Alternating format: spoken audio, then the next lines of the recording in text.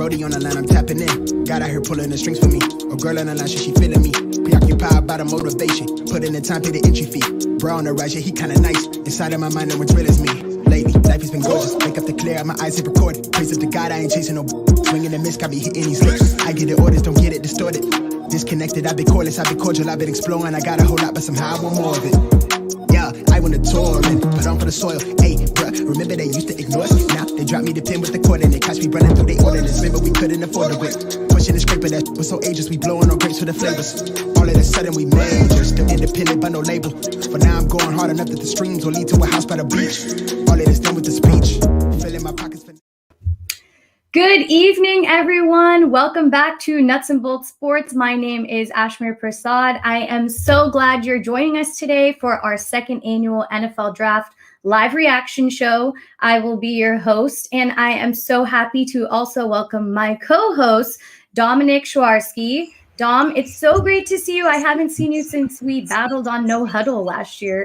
It has been a while, and I am very happy to be back. Super excited. The draft is literally like my favorite sporting event of the year. So this is big night for me, big night for us. I'm super excited about everything. Also, I'm loving the drip. Okay, you really came. You. I don't know.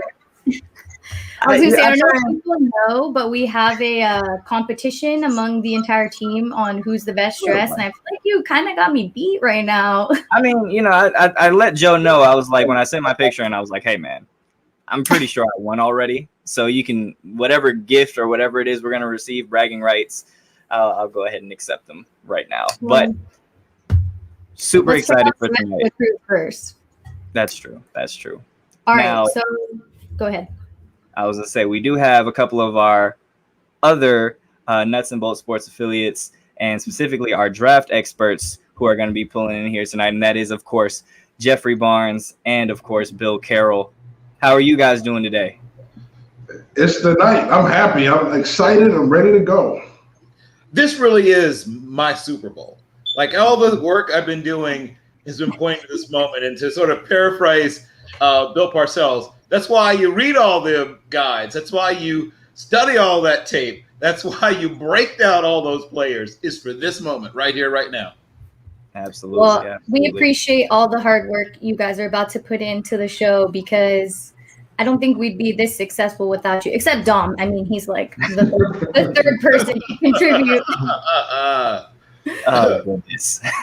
And we're going to talk about that competition, Dom, because I might have you beat. I got an X factor. Listen, I'll say Jeff came with the gold chain. He looks like he's a sports agent. He looks like he's waiting for one of his prospects to get drafted tonight.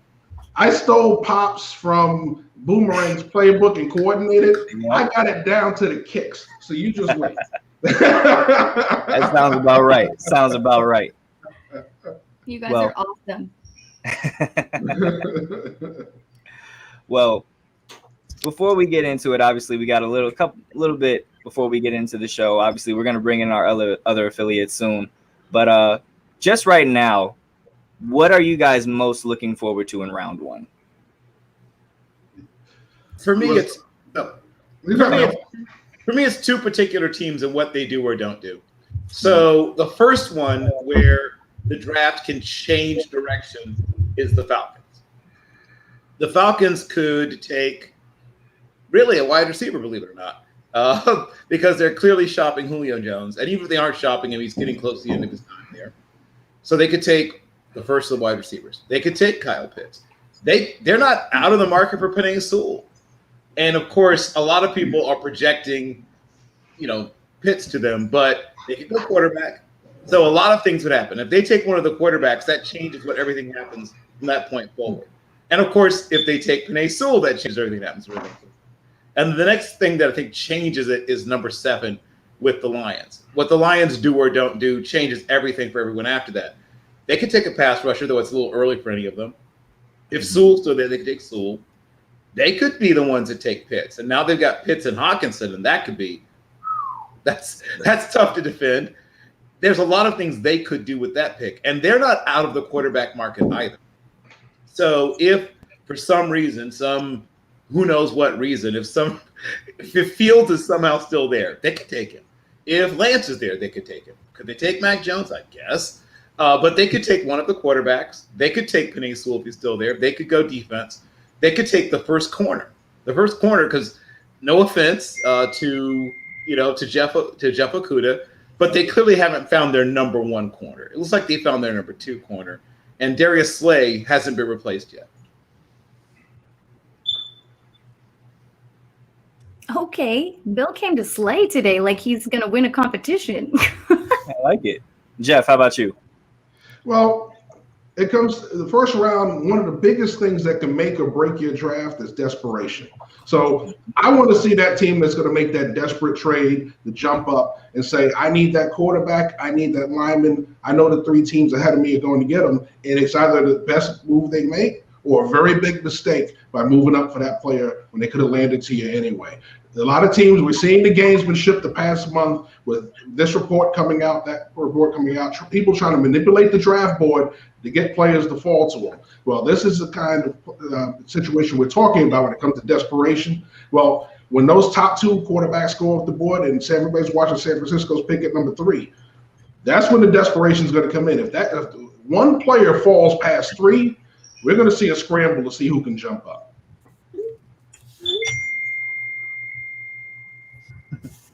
Alrighty, well, looks like the draft is getting ready to start here. It is 8 o'clock.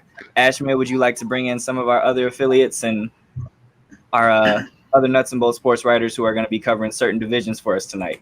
Yes, of course. I would love to bring in Ryan Cooley covering the East because he's got his own team out there. Ryan, how are you tonight? Thanks for joining us.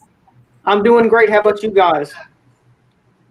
Can't complain. I'm so tired of the rumors, the leaks. I'm ready for it to be over. So far, especially I follow a bunch of Washington pages.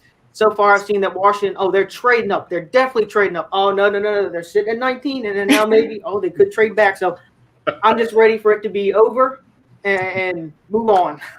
So you're antsy right now, like it's really riding on you. Yeah, I know. I've been stressing for a while about Washington. Being a football fan's tough, y'all. Oh, yeah, it is. Yes, it is.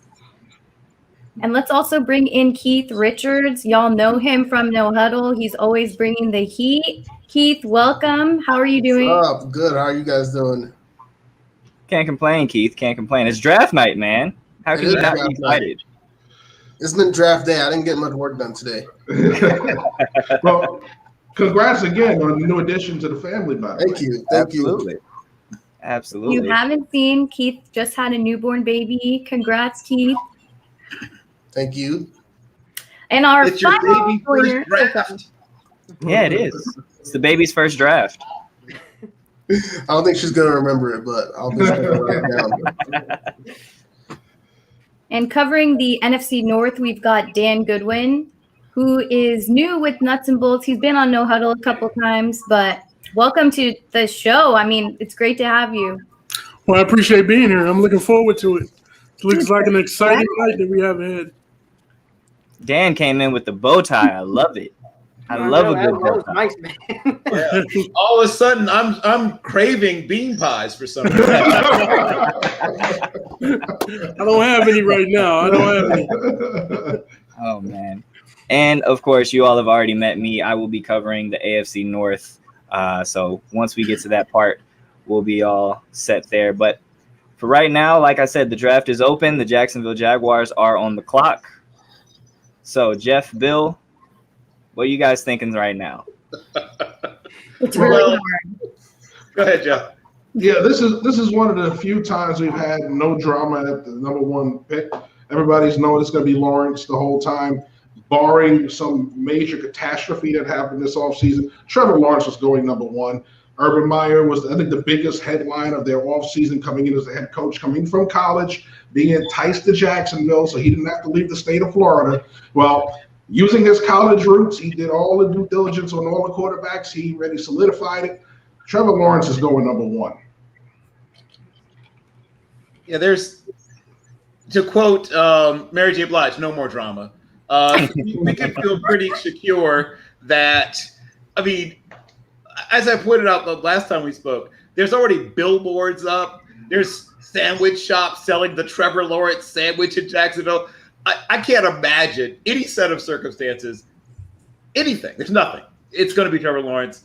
The kid from Cartersville, Georgia, is going to be making his home about 327 or so miles south in North Florida. Oh, you did the math. That's impressive. I know. We appreciate the little things on this show. Best I Rough could. estimate. The best Yeah, I like it.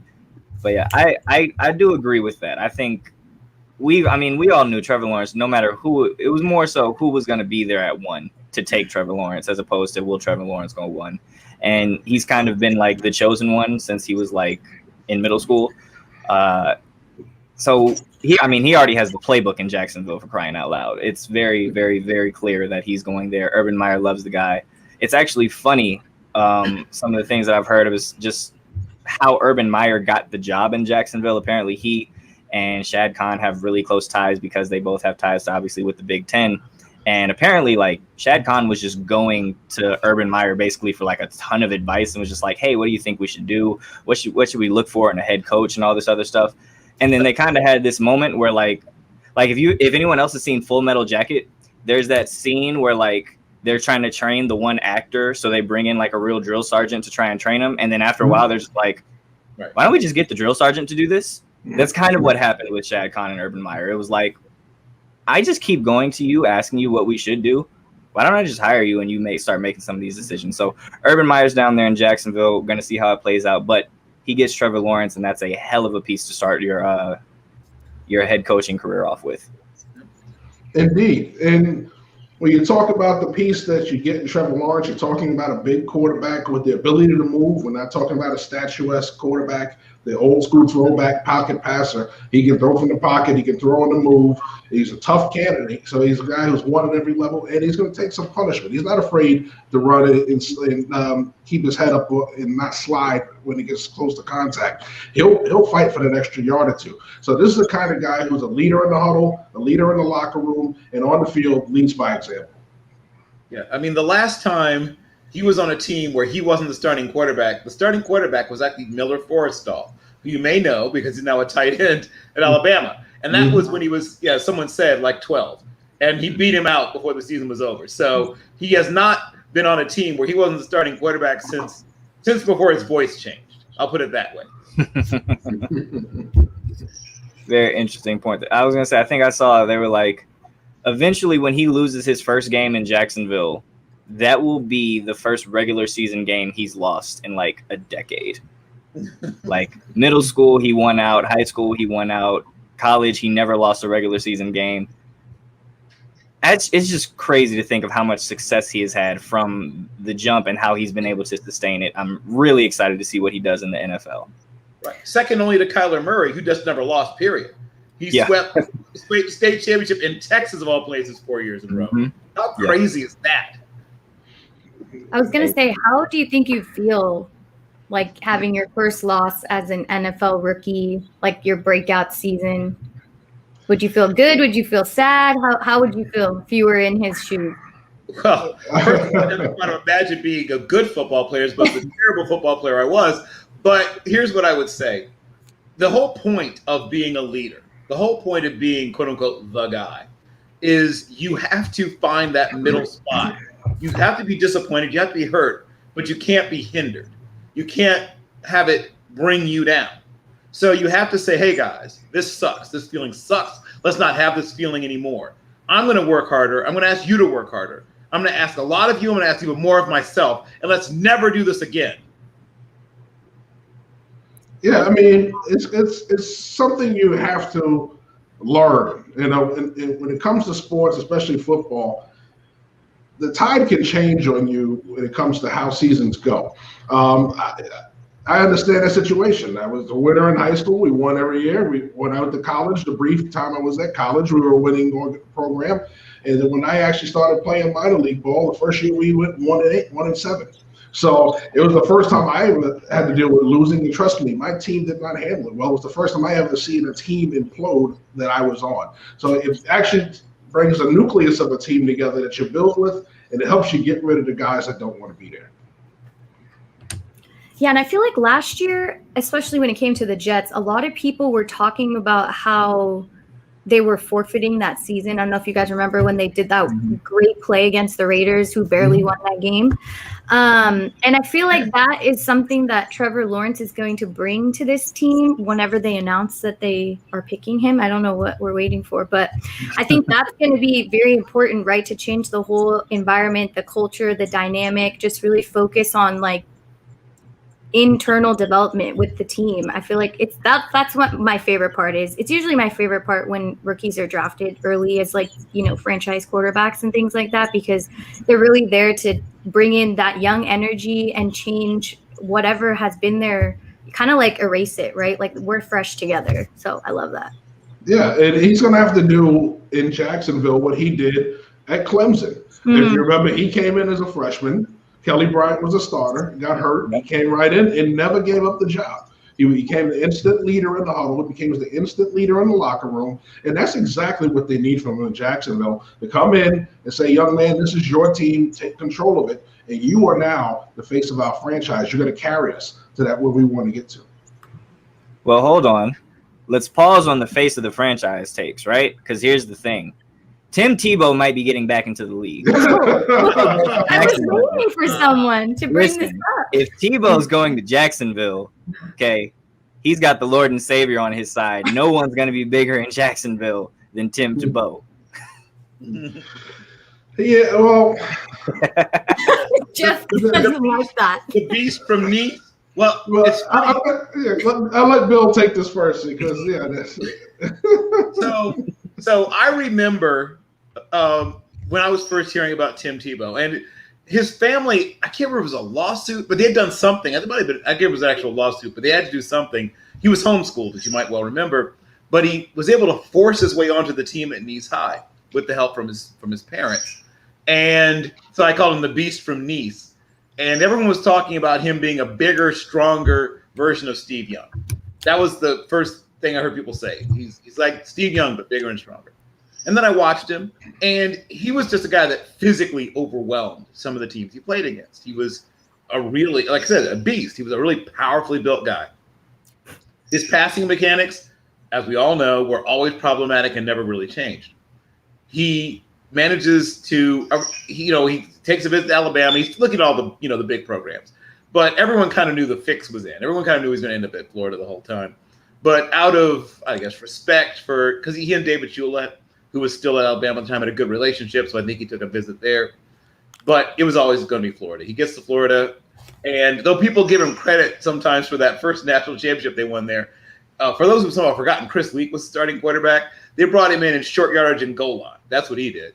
But he threw a couple of jump passes, but mostly he was just running into things, which he's great at. Then we get to see him, the speech, right? And there's a statue and Heisman and the whole thing, right? And he goes to the NFL, and I was shocked when he went as early as he did. But I have to remember that there's always that guy who thinks I can fix him, right? And so there's always an I can fix you coach. And the I can fix you coach was a young, cocky, brash young coach who was trying to prove himself.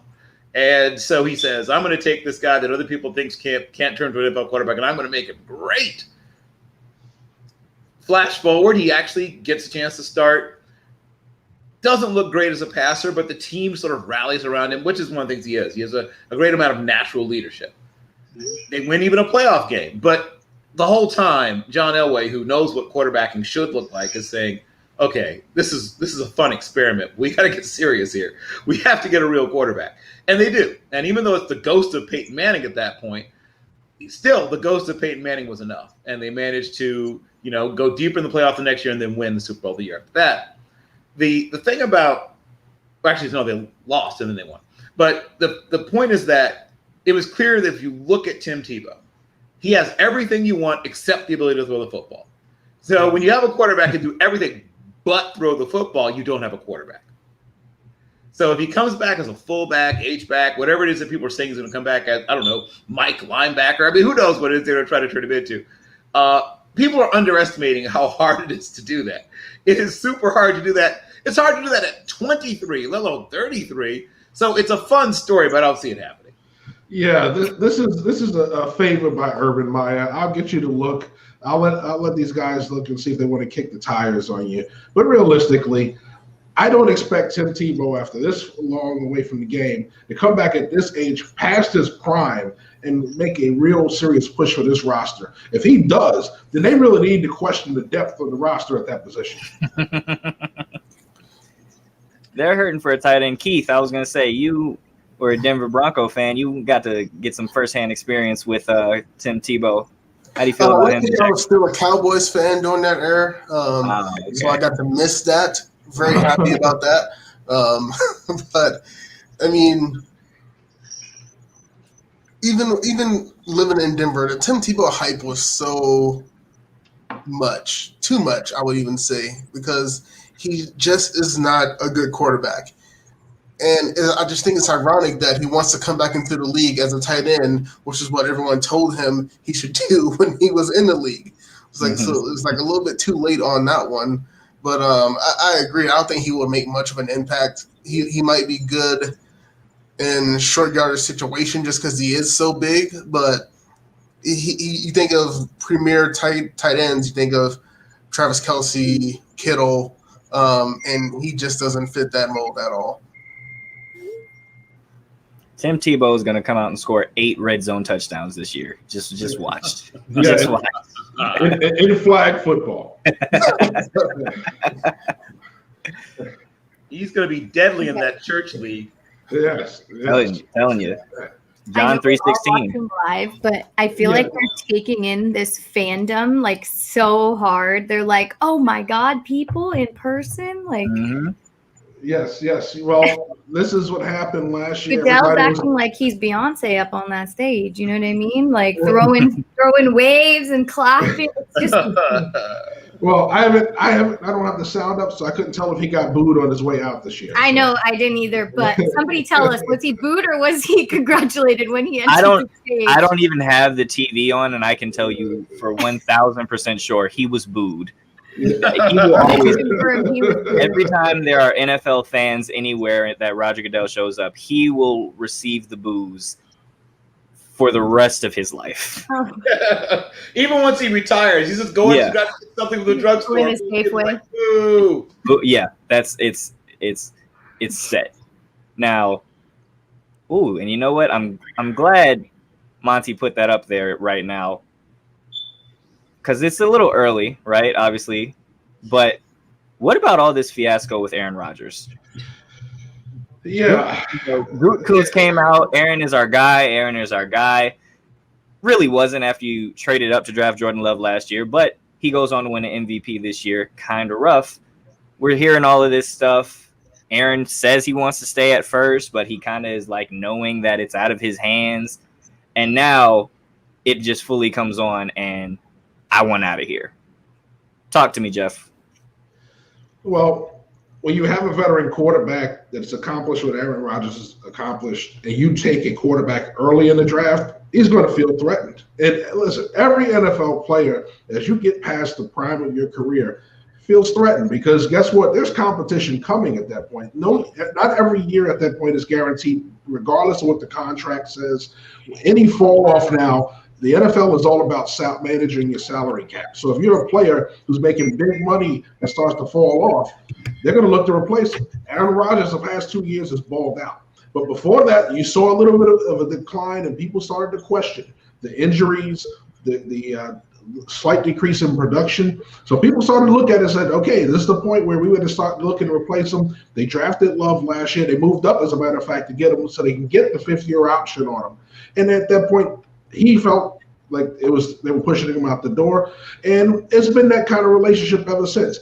Yes, he did well playing there, but that's also, you got to remember, he plays well. His tape is good. His stock is high.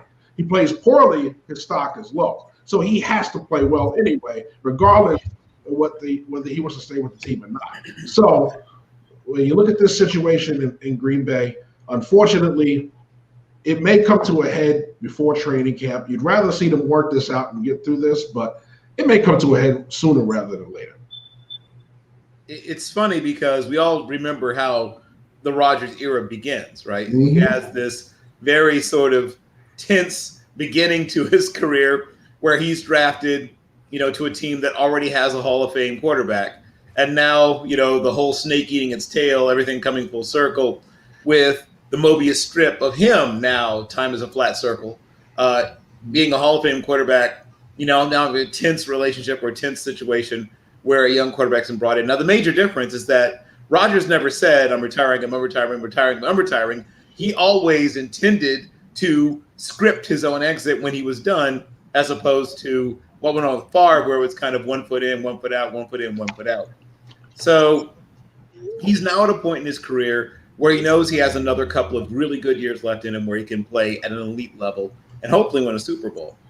But he's begun to lose a little bit of confidence in the team. I mean, not so much the players on the team, but in the team in terms of the front office.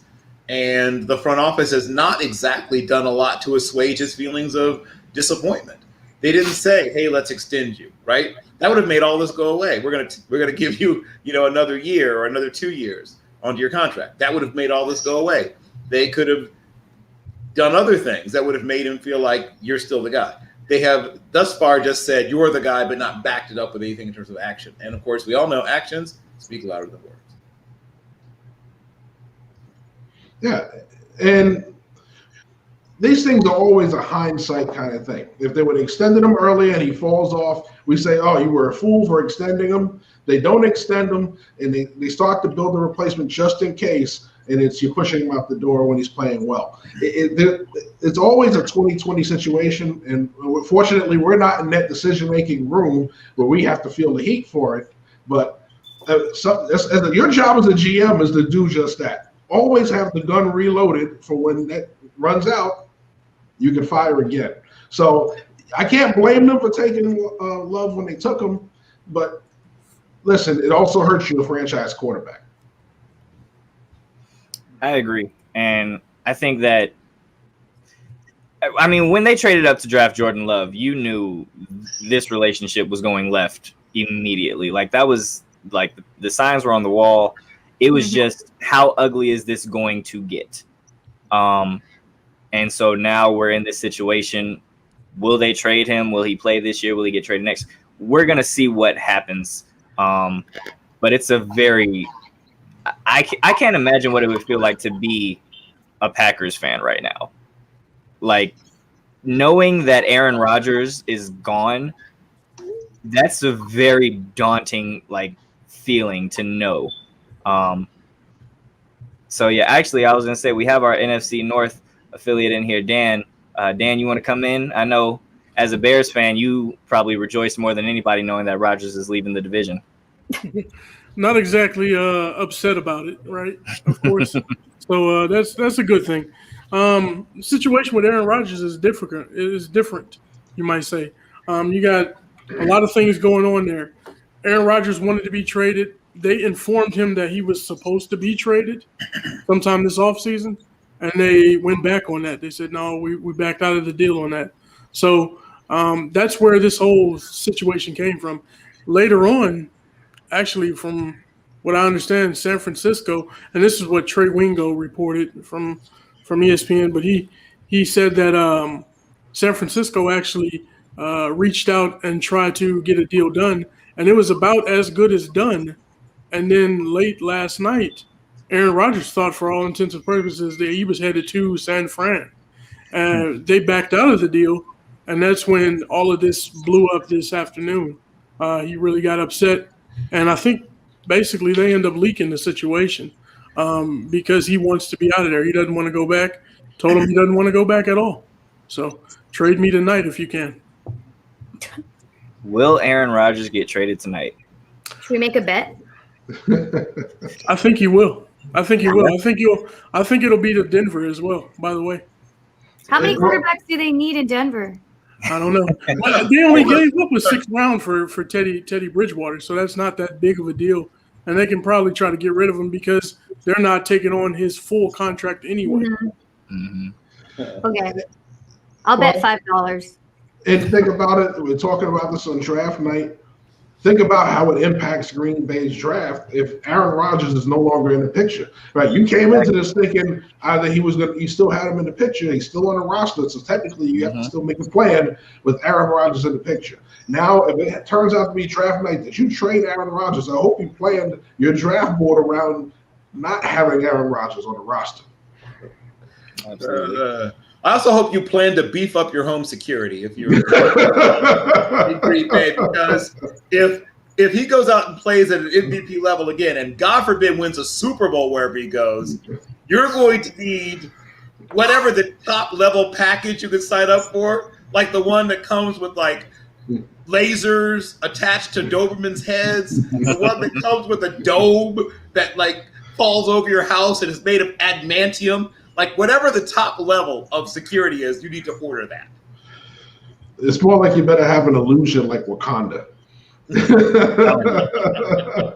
Uh-oh. And I think after about 8.5 minutes, the pick is in. Yes, and they just flashed their one-time number one picking Blaine Gabbert, and boy oh boy, they're hoping it works out way better than that. Oh, here's the good news. There are some physical things that are similar between the two of them, but the processing, that's the real difference. When you saw Blaine Gabbert, and I watched a lot of Blaine Gabbert, and I tried to tell people that they should temper their expectations on Blaine Gabbert, but they wouldn't listen. So it's funny because you always hear black quarterbacks called one-read quarterbacks, but that was an actual one-read quarterback. And for some reason, no one wanted to point it out. But he was a guy with really good athletic ability. Gabbert was a good athlete. He had a good, strong arm. And he was a guy with a certain amount of toughness, but he really did not do a good job of processing through from here to here to here. Oh, okay, I thought they were going to be in a two-deep zone. It was actually man. And anytime somebody could disguise coverage even a little bit, he really, really struggled. And the difference is that you don't see that same kind of struggling with a guy like Trevor Lawrence. He does understand what defenses are trying to do. So I don't think he's going to be that kind of bust, for lack of a way of putting it.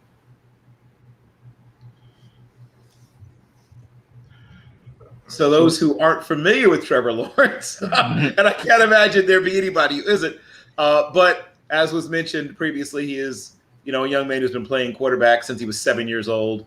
And only once in that age since then has he been, twice. I guess originally Kelly Bryant for a second. So once when he was about 12, and then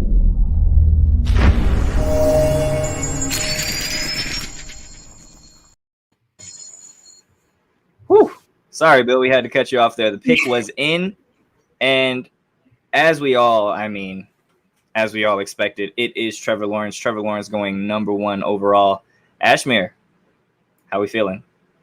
Well, I said earlier, I think having Lawrence step in and just be that whole new energy that the team needs with this new head coach, it's gonna be fun to watch him. Honestly, I love watching quarterbacks break out into their first season. I know it's hard on them, but it's always great to just see the learning curve in real time, and also with a team that's like putting in the work to change, So good job, Trevor. Congrats. This is a great pick. Awesome Absolutely. Person. And you see Trevor's stats there. 2019, 3,100 yards, 24 touchdowns. The way he came in, I was a sucker for Trevor Lawrence just off the simple fact that he reminded me of Sunshine from Remember the Titans. Trevor he's everything that you want in a quarterback. Can he move and make plays and extend plays? Absolutely. Is he accurate? Yes. He can throw the ball down the field. He has a pretty good understanding of an offense, can figure out what the defense is doing, can make adjustments, can do the quote unquote off schedule plays. He's everything that you want. And obviously, again, we're seeing his stats here and all this. He's phenomenal. For Jacksonville, you got to feel really great about this. Now, Jacksonville does have another first-round pick. We're going to see what they do there, but I like this. I like this pick a lot. I guess we can go ahead, bring back in Bill and Jeff here and get their thoughts now that the pick is officially in First things first. Before you hit that, I want to say I like how Lawrence is wearing kind of like a Jets green color instead of the teal Jags color. I thought It's a little does he think funny. something else? It was a little, All right, I think. go ahead, guys. I think maybe it was an ode to the fact that the Jets kind of messed themselves up when they won that game against the Raiders and kind of said, "Look what you could have had, Jets." But Jeff and Bill, how are we feeling? Bill, let's start with you. Sure. Obviously, we knew Trevor Lawrence was going to go there. Yeah. I guess now it's what is Trevor going to do in Jacksonville? Well, he's going to be handed the keys to it may be a Ferrari yet, but let's call it a Maxima, right? And then they have the chances maybe to upgrade. Plus, you may choose to call him Trevor. I'm going to call him Bill because his actual first name is William. His middle name is Trevor. But some of the things that I think will happen is they're going to bring over a lot of the elements that were in his college offense. And this is something that we've seen more and more of. And frankly, who knows why people didn't do it more often in the past. So you're going to see quick game, right? You're going to see a lot of times where he's going to be in the gun or in the pistol. You're going to see a fair amount of option, your read option. You're going to see a fair amount of what's called package plays, right? Where once the play begins, you have the ability to automatically attach tags onto what you thought you'd called based on something that happened. So you may have a run and then two passes, one deep and one short called in the huddle. And then you call one of them pre-snap, and then post-snap, you can switch quickly to the other just by giving a quick signal. He's a guy who is smart, who can process information. He's a good athlete. He does have some things he struggles with a little bit. When he's a little off balance, he can start to become a little inaccurate. He can stare down receivers like a lot of young quarterbacks. But he's got all the things you look for as building blocks. And he can go from being above average to being good and from good to being great in probably a 2-year period. All right. And Jeff, I'm going to throw a little bit of an audible at you here because the Jets are on the clock and they have about 3 minutes left to make their decision. Obviously, we got our big board here. Trevor Lawrence is gone. We know the Jets are taking a quarterback, and from what we've all been hearing for quite some time now, it's Zach Wilson. How do we feel about Zach? All right, so when you talk about Zach Wilson, you're talking about one of the smaller quarterbacks, the new style of quarterback that's in vogue. And it's not all about height anymore. It's about movement skills and arm strength, ability to process. He has all of those skills. He's a player who can make those throws in the pocket. He can make those off-platform throws. As you saw this pro day, he has the big league arm, that grade A arm that can go 60, 70 yards on a rope. Okay, so he has that arm strength. All right, what you want to see though is now, guess what? He was playing at BYU out in the Mountain West. All right, he had some big games. He had some small games, mind you. Okay, that Coastal game rings big to me, and to tell you why, everybody says, "Well, it was short notice." Well, guess what? You look over in LA with the Chargers last year. Their rookie quarterback, came in on short notice and lit it up. All right, so you're gonna have to you're gonna have short weeks where you play Sunday night and you gotta turn around and play Thursday. Right? So there's no excuses at the next level. You got to come out and perform when your number's called, and the Jets are calling it. And guess what? They were in shambles last year, so he's not coming into the greatest situation either. So Yeah. no matter how good this draft class is, a lot of these guys are going to take time to develop. Right? So he's coming into a situation where he's going to have to come in and light it up right away, or at least show that he is the guy, right? Because you get 2 years and they run out of patience.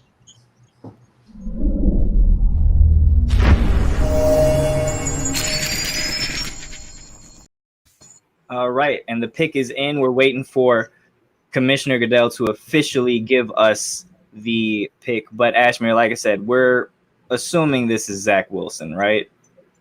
Okay, I'm going to throw a little spice in here.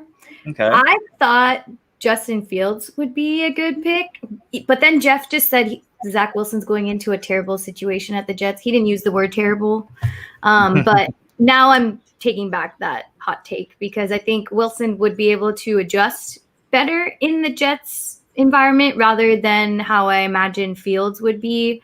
So I'm going to stick with what the entire big boards across the NFL and ESPN have said Wilson is the guy. I think he'll make a great fit. And the Jets offense is getting a little bit better. You know, they made some offseason trades that I think are going to help. And I think the way that Wilson plays is just, they're going to build off one another. So Wilson, he's definitely very, very talented. Again, someone who does those off-schedule plays, and now officially the pick has been made. It is Zach Wilson.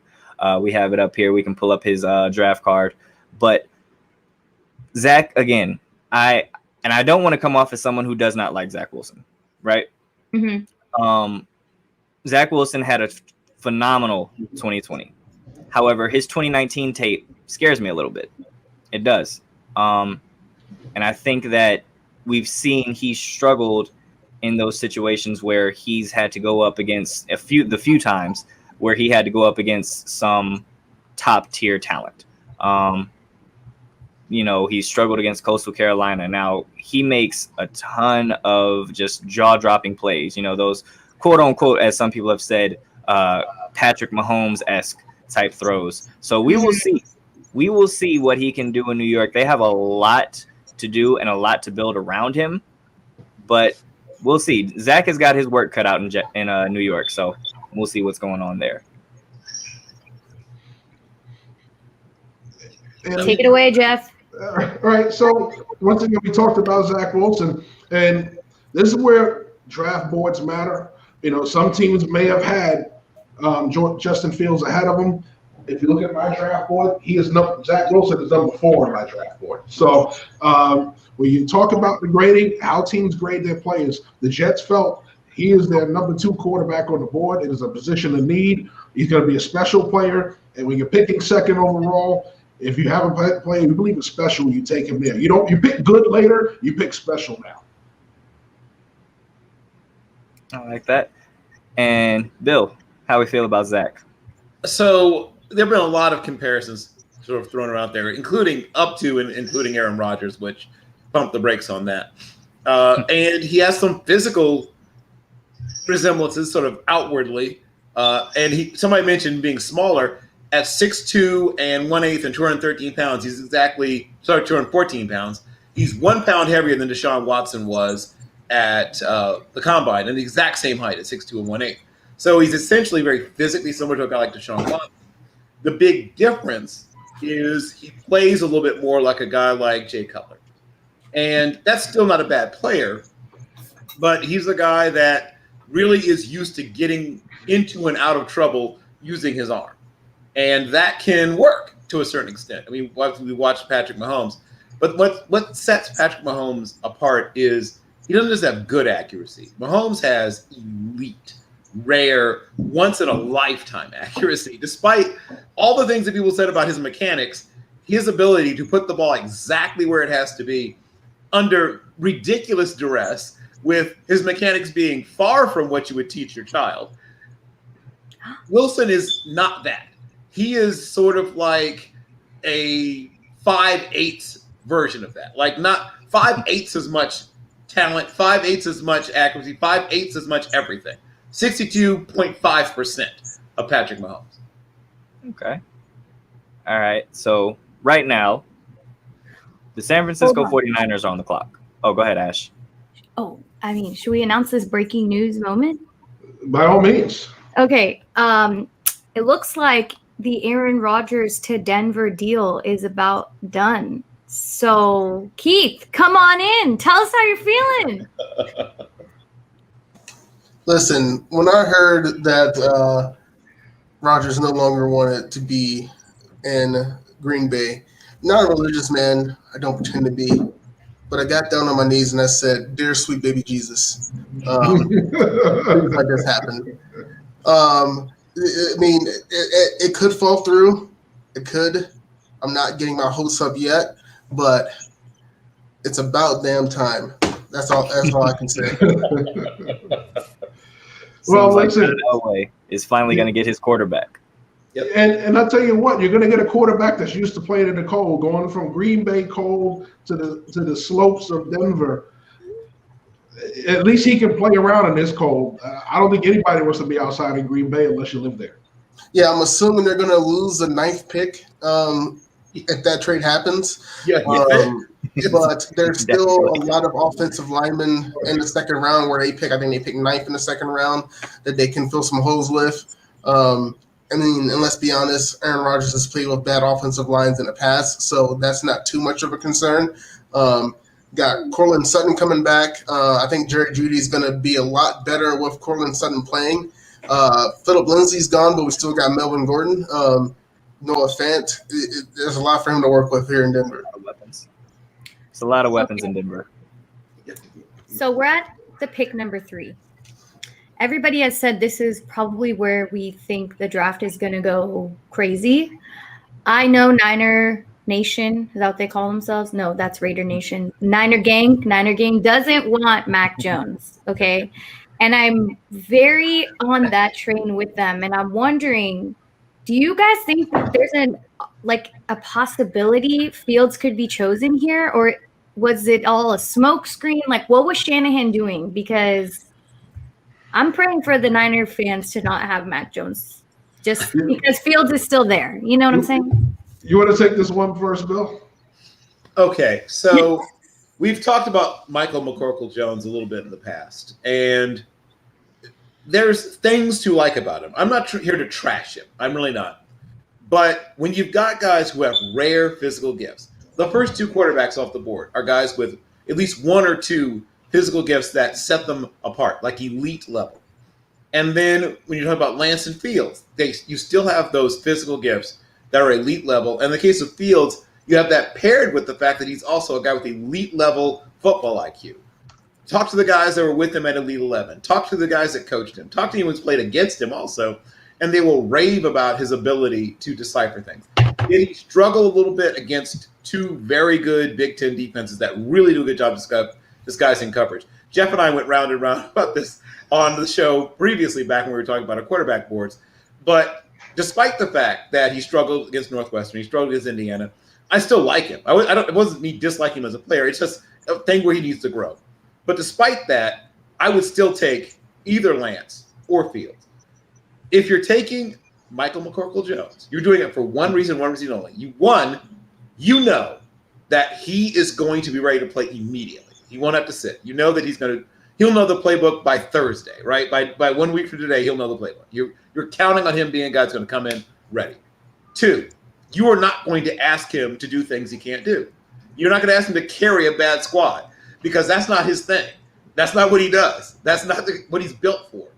As someone once joked, he's more built for like a squash game with the other guys from the firm. But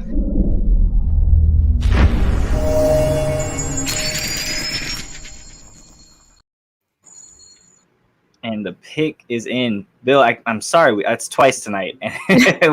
we're trying to work out the timing, Bill. I promise it's not on purpose. But the pick is in for the San Francisco 49ers. And again, this is where everyone has been saying, hey, this is really where the draft begins. And, you know, the 49ers obviously traded up from 12 to 3.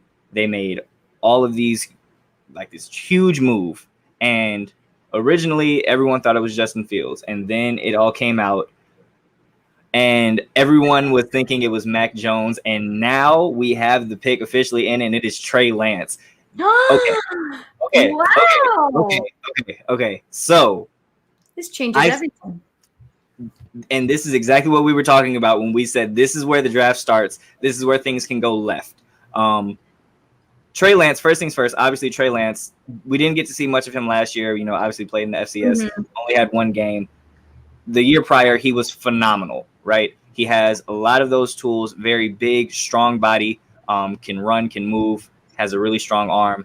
But this situation with the 49ers, because it felt like they were trading up, and at first we thought Justin Fields, and then it was no, they love Mac Jones. Nope. And then the process came out that they're kind of liking Trey Lance more and more that they look at him.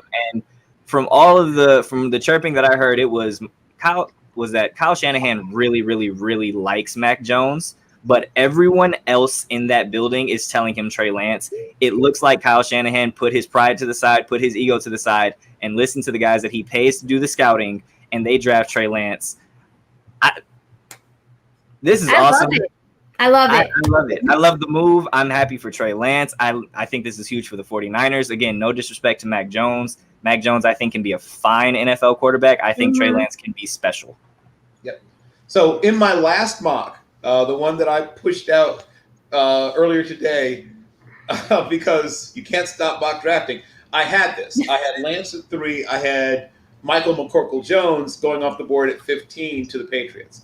And I had Fields at 8 to the Panthers. So we'll see how that holds up.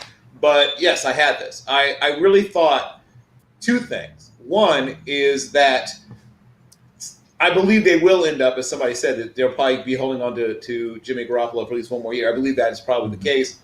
And that will give Lance a chance to settle in. He's going to take a while to be ready. Maybe not the whole season, but a good part of the season to learn. Secondarily, it opens up some of the quarterback run stuff that they had not really been able to do since, Kaepernick, I guess. Yeah. Jeff? Well, QB3 on my board goes number 3 overall. Right? We had that 3 quarterback run that we talked about. Now we're seeing the one that's falling is Fields. Okay? All right, so everybody stay calm because there are plenty of quarterback hungry teams sitting there watching him fall. Now, this pick right here, we're talking about a player who comes out of a pro-style system. So he's coming in pro-ready. He's not playing in somebody's makeshift spread offense. He is playing in a West Coast style of offense at North Dakota State, the same one that had previous quarterbacks that were all in the NFL right now. One of them almost led his team to a Super Bowl before he got hurt. All right, so Trey Lance brings that sturdy frame, that athleticism, the big arm, right, and he's a smart player. Okay, so once again, the biggest knock on him is experience. Did he have enough? Is it a risk taking him so high because he only has really 1 year as a starter in the one game this year? But overall, I treat this year, that one game, it's just like a guy who gets injured the first game or a guy that opted out, right? Plain and simple. If you're going to look at him like all the opt-out players, it's almost like a guy blowing out his knee in the first game. You still got to evaluate him based on the tape you have, even if you have to go back a year. It's a harder evaluation for us scouts, but overall, you still get a sense of what the player is. And if you felt this way about him before this year anyway. So it's one of those things, you just look at the film, you evaluate the player. Does he have some technical flaws? Yes. Those can be fixed. If you saw it in his pro day, there were certain hitches in his throw that were gone. All right. So this is what you want from this player who's, I'm going to the next level. I have to step up my game. He already took it on himself to improve before he even got to a team. Now we're at pick 4, and I feel like I put in my mock in my head that the Falcons trade this pick, but I also really think that they should take everyone who we know they should take Kyle Pitts as their tight end. And I'm wondering, Bill, what was your predicted motion for this 4th round pick, a 4th pick in the 1st round? Yeah, I think it's Pitts as well. I think they're willing to listen to offers, and they should, quite frankly. But I think it's Pitts. And I think they're going to try to make one last run at this thing with the team as currently constituted. They're going to have to break the team apart pretty soon, but I think they'd like to make one more run. And you can really, really, really help your quarterback, Matt Ryan, to go back to being a close to elite level quarterback by making it easier on it. And there's no thing that's a 50-50 ball with Kyle Pitts. It's an 80-20, maybe a 90-10 ball. He's going to catch things that people have no business catching, and he's going to make great plays. Yeah. And when you talk about Kyle Pitts, you're talking about a special player. So do you want that one player that's going to be very, very special, top of his position, top player on my board, or do you go in and get a player that's not going to play right now? Matt Ryan is still your starter, right? Mm-hmm. Julio Jones is still your starter. So you can add a weapon to go with Julio Jones and those guys, but he's going to be your future as far as your receiving options. Okay, you still have Calvin Ridley on the outside, but Pitts is the matchup nightmare. Okay, he is the guy that is the X factor. He brings an X factor to your offense. He's the guy you want right now. The pick is in, y'all. The pick is in. And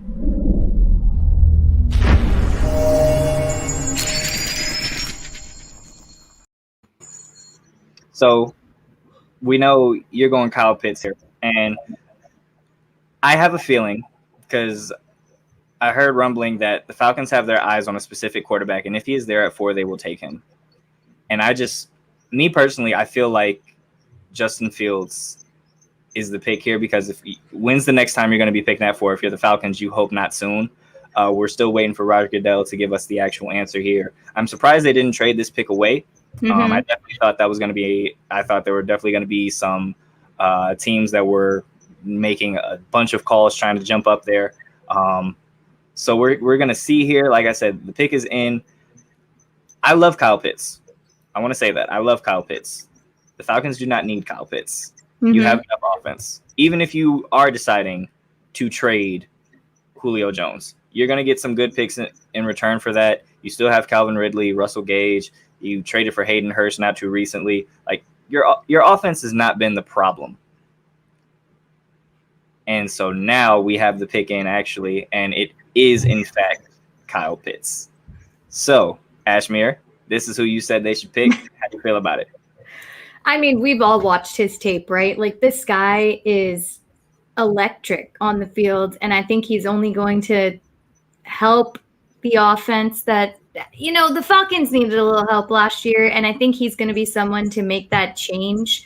I know, he can help on the blocking end, definitely a great receiver. He's just, I don't even know how to describe him. Like, he's probably one of my favorite players of the draft because of his drive and his energy, and his stats speak for himself. I think he's stellar. The Falcons they probably didn't trade this because they thought, when are we ever going to get a tight end such as Pitts again, right? Same as you're saying for Fields, who is now at number 5. We're at the 5th pick here.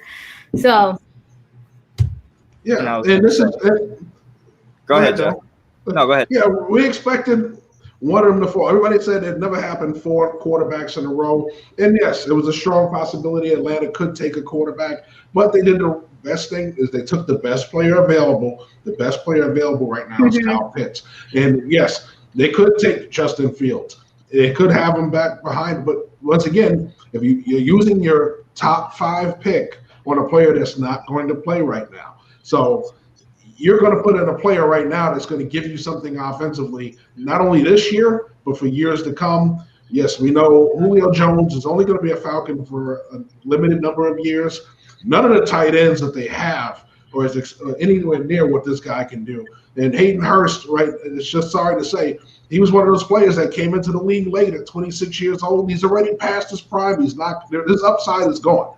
So you're bringing in a player that you're going to put all over the formation, inside, flexed as a Y, motion him around. He can even line up as an X receiver. So here's a player that's going to bring so much he's going to make so much of an impact on this offense because he's so dynamic and he gets vertical. Okay, red zone, jump ball situation. I mean, I'm not running out of things to say because there's so much you can say about Kyle. Totally. Okay, so I'm going to pass it off to Bill because I'll keep rambling. So, first of all, shout out to my fellow Philadelphian, a guy who was the former Catholic League Player of the Year for the entire Philadelphia area. He's a guy that, not surprisingly, was a really good all-around athlete. And he could have played probably 1 or 2 other sports and been very good at them as well. But what he's taken is that hand-eye coordination. We always talk about the basketball player, the power forward as tight end. And he is, of all the guys in this draft, the best expression of that power forward as tight end. I mean, if you were just to see him, if you didn't know he played football, you just saw him running around, your first guess would be small forward, 2 guard. And what he has, as was mentioned, that above the rim ability, right? Long arms, big hands, tremendous ball tracking, elite level ball tracking, really good after the catch. That's where he really separated himself for me, is he becomes a tremendous runner once he has the ball in his hands. He sees the field well. He can really accelerate. He can change direction for a big man. And he's a better blocker than people give him credit for being. I agree. Like I said, I love Kyle Pitts. I think he is phenomenal. I think Kyle Pitts is the best player in this draft. I don't know. I'm old school. I like defense, quite honestly. And I think that the Falcons need a lot of help on that defense. They lost a lot of guys. A lot of their guys are consistently hurt. But hey, if you can't stop anybody, we might as well just try and outscore them. So I get it. So Dom, who's the defensive player you would want if you were taking one that high? Well, I actually thought the move for the Falcons should have been to trade back, because I'm sure they could have gotten a king's ransom, and you could have fallen back to, I'm sure, well, obviously with Denver possibly getting Aaron Rodgers, maybe not, but you could have traded back with Denver, who could have jumped up, and you could have still gotten someone like Patrick Surtain. You still could have gotten someone like J.C. Horn. Caleb Farley, the way his draft stock may be falling because of some injuries, you could have gotten him later in the draft. There's a ton of pieces that I think the Falcons could have went with. But hey, again, I'm fully aware of what's going on with the NFL today. It's all about outscoring guys. It's all about offense. Speaking of offense, we have the Cincinnati Bengals on right now, and we're all pretty sure this pick is going to be My guy. an offensive pick. So this is the AFC North. You know, I cover this division a lot. And in one of my mock drafts, I spoke about this. There's been a lot of push for Ja'Marr Chase here. And I get it. I totally get it. Ja'Marr Chase is phenomenal. Listen, some people might have forgotten how good he was. And I said this in my mock draft. For those of you who forgot, Ja'Marr Chase was the best player on a team that had Joe Burrow, Clyde Edwards-Helaire, and Justin Jefferson on it. He was the best player. So Ja'Marr Chase is phenomenal. However, it does not matter if Joe Burrow is on his behind every single game. Cincinnati needs to take Penei Sewell here. We saw Joe Burrow and how special he can be. Last year, what happened? You didn't protect him, and he couldn't even finish the year, almost lost his head, and eventually tore his ACL. Protect your quarterback. You can get weapons. Listen, wide receivers are coming out, and they're doing great in the NFL right now. College wide receivers are really doing well, right? You can go and get someone like maybe a Terrace Marshall Jr. or something like that in the second round, maybe a Kadarius Toney. Penei Sewell needs to be the pick here, and the pick is in.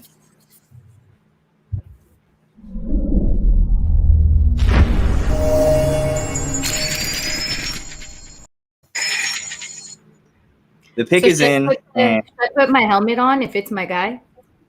I mean, if you can get it on there, absolutely. I might really ruin my makeup, but I'll try. please do. I think it'd be great. Listen, I really hope this is Penei Sewell. Like, and I'm a Steeler fan. I hate the Bengals, but I do like Joe Burrow, and I want him to actually have some time to prove that he's a really damn good quarterback, because I think he can be one.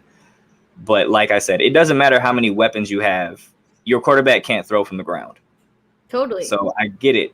Ja'Marr Chase is phenomenal, but this pick better be Penei Sewell. That's all I'm saying.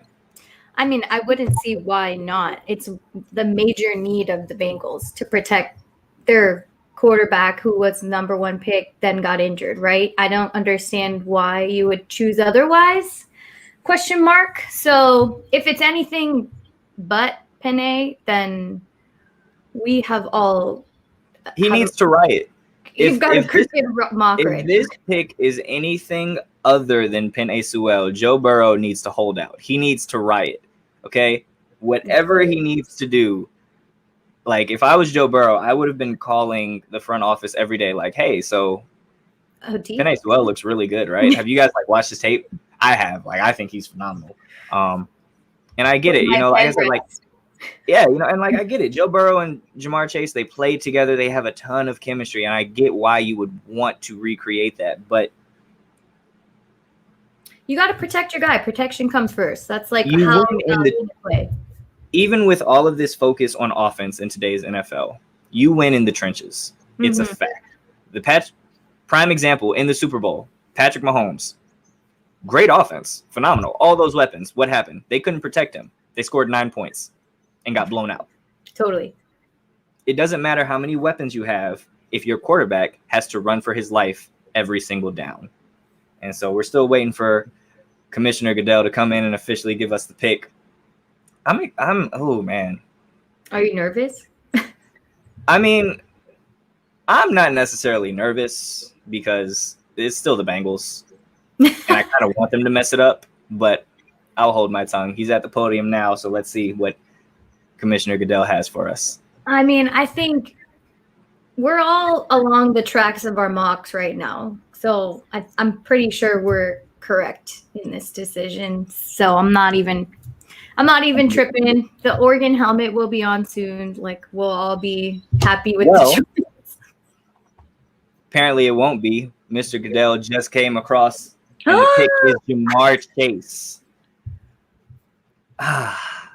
I've spoken my piece.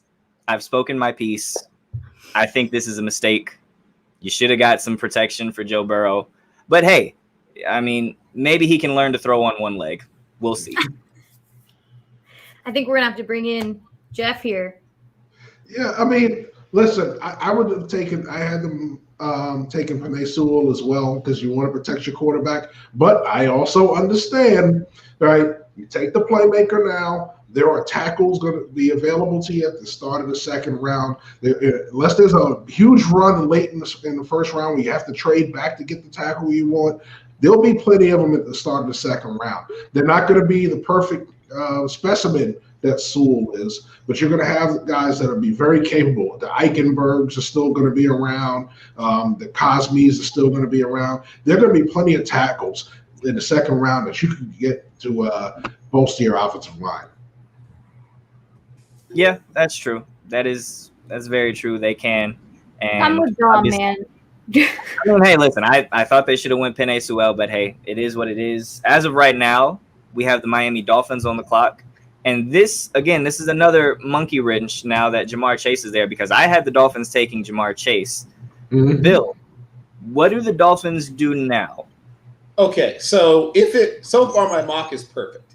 So if this works the way I had it, humble brag, but if this works out the way I had it, this is actually Jalen Waddle. Now we'll see what happens here. They could go with Penei Sewell. They could do a lot of different things. And crazy as it sounds, they could trade down. If somebody is in love with one of the quarterbacks that's still there, they could trade down and pick up more picks, which would be very Belichickian. And where did Brian Flores come from? So a lot of things could still happen here. All right, and the Dolphins getting out on here quick. The pick is in. Yeah, so it's going to be interesting to see who they take here. Once again, Sewell falling to them. And we don't expect them to take Justin Fields. They took Tua last year. There's still Waddle. There's still Devontae Smith. If you're looking at the cornerbacks, all the cornerbacks are still there. There are plenty of players that fit what Miami wants to do. So it looks like they probably, when Cincinnati's pick went in, they probably said, okay, we got our guy. So that's why the pick came in pretty quick.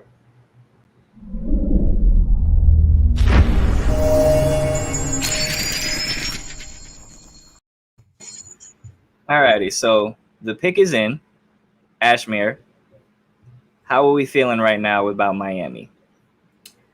I don't know now. I feel like I was all ready to put this helmet on, and now I think Penei could go here. I don't think Might have to put it on now. Yeah, well, no, we haven't been drafted yet. We'll see. I don't think it'd be a bad pick to get Penei, but I'm actually interested to know who you would pick right now. So I am a big, firm believer that when you have a young quarterback, you need to do two things. Protect him first and foremost and get him weapons secondly. However, I don't think the Dolphins' offensive line is terrible. And I think that even though I'm kind of I understand that I'm kind of going back on what I just screamed at the Cincinnati Bengals for doing. But I agree with Jeff, or was it? I can't remember if it was Bill, with Jalen Waddle being the pick here. I think Jalen Waddle is dynamic. I think Jalen Waddle brings you something in the return game as well. You put Jalen Waddle on one side, you have Devontae Parker in the slot, you have Will Fuller on the other side. That's an offense that very quickly becomes legit, right? And I think bringing in Jalen Waddle will give Tua some more confidence, and I feel like there were times where Tua maybe was still a little iffy. You know, there were times where he maybe didn't fully trust maybe himself or the guys around him, and it's still just getting used to the speed of the NFL. But I think bringing in Jalen Waddle would be a great pick here. I think, like I said, you got an offensive line that is good enough right now. I don't think it's in dire straits the way that it is in Cincinnati. So I think the Dolphins have the luxury of going out and getting a skill player right here. And for me, Jalen Waddle is the second best wide receiver in the draft. So that's who I would say the Dolphins are going to take here. Okay, we're on the same page because I was thinking the exact same. When you read that somebody is compared to being as fast as Tyreek Hill, why would you not want him, right? That guy is, when you watch him in Chiefs games, you're like pissed off. As a fantasy owner, you're loving life. If you're not a Chiefs fan, you're not liking it, right? But to have that component to your offense, I think that's just another person you can't pass up, right? So I would roll with Waddle as well. I think there's not enough good things to say about receivers, right? I feel like they're just getting better and better every year. They're working on the game. They are. I don't know what it is, and it's really been something that you've kind of seen an uptick in, I would say, the past 4 or 5 years in the league. Rookie wide receivers are coming in. They're very polished, right? And I believe we have Commissioner Goodell coming up, giving us the pick now. And the pick is Jalen Waddle. So looks like you got to hold off on putting your Oregon hat one more time. Penei Sewell falling. How far will he fall? We will see. Let's go ahead, bring in Jeff and Bill back. And Bill. Well, you this still is what perfect in your box. So far, so good. And then if form holds, Sewell goes next. That's what I had next. Is 7. But getting back to what we're talking about with Jalen Waddle, somebody asked, I think it was you, Dom, what's happening with all the wide receivers? It's 7-on-7. It's sort of like travel basketball. We now have this culture where there's essentially not much defense being played, but you get a chance to hone your skills as a receiver. It's just basically an excuse to make highlight reel catches, because that's what 7-on-7 is about, right? And so these guys are making one-handed catches, making crazy back shoulder catches, between the legs catches, and they see guys do stuff in the NFL, and they go out in the 7-7 field and they try it. Now, in the old days, back when Jeff and I were still trying to play football, you would get your head knocked off doing that stuff. But one, you can't really hit people in 7-7, and two, even in real games, there's not as much hitting over the middle as there used to be.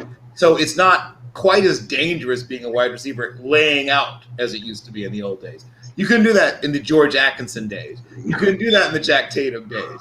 You couldn't do that when Ronnie Lott was still running around loose. You had to catch balls in such a way that you could get the ball into your body and cover up before you got your lights turned out. So the game has changed to make it more attractive, easier, and sexier to be a wide receiver. All right, and Jeff, we got the Detroit Lions up next. So it would be wise if I'm Detroit to take Penei Sewell at this point. You said that you wanted Jared Goff as your quarterback so much that you gave up what you gave up to get him. Well, you better protect him. Okay, so you're going to do that. You have a big monster that's falling to you at this pick. You take Penei Sewell, plug him into your offensive line, and try and keep the guy that you traded for. That you said, Matt Stafford, you're not good enough anymore. This is how you can protect your quarterback. That you protect your investment. Penei Sewell's the guy to do that. All right, and the pick is in for the Detroit Lions. Let's see what the Lions have for us.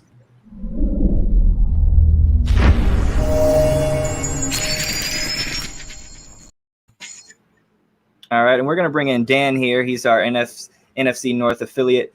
Dan, we're still waiting to officially see what the pick is, waiting for Commissioner Goodell to give us the answer here. But what do you think the Lions are doing right here? Yeah, I think the Lions are going to go with Sewell. I think I'm in line with you guys on this one. I think they traded for Jared Goff. I think they're going to stick with him for the time being. Doesn't really make sense to draft a quarterback or something like that or go a different route. They got a decent tight end in Hawkinson. And, of course, they have a couple of decent wide receivers as well. Young receivers, of course. But you have to protect that guy. If you have him back there, you got to protect him. So I think they're probably going to go with Sewell here. if it isn't Sewell, who do you see them taking? Mm-hmm. If they do not go Sewell, the best available, I guess you would probably go maybe quarterback. If you just didn't believe in Jared Goff, I would probably say Justin Fields. But I just don't see him going that route. Not with Jared Goff being on the roster. Yeah, I agree with you there, Dan.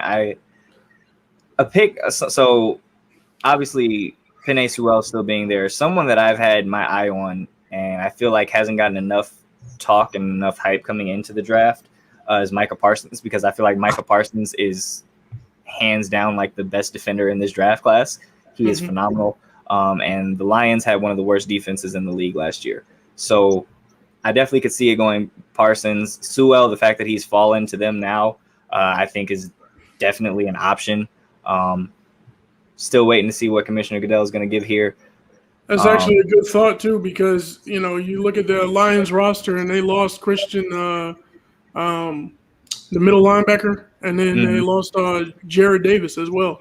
So those are both middle linebackers. You could probably squeeze Parsons in there at that point. So, yeah, Parsons or Sewell is the pick probably. Dom, it's like you're in my head because I was going to say that exact same thing. I was like, why? We haven't even talked about him yet. But that's because we've assumed so many other players would be where we're at right now. And he's a monster, too. 6'3", he can play sideline to sideline. Really good guy. Yeah, my notes literally say athletic AF. So that should tell everybody how we really feel about Micah Parsons here. So I would not be mad at that choice. Like I said, the Lions have tons of holes to fill. So really, the Lions are kind of in a position where as long as you're taking one of the top guys on your draft board, you can kind of take whoever you want, and it's justified. That's I guess that's one of the good things about having a terrible team is that you can't really miss in the draft, I guess, at least on draft day. But yeah, we'll see. Like I said, still waiting to see what Commissioner Goodell is giving out right now. But I do think it's either Penei Sewell or Micah Parsons. Do either one of those guys, as a Bear fan, make you maybe a little?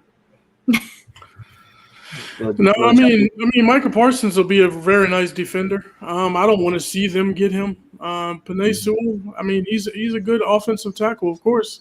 But it doesn't put fear in my heart as a Bears fan, of course. Gotcha. All right, and the commissioner is at the podium now, waiting to see who the pick is. Let's see. Who did the Lions go with? Who are the Lions going to get to bite off kneecaps with Dan Campbell? Yeah.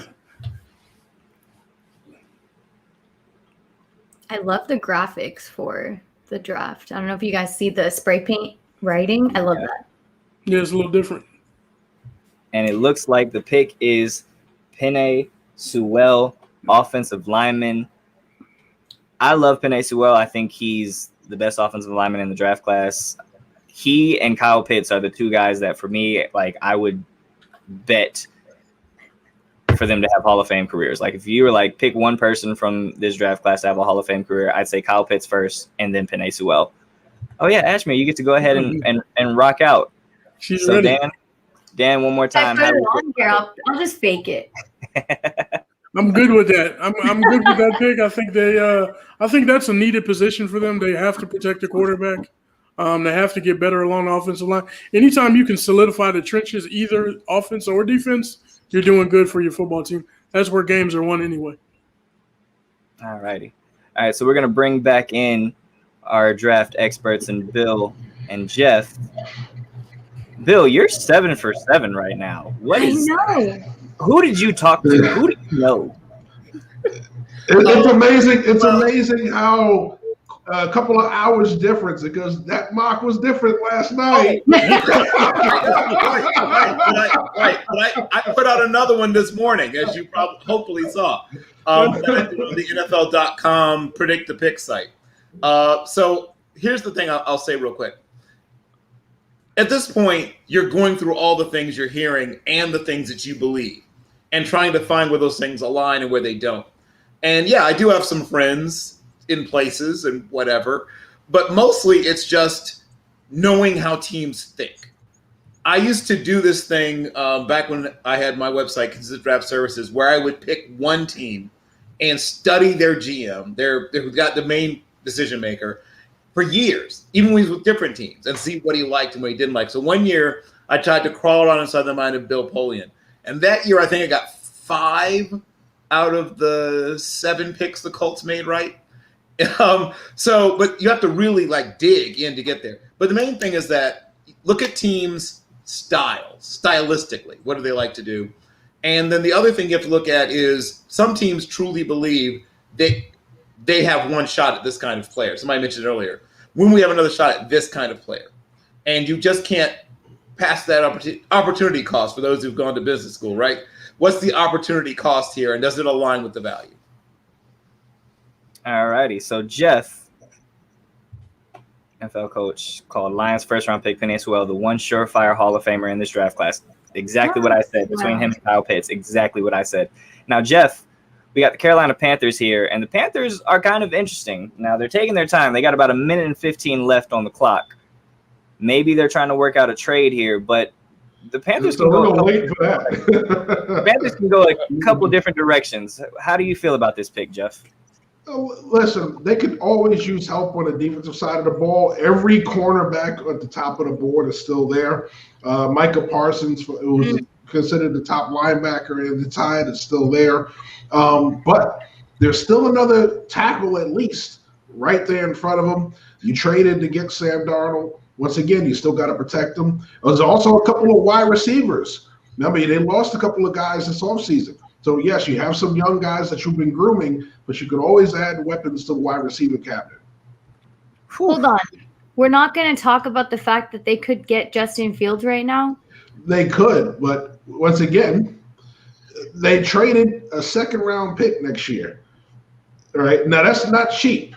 All right? So if you're going to really believe that you're going to do that for Sam Darnold, then you pretty much said Sam Darnold is your starter this year. So if you're going to bring in Justin Fields, that's great. But now you don't have another first-round pick. Your first-round pick this year is going to sit unless Sam Darnold stinks it up and you have to pull him out off the bench early. So you want your first-round pick in the top 10 to be an immediate contributor. Unless that's going to be Justin Fields starting for you, then you wasted a second-round pick next year. And guess what? You won't be able to trade Sam Darnold for it next year if he doesn't start this year. All right. So the pick is in. So let's go ahead and see what the Panthers are going to do.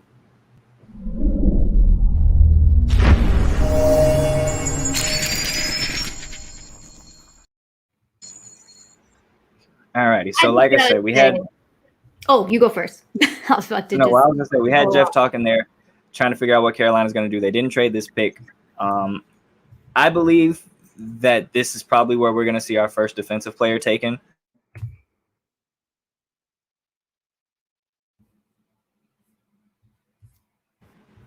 Caleb Farley, maybe J.C. Horn. Ashmere, who do you have? I mean, I know Jeff made a great point. They lost a first-round pick for next year, but how could you – I'm literally like a Fields advocate. Like his name should be tattooed on my head. I just think at some point somebody needs to understand that their veteran or whatever you want to call Sam Darnold quarterback type people are not going to be the game changers with that team. And the Panthers offense is not bad. Okay. They've got some good receivers on that team. So I really think Fields would be great. If not, I mean, I could go with my guy Parsons again. I'm like toggling between the two people.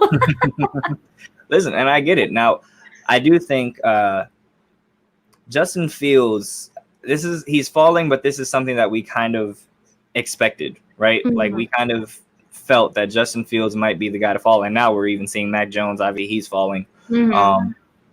It's gonna be interesting to see what they do here, but history tells us that the quarterback that falls typically does well. Ben Roethlisberger technically was the quarterback that fell in his draft class.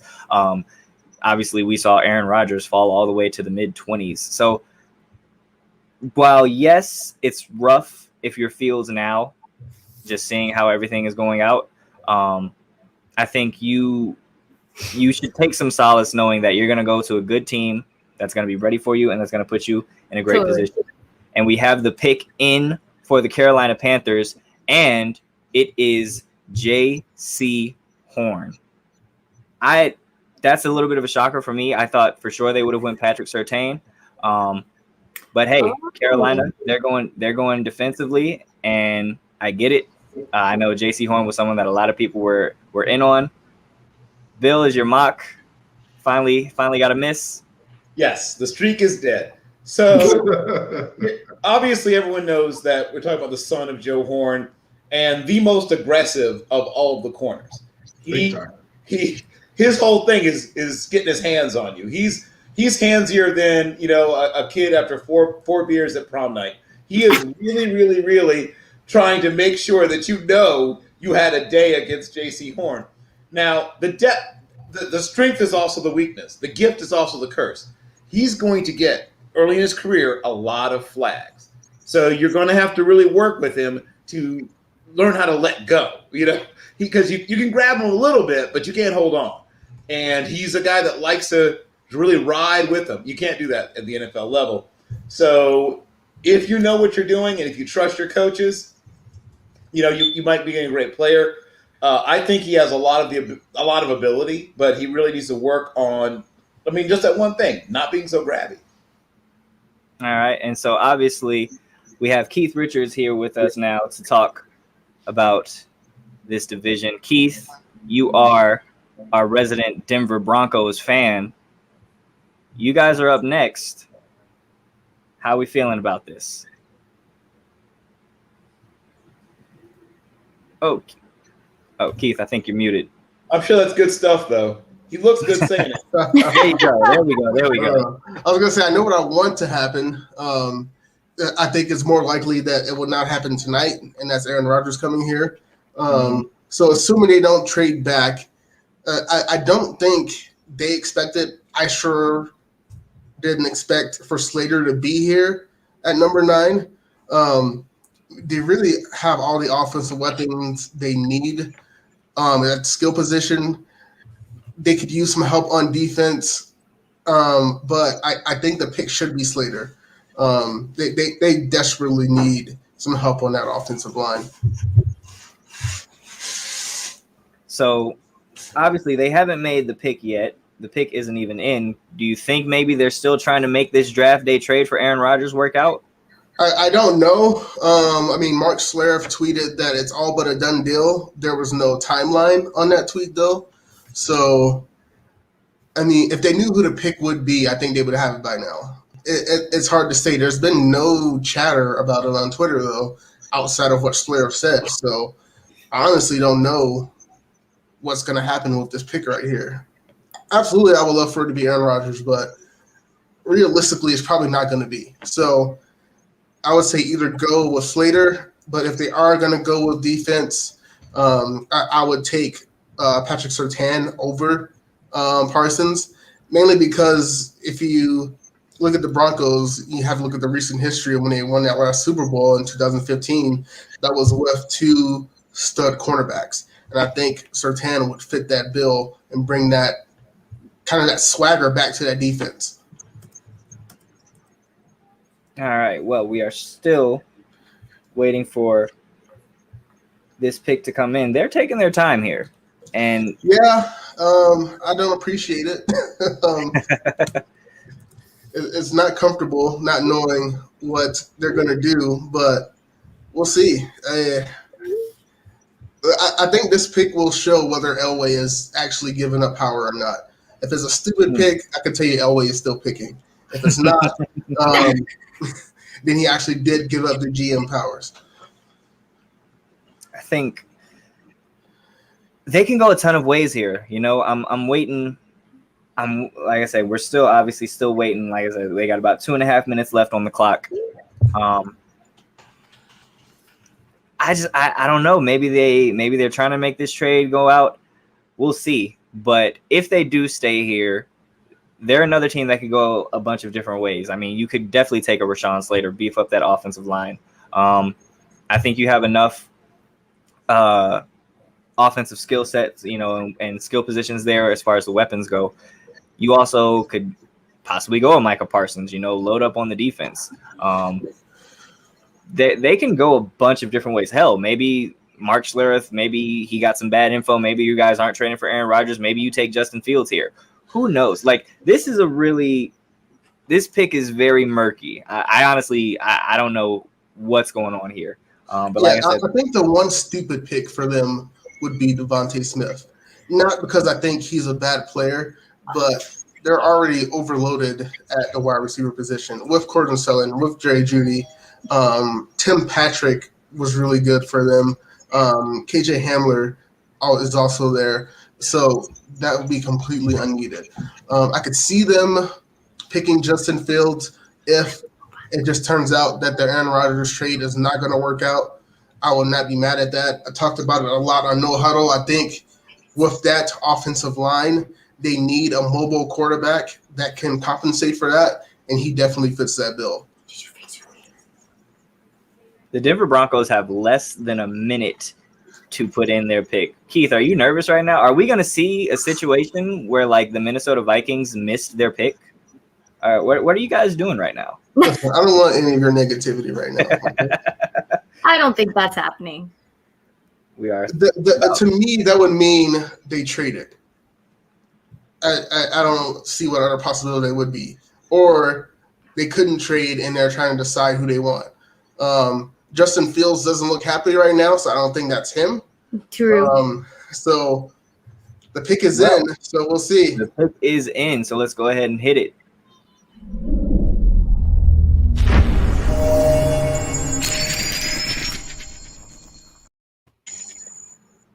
All right, so right now we're sitting here, we're waiting. Once the pick has been made, we'll bring Keith back in to speak on it real quickly. But like I said, this Denver pick is a very interesting one. I could see them going a number of different ways. You know, like I said, whether it's an offensive lineman, I could see them trying to beef up that defense, maybe taking Patrick Surtain. I could definitely see them taking Micah Parsons. It's going to be very interesting. The fact that they took their time with this, I don't know if this was just them doing it for the theatrics or if this was them really slowing down and having to figure out, all right, who are we going to pick here? Ashmere, how are you feeling? You know, I'm going to stick with Patrick Surtain because I think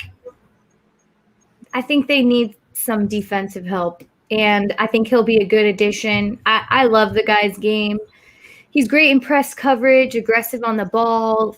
Can't say too many bad things about him. That's my pick. My mock's a little messed up in comparison to Bill's, but yeah, I think he'd be a great addition. And honestly, anything can kind of help Denver, to be quite honest.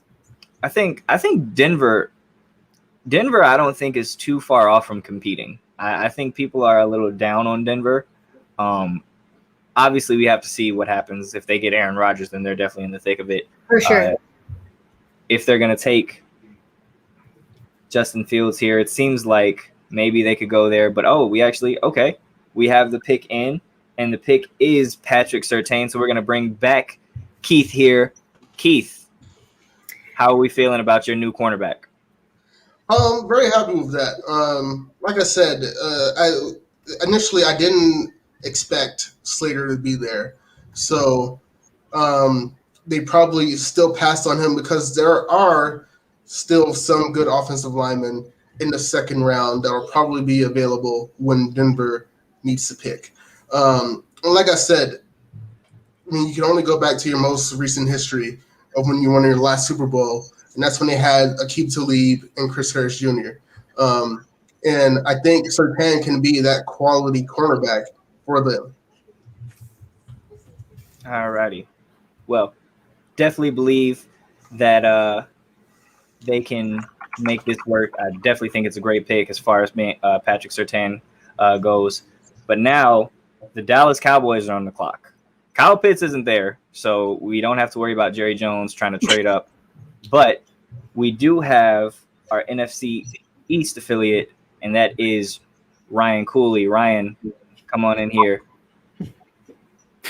How we feeling? You know, Cowboys fans are probably pissed off because most of the mock drafts I saw was either Surtain, and especially the last week or so, Horn was gaining some momentum.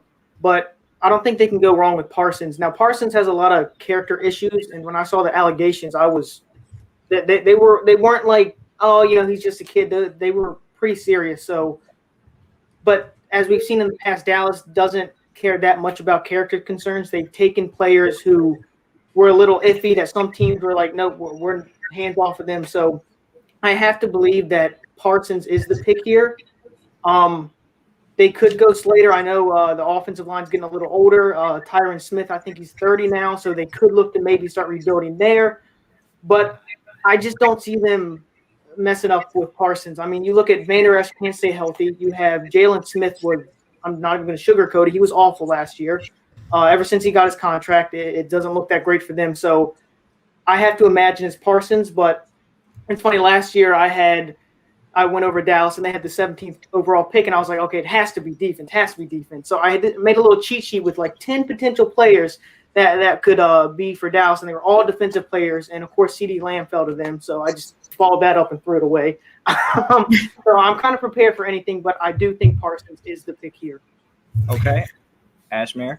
So we have a special guest joining us, my friend Hannah Hoover. She writes for Sports Illustrated, huge Dallas Cowboys fan. Hey, Hannah, thank you for joining us. Thanks for having me. I'm so excited to be on with you guys. So yeah, I got to bring the Texas, y'all. So we'll see what happens here.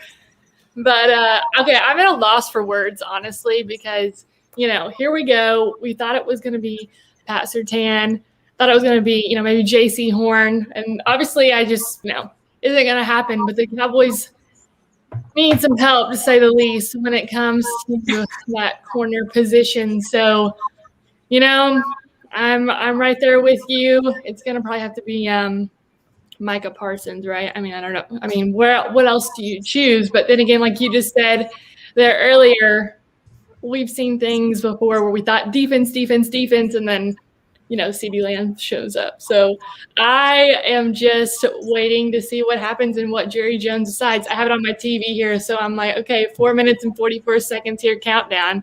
But I was super excited to talk about, Pat Surtain and just like the legacy of his, the legacy of his family and his dad playing in the NFL for 11 years. So I was so prepared to talk about that. And here we go. I feel a little underprepared now. But yesterday or a couple days ago, I went into the Cowboys, like the Star, and a little stand-up for, what they had available. And Micah Parsons was definitely the top of the list. So, yeah, I'm going to go with that. I'm going to stick to the safe choice.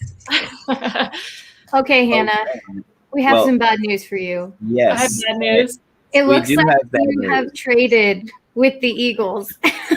Okay, well, there we go. I just saw it come up on there. All right, well, what do we think, guys?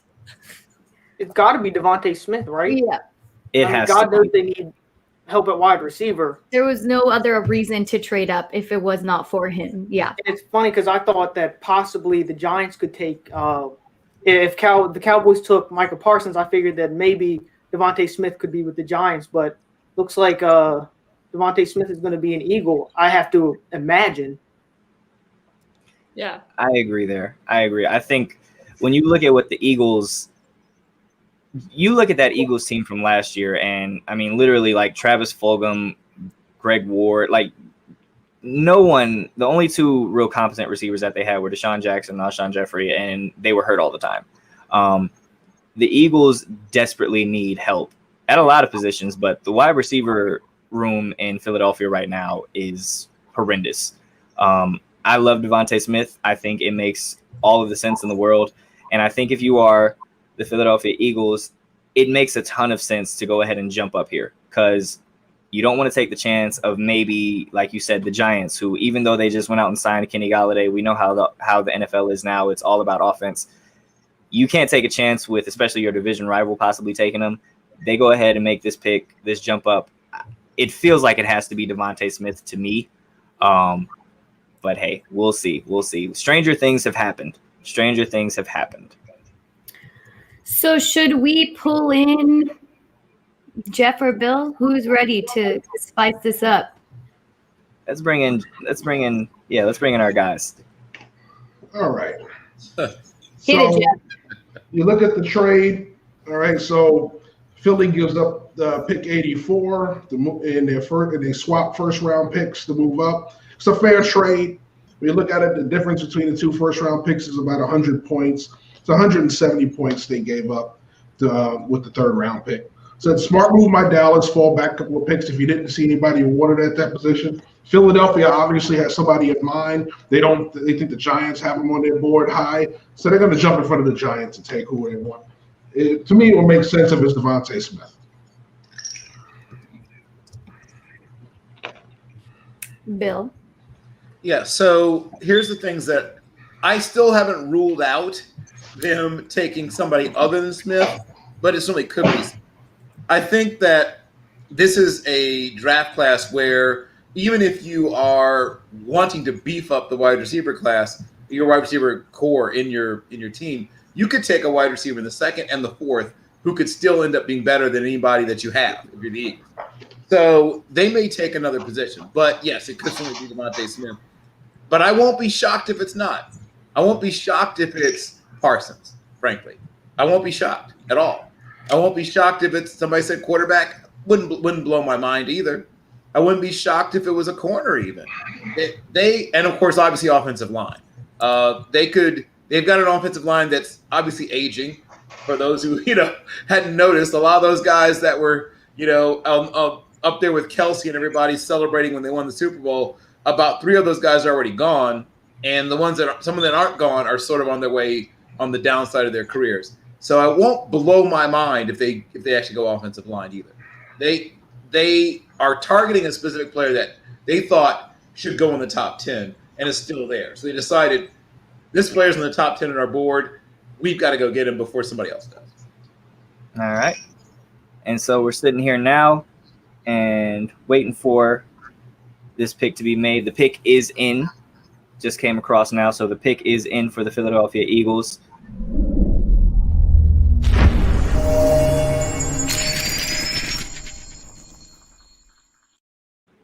So the pick is in. And right now I want to, if we can bring – oh, we got Ashmere back. Awesome. If we could bring Ryan in back real quick to talk. This is his division here. Ryan, what do you think your division rival is doing here? The Eagles, I said it was Smith, but after thinking, it could be Fields. They haven't been fully committed to Jalen Hurts. When they signed Joe Flacco, they said, oh, well, he could. I mean, Flacco came out and said, I'm here to compete. I don't want to be a backup. So I'm not 100% sold that they're sold on Jalen Hurts. And personally, I'm not a big Jalen Hurts fan. I think he's a great guy, great teammate, worked his tail off. But as far as talent and being able to be a great quarterback in NFL, I'm not so sure about that. And I'm not so sure the Eagles thought Fields would be there at 10.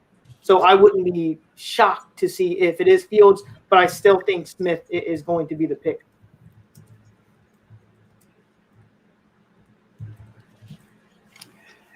It's very interesting. Like I said, I do believe that it's Devontae Smith. And we have the pick in now, actually. Commissioner Goodell just came across, and it is, in fact, Devontae Smith. Ryan, what do you think? Well, they needed a wide receiver badly. Jalen Reagor was the number one. Now, I like Jalen Reagor last year, so I do think he can be a great receiver.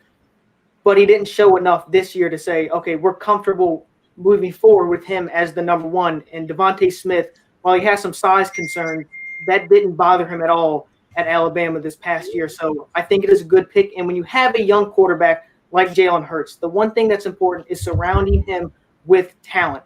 And right now, or before this, they didn't have any talent. I said, Rager's your number one. Whiteside's your number two. That's never a good thing. So I think this was important for them to go out and get Devontae Smith. And now they have Jalen Reagor, Dallas Goedert. I assume Ertz is probably going to be gone by now, by the start of the season. So at least now you have somewhat of weapons to get a better judgment on if Jalen Hurts is the future. All right. So right now, the New York Giants are on the clock, but we here are going to take a quick commercial break, and we'll be right back with maybe a nice little giveaway. We'll see how this all goes. But stay tuned, guys. We'll be right back.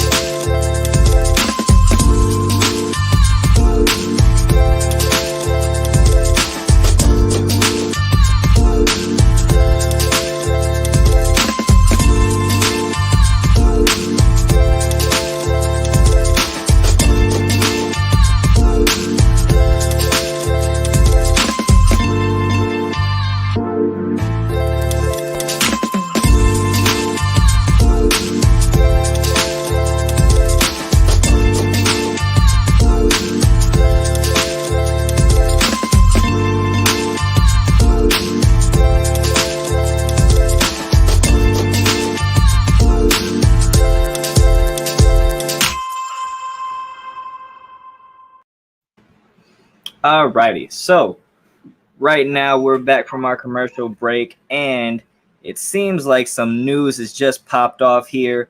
The Chicago Bears have traded up with the New York Giants at this point. We're going to bring Dan on in a minute, but before we get into that, the Bears have about 4.5 minutes before we get into their pick.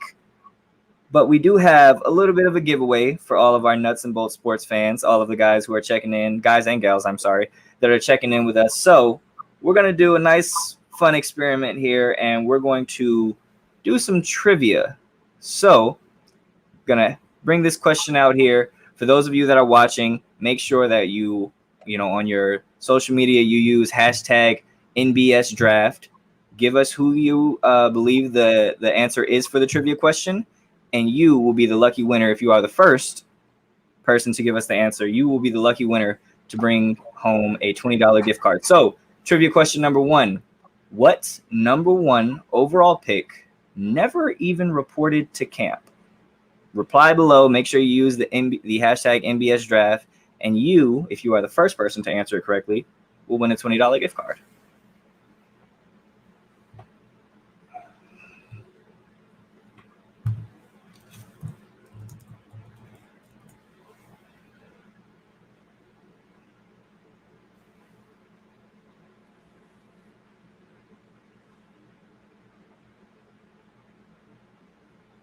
All right, so I think now we can bring in Dan. So Dan. Yes, sir. Looks like my Bears are gonna go after the quarterback here. So the Bears, they have about 3 minutes left on the clock here, and it seems like Matt Nagy and Ryan Pace finally realized that hey, our jobs are kind of on the line here. We got to make a move. What is this move for? Jumping up from 20 to 11. It's definitely going to be for a quarterback. And my goal is, what I want them to do is go ahead and draft Justin Fields here. Mac Jones is a good prospect, no doubt, but he just doesn't have the capability or the ceiling that I think Justin Fields has. So they'd be smart to go ahead and go with Justin Fields on this. And I think they did. Justin Fields' family just all walked into the room there, so it looks like it might be Justin Fields, I'm thinking. All right. Well, it seems like the pick is in. So let's see if it is indeed Justin Fields.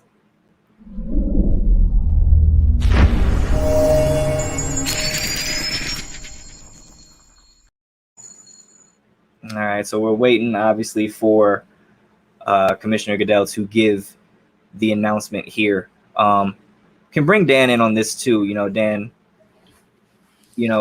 if this is Justin Fields, what does this mean for the Chicago Bears?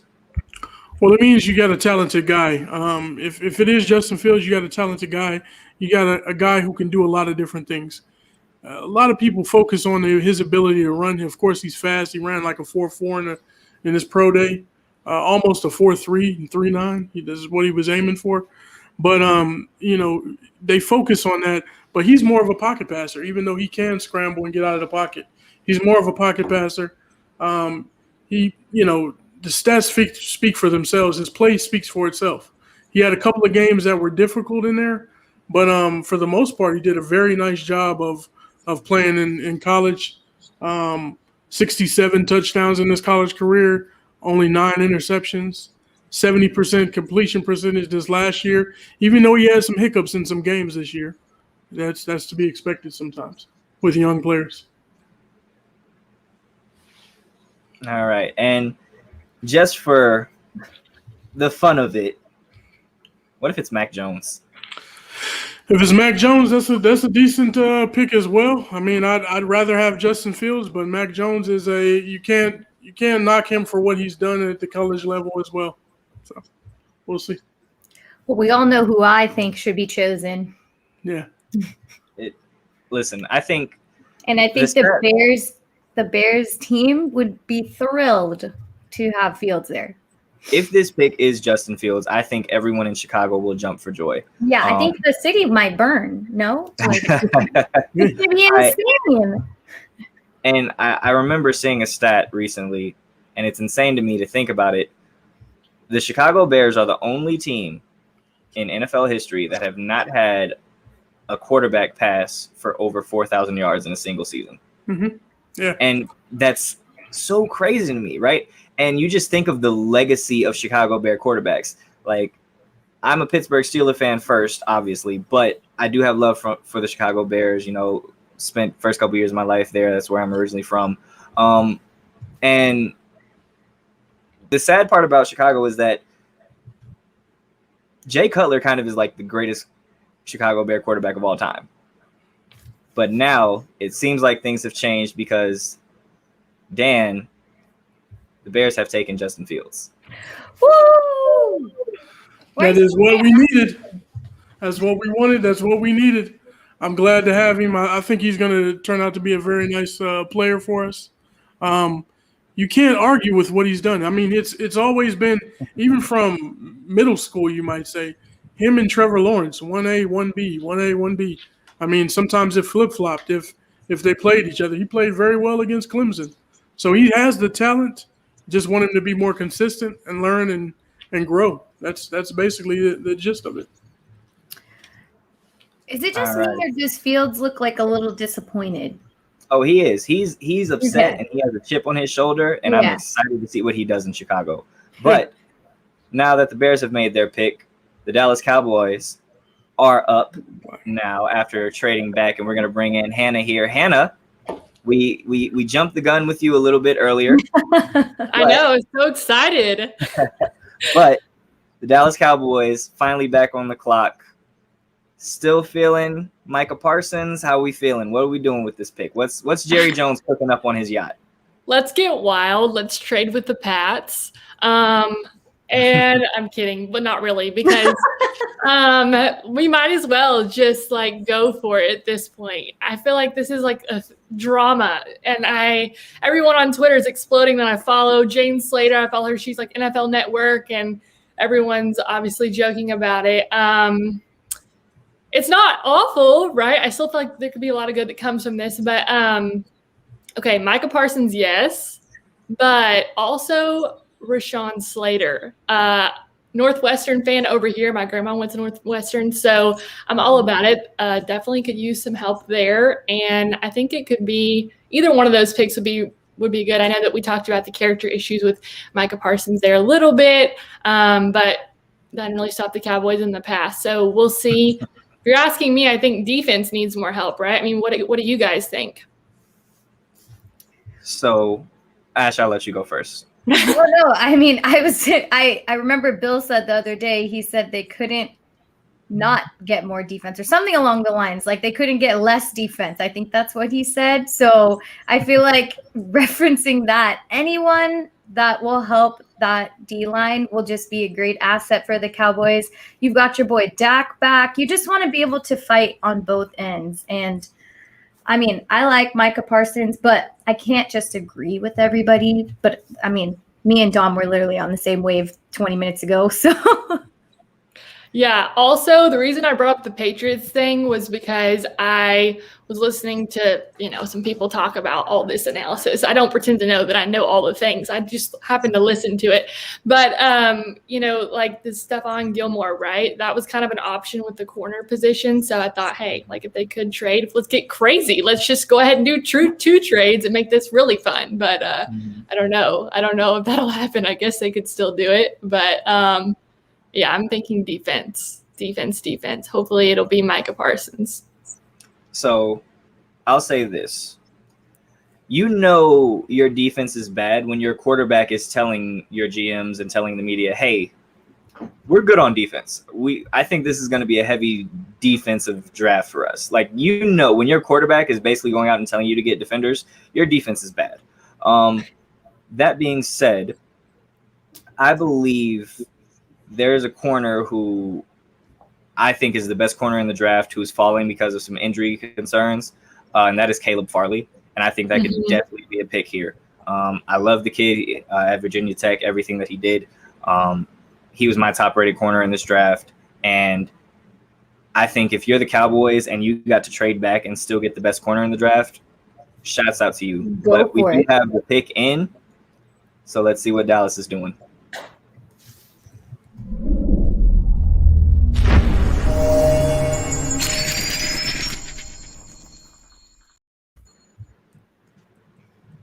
All right, so we're waiting for the pick to come in, and like I said, it has to be defense here. I say if we can actually bring Hannah back in and Jeff Barnes.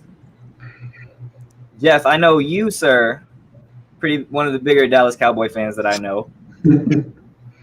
What are you thinking about right now? Well, if you're going to go defense, the two top players on the board right now, you're talking about Farley, you're talking about the linebacker from Penn State, and what right now, if you really want the cornerback help, Farley is number 2 on my board. He's high on many people's board until the medical came out with the surgery. But the reports are he's well on path to be healthy again. So you have to trust whether he's going to be a long-term health issue or not. You know, at this point, you're looking at the draft board, where it's going at cornerback. If you want one, get the guy that's falling. He should have gone higher. He isn't. Take him now. And listen, you have plenty of cornerback depth to help his rookie year, and just keep building around him. I agree with that. Hannah, how do you feel about Caleb Farley? I think it would be a great choice. I just go back to the stats here. The Cowboys defense, they've just had the lowest points per game. I mean, like the rushing was extremely low. Lowest points per game since 1960, rush lowest since 2000. I mean, it would be a great option. Like we've said from the beginning, getting a shutdown corner would just be incredible. And I think that's the most valuable position for the Cowboys. I do like the idea of pairing Caleb Farley with Trayvon Diggs, who was their second-round pick last year and struggled early, but this entire defense struggled early. And I think Trayvon Diggs really took some big steps forward as the year moved on. And I think he became a solid starter for the Dallas Cowboys. If they can bring Farley in there with him, that's a great pick. But actually, Commissioner Goodell has just came across and announced it, and the pick is Micah Parsons. How are we feeling right now? We were right. Great. I feel like we threw a bunch of names out there just in case, like, we weren't right, to save ourselves. But, yeah, we were right. Jeff, how are we feeling?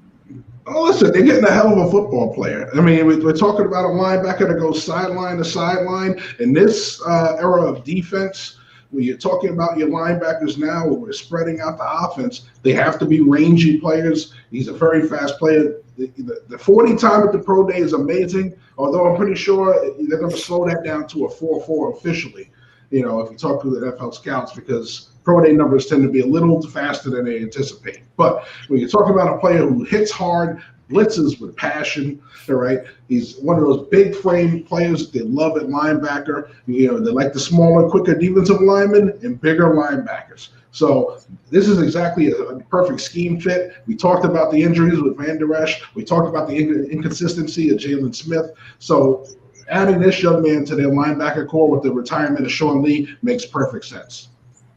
Absolutely. I agree. And I was going to say, oh, go ahead, Ashley. Well, I was going to say, earlier I did say Parsons, I wrote in my notes, athletic AF. So, Hannah, I'm wishing only good things because I wrote such a great note about this player for the Cowboys defense because, like we said, they needed something. But thank you for coming on, even though we got you in a little splur of the moment with the trade and you're back here. Yeah, that made it way more interesting and fun, right? I'm so happy to come on and add a little excitement to the mix with the Cowboys. I feel like they're very unpredictable. So we'll see what happens with the defense, and hopefully Micah Parsons can help them out this year. So thanks so much for having me. Yes, of course. Have fun watching the rest of the draft.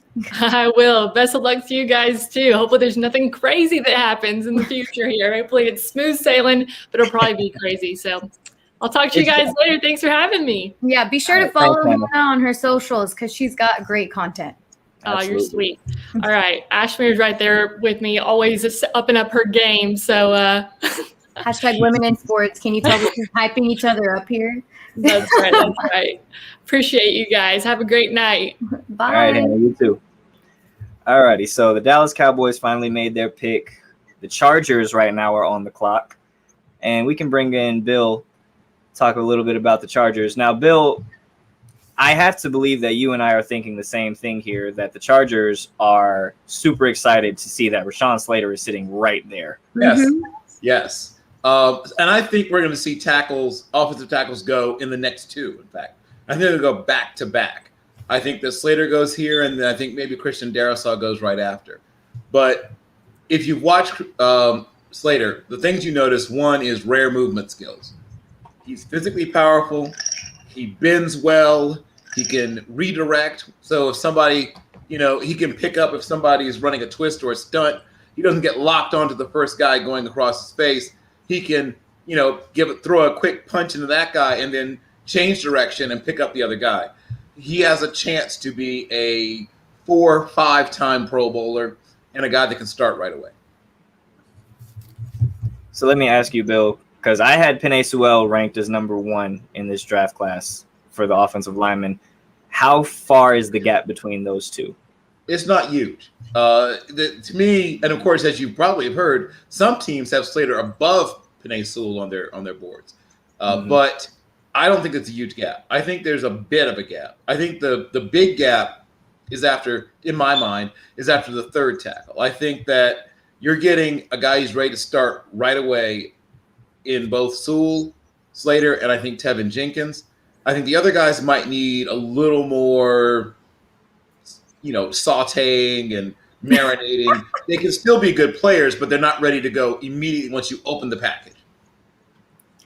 Listen, the fact that Rashawn Slater's still here right now, it's almost as if the Chargers had manifested this, okay? The man is going to be such a great piece to the Chargers offense. I'm just honestly in awe. I just saw Mina Kimes tweet, so Slater's just going to fall into their lap, right? And that's how I am feeling. Yep.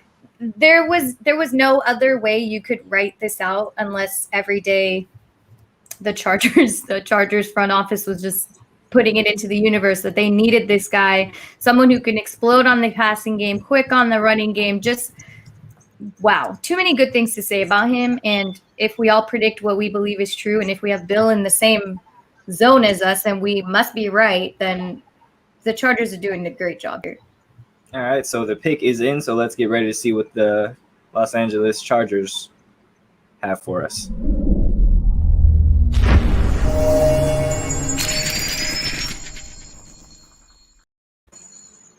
All right, so the pick is in. We're waiting for Commissioner Goodell to walk up to the podium, and we're going to bring in, again, our AFC West affiliate, Keith Richards. Surprise! Look at her. Oh, my So cute. Oh, my goodness. Draft day. How are we feeling? Tired. Because it's pick 13 and it's been 2 hours. But, Keith, how are you feeling? What are you thinking here for the Chargers? You would think it's Slater. That doesn't make me happy. It's not terrible. Von Miller will be coming back. Bradley Chubb should be coming back as well. So they can deal with that. But anything that makes the Chargers better does not make me happy. So it'll probably be Slater. I know. Oh, It's like, Dad, this is not my time. Dad, it's like, Dad, I was supposed to be asleep like 3 hours ago. What's going on? Yeah, pretty much. And speaking of babies, even though I'm a Pittsburgh Steelers fan, shout out to Andrew Berry, who the general manager for the Cleveland Browns actually had a baby today, had a draft day baby. So I guess that's like a good luck omen for them, but we'll see. But still waiting to see what Commissioner Goodell's coming in to say. But like I said, I feel like we all believe this is Rashawn Slater, and it's a great move if it is. It goes back to my point about young quarterbacks. Protect them and then get them weapons. The lucky part for the Chargers was you already have Keenan Allen. You already have Mike Williams.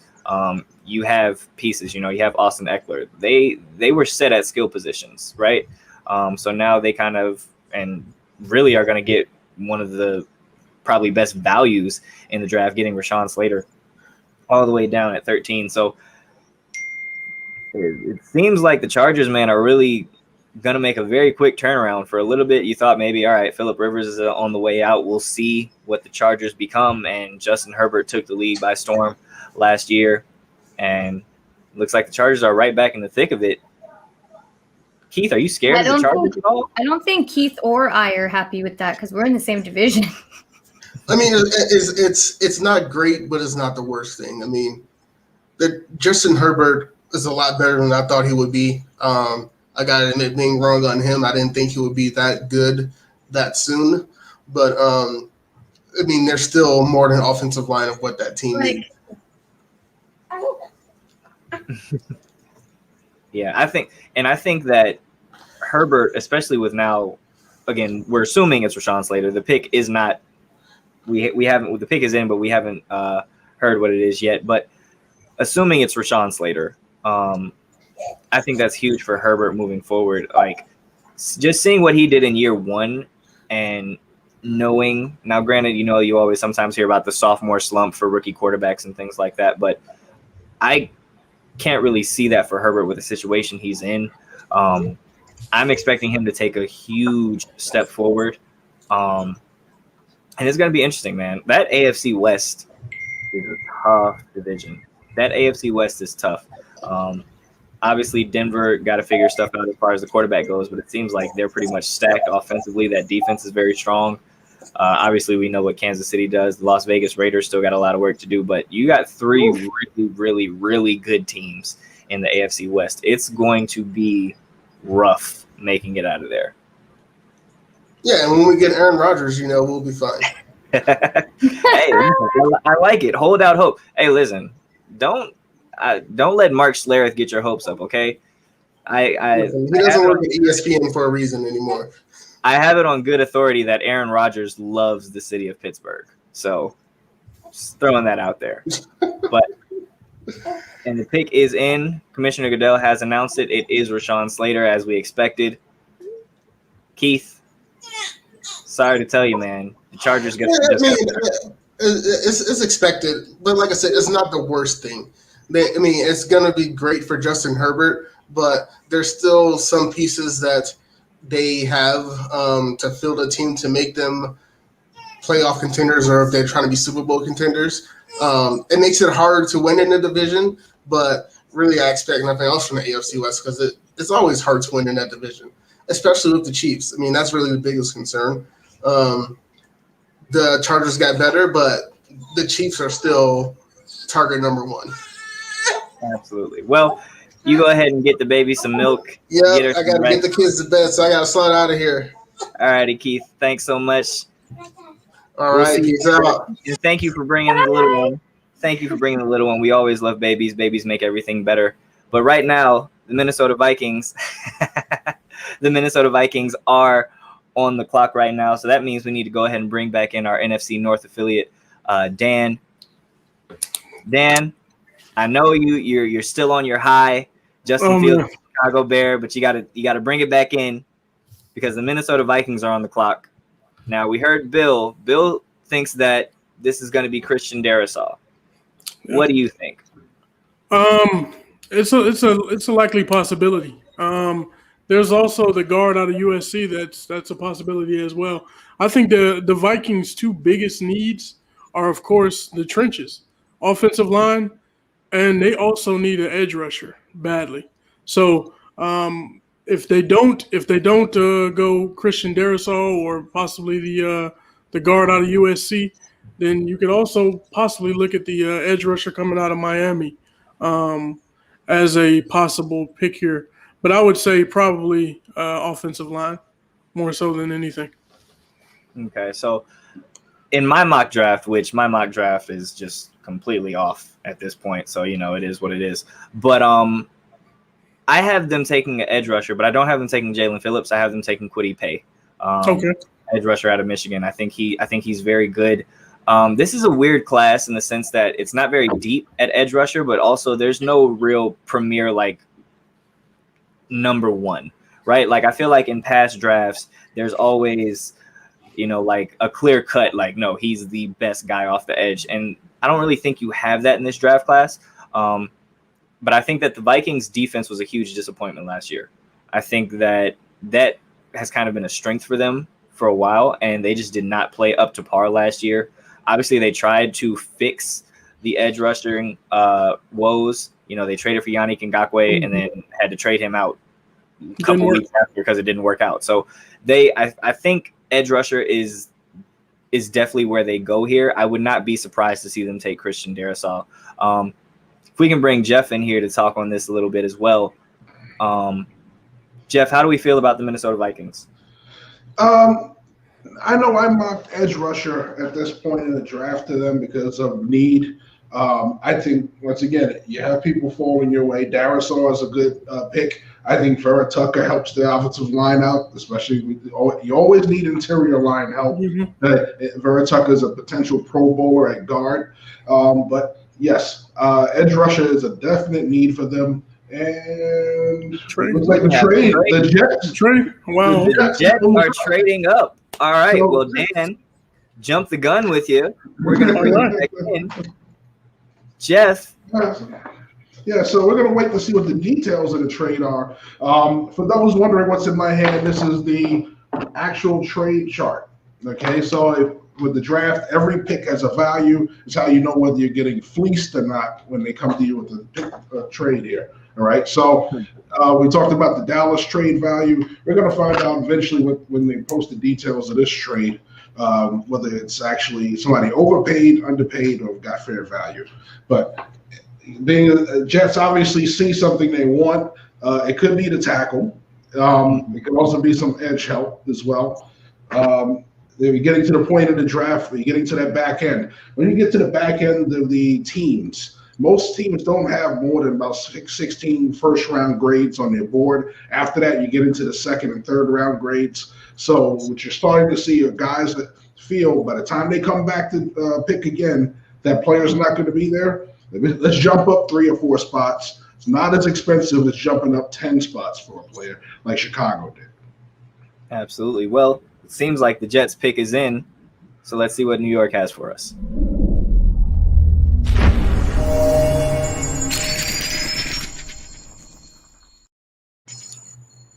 And so, obviously, we're still waiting for Commissioner Goodell to announce the pick. But Bill said something in our chat just now that I agree with. And I actually, in my mock draft that I put out, I actually had him falling to the Jets originally at their original spot back in the 20s. But if they're trading up to get him, I think it makes a ton of sense. I think it's Caleb Farley.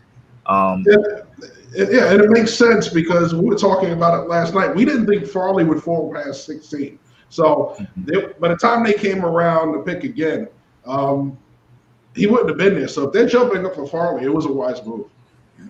Bill? Yeah, I mean, this is a player that, once again, I really feel goes right around this point in the draft. And obviously they wouldn't get another shot at him if they waited until later. And we talked about this before.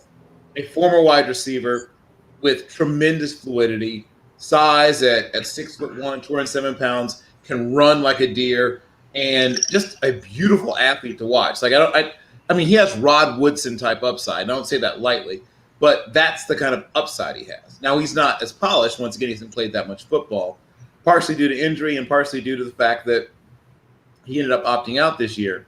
So it's going to take him a little while to hit his ceiling, but his ceiling is literally the potential to be as good as Rod Woodson. I agree. Like I said, I had Caleb Farley as the top-ranked corner in this draft class. And for the Jets, again, the Jets are kind of in another position where they just have a lot of holes to fill.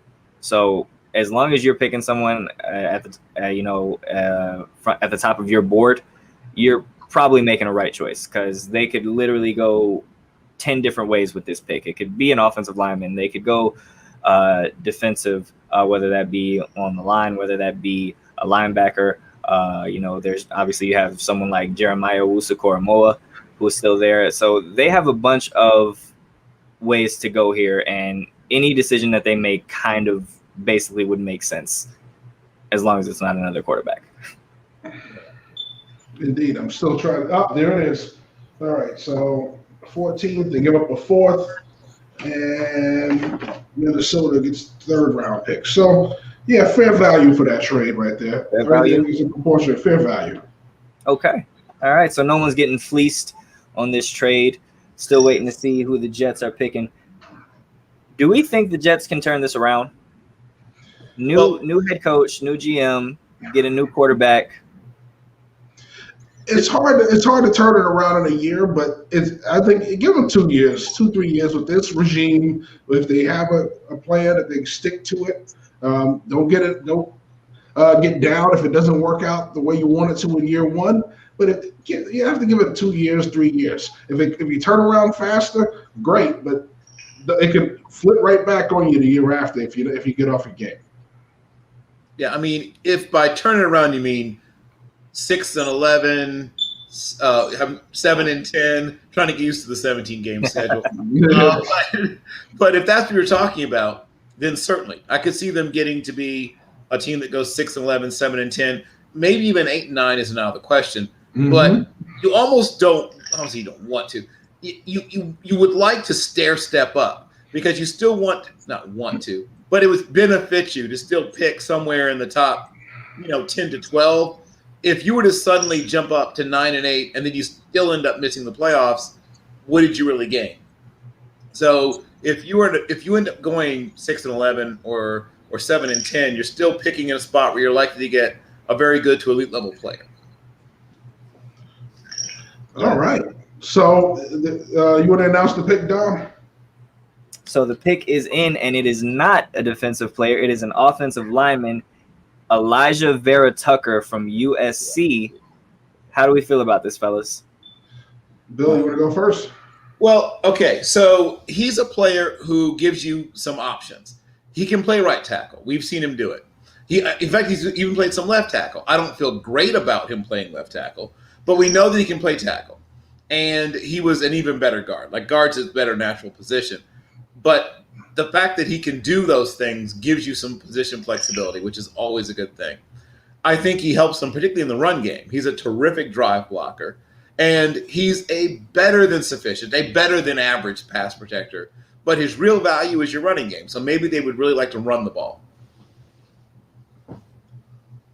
Indeed. And when you talk about him, we talk about the position flexibility, but he's a perfect person to pair with Becton on that left side. That's going to be a very powerful, very big left side, very athletic as well. And he's going to give you a lot of variation in your play calling. He's the kind of guy that's going to be able to help you pass protect, not have to worry about keeping a ton of people in the backfield to protect your quarterback, but it also gives you the ability to get wide on runs. So you have the ability to use all 53 yards of width when it comes to running the football. So here's a player who's going to be able to pull. He's going to be able to get out on screens. He's going to be able to pass protect, hold up, and anchor down versus those bigger bodies. Remember, when he actually played outside, he got to see the speed. But he's going to be playing back inside his natural position, where I believe he has Pro Bowl potential. All right. So right now, the pick is in for the New England Patriots. And I think I have a feeling of who this is going to be. But let's see what New England has.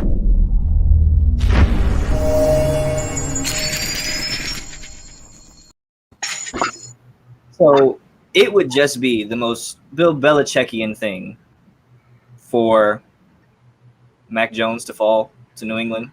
And maybe that's the exact type of quarterback that they need to run this offense accurate. Doesn't have to move around too much. They spent a whole bunch of money in the offseason to bulk up this offense. And all this talk about Mac Jones possibly going top 10, nope. He's probably just going to fall to 15 because Bill Belichick is smarter than everybody. Yeah, I mean,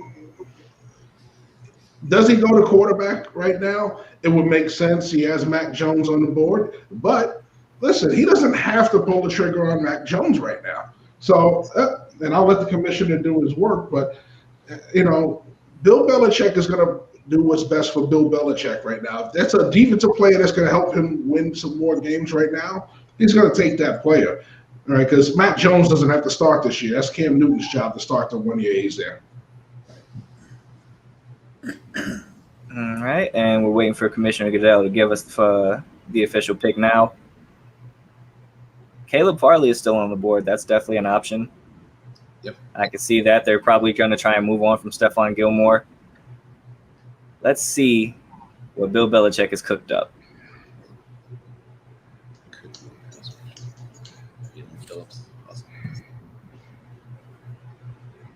I wouldn't be shocked if it was Jalen Phillips. That's another player I could see. Yeah. They've always wanted those. They've always wanted those speed on the edge, and Jalen Phillips definitely has the speed, so it makes sense. Right. They've been forced to scheme up pressure. It's been a while since they have a guy that you didn't have to scheme it up for. You have to go back a ways, So yes, I think he'd like having someone who could give you what you had back in the Willie McGinnis days. And the pick is in, and it is quarterback from Alabama, Mac Jones. That Real was quick. Yeah. Real quick, Bill, tell us how we feel. Well, so yes, young man from the Bowles High School, which also gave us Chipper Jones, amongst others. He is your quote-unquote classic quarterback. He is alabaster, right? He is very much a guy that you could see, being a bond trader, or you could see him, working on Wall Street. But he is a little more athletic, I think, than people give him credit for, though he's not a great athlete. And though he doesn't have a huge arm, like I said, my comparison for him was Chad Pennington. He is a guy that really understands how to attack defenses. He realizes very quickly, both pre and post snap, what should be open and where. He has good touch. He has very good anticipation. And while he doesn't get the ball there with fire coming out of it, he can make pretty much every throw you would need to make. Now, does he make those amazing, we talk about off-platform, and no, he's not that guy. He's not that guy that's going to make up a new throw on the move like some of the guys we talked about earlier, but he's a guy that can operate a pro offense. Indeed. Right. And they're talking about him as well, but when you talk about Mac Jones, everybody kept saying, does he go top 5? Does he go top 5? You draft special in the top 5. Here you draft a very good player. And it's a very good player. I'm not saying he's not going to be a quality starter or a very good starter in the NFL. I think he'll be that. I just don't think he's a very special player. And they're getting a player who Bill Belichick, as we've seen, does not need special. He lucked out in getting a special player in Tom Brady. And I think realistically, Tom Brady goes higher out of Michigan if he's not splitting time. So, but when you talk about it, he's able to win games with guys like Matt Castle, and Jimmy Garoppolo, Jacoby Brissett. So he's going to win with this young man eventually. Now, the beautiful thing is, once again, they still have a veteran in-house. He still has to beat him out. If he doesn't beat out Cam Newton this year, they don't have to re-sign Cam next year. It's Mac Jones' team. So taking him at 15, he comes in, immediately competes. If he doesn't win the job, then he's groomed for next year. And once again, you took him at 15, not 5. Exactly. Well, the Arizona Cardinals pick is in, so let's see what Arizona has for us.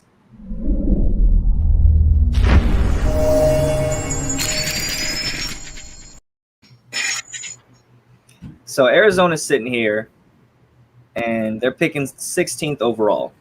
And I don't think they expected Christian Darrisaw to still be here.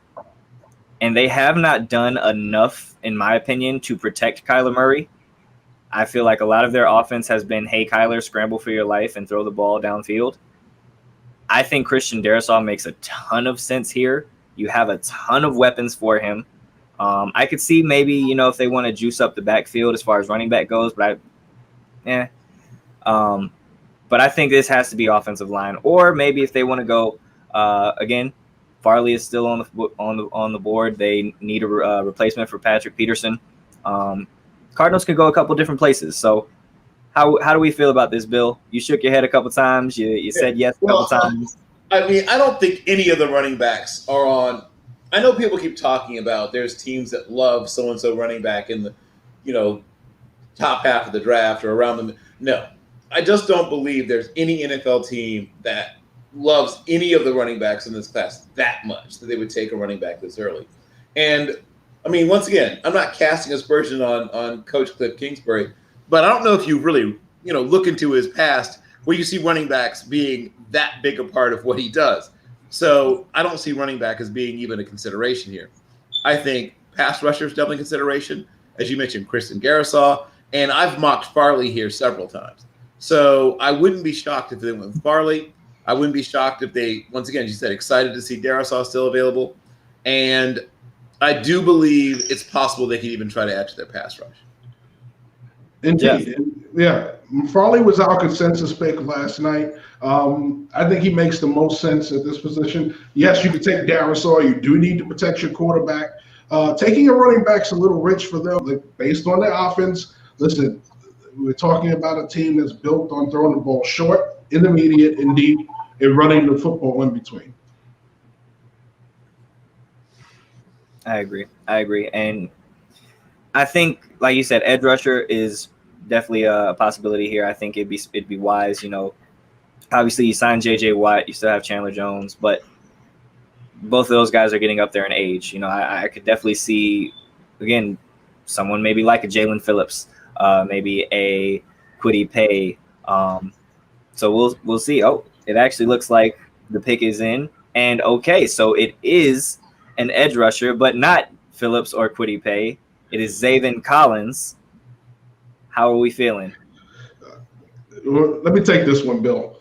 Go ahead, So, Jeff. all right. So Zaven Collins is that big linebacker. He's a jack of all trades linebacker. And a lot of people say put him in an edge rusher category because of his size. But if you watch his film, he is not just an edge player. Okay, he's a player that can play inside. He can play outside. He can rush the passer. He does everything so well. He's the kind of player that you move around the defense. When you look at what Arizona did last year by bringing in the safety from Clemson, making him a linebacker, now you're bringing in Zaven Collins to be inside.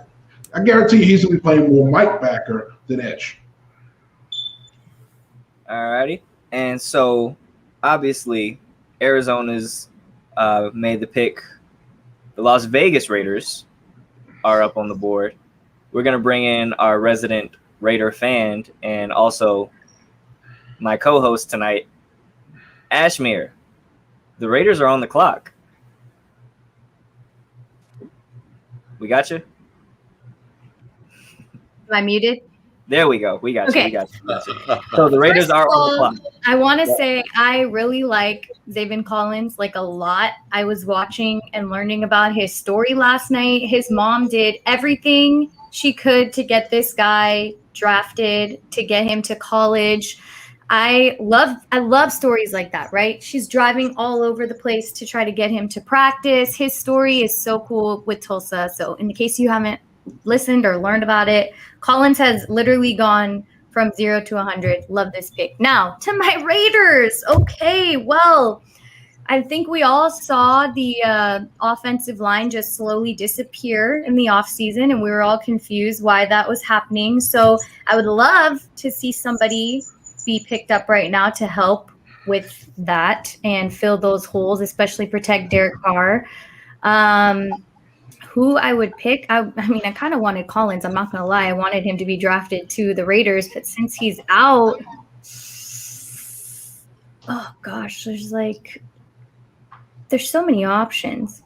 Maybe Kwity Paye. I don't know if that's a reach. Could be. I think his personality might fit in a little bit with the Raiders, but I don't know. I might need some help because I was really rooting for Collins to drop this low and then be picked up. So maybe somebody tell me, who do you think would fit best with these Raiders? So here's the interesting thing. There have only been 4 defensive players taken in this draft so far.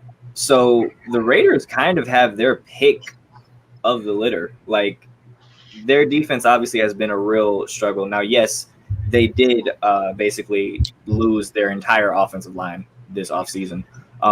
So I think Christian Darrisaw makes a ton of sense, especially with him falling to this point. But I think that their main concern is more so on the defensive side of the ball. You have Jeremiah Owusu-Koramoah. Like I said, Kwity Paye is there. Jalen Phillips is still up there. Like, I think that's kind of the story so far of this draft night is the defensive players are falling, and it's a very clear indication that offense is king in the NFL right now. Yeah. I mean, there are so many players they could use defensively right now. One player I've mocked him at this position, one reason being is the connection of Mike Mayock to Notre Dame. If you know, he was their color commentary analyst for several years for NBC, so he's very close to the program. He's seen Wilson Colomora plenty of times, and he's one of those players you talk about athleticism at the linebacker position. He's that tweener that we talked about that was, the safety build, linebacker play. Well, that's where we're going with all of these offenses going 11 personnel a lot. So you're going to see lighter linebackers on the field, less linebackers on the field, more of those tweeners fitting in to that next level. That's where he fits in. He's a player that can support you in the running game, can cover out of the backfield, can even cover tight ends. So, there's no match wrong with too many slot receivers. After last year, I don't know what the Raiders are going to do. None of us picked Henry Ruggs III to go that early, right? We all wanted CeeDee Lamb, Jerry Jeudy. Bill, go ahead. Well, okay. So players I could see going there. Obviously, people talked about former Bethel Bruin, right, from my neck of the woods, a Tidewater kid, Jeremiah Owusu-Koramoah. Jalen Phillips is a guy that could see going there. It's not beyond the realm of possibility they could pick up an offensive lineman. And we know that Gruden loves adding pieces to his offense, even when that's not the most desperate of needs. Their defense, it wasn't as bad as the Cowboys' defense, but their defense was not a good one. Yeah, I wouldn't be shocked if they snagged a guy like Greg Newsome. They really could use a playmaker at corner as well. Absolutely. Well, the pick is in for the Las Vegas Raiders, so let's see what they're cooking up for us.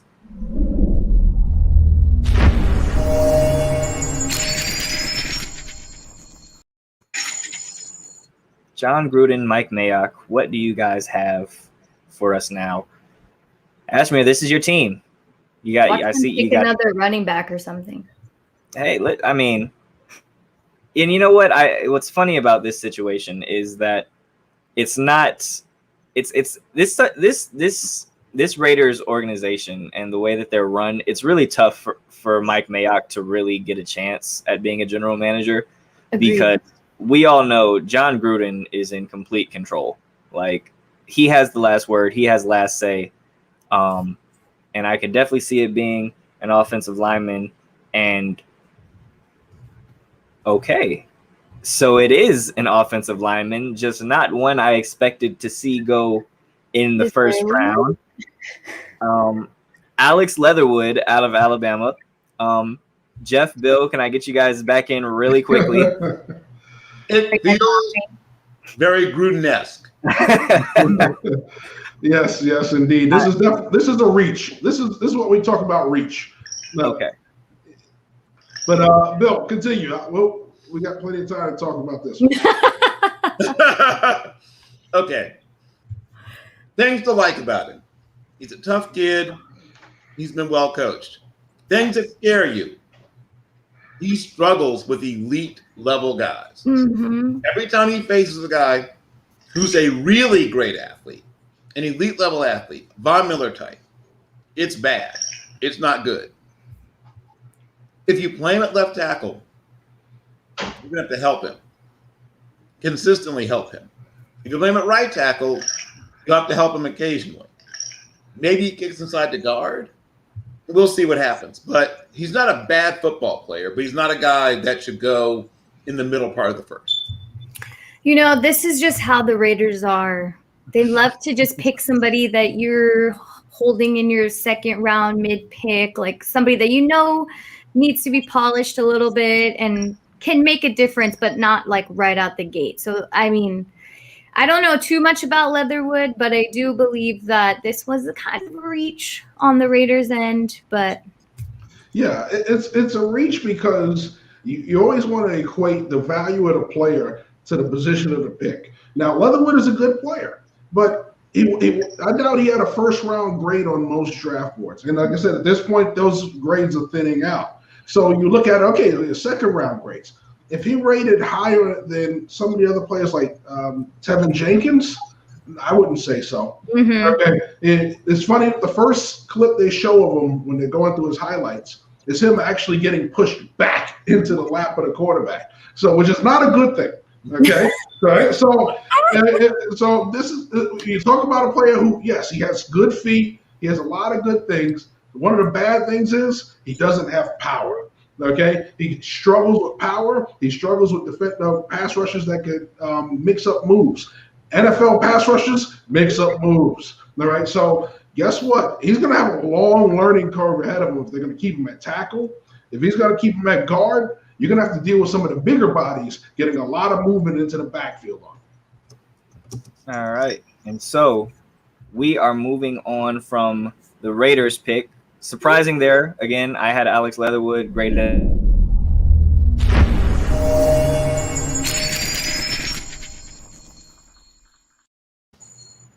and the pick is in graphic catches me that time. It's all good. But the pick is in for the Miami Dolphins. And the Dolphins, originally I had the Dolphins, obviously, I had them in my mock taking Penei Sewell. They took Jamar Chase. Christian Darrisaw is on the board. It makes sense to go offensive line. You would like to protect Tua, seeing as how he's definitely had injury concerns in the past. But do you maybe try and beef up the defense? You have a ton of, again, only up to this point now, five defensive players have been drafted so far. What do we think? Well, make that 6 because Jalen Phillips just went off the board. There we go.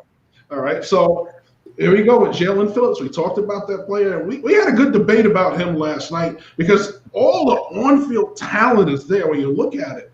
He puts a lot of great things together. He's one of those players that holds up well on the edge against the run. Does have some struggles when he tries to rush tackles down the middle, which means he's rushing with power.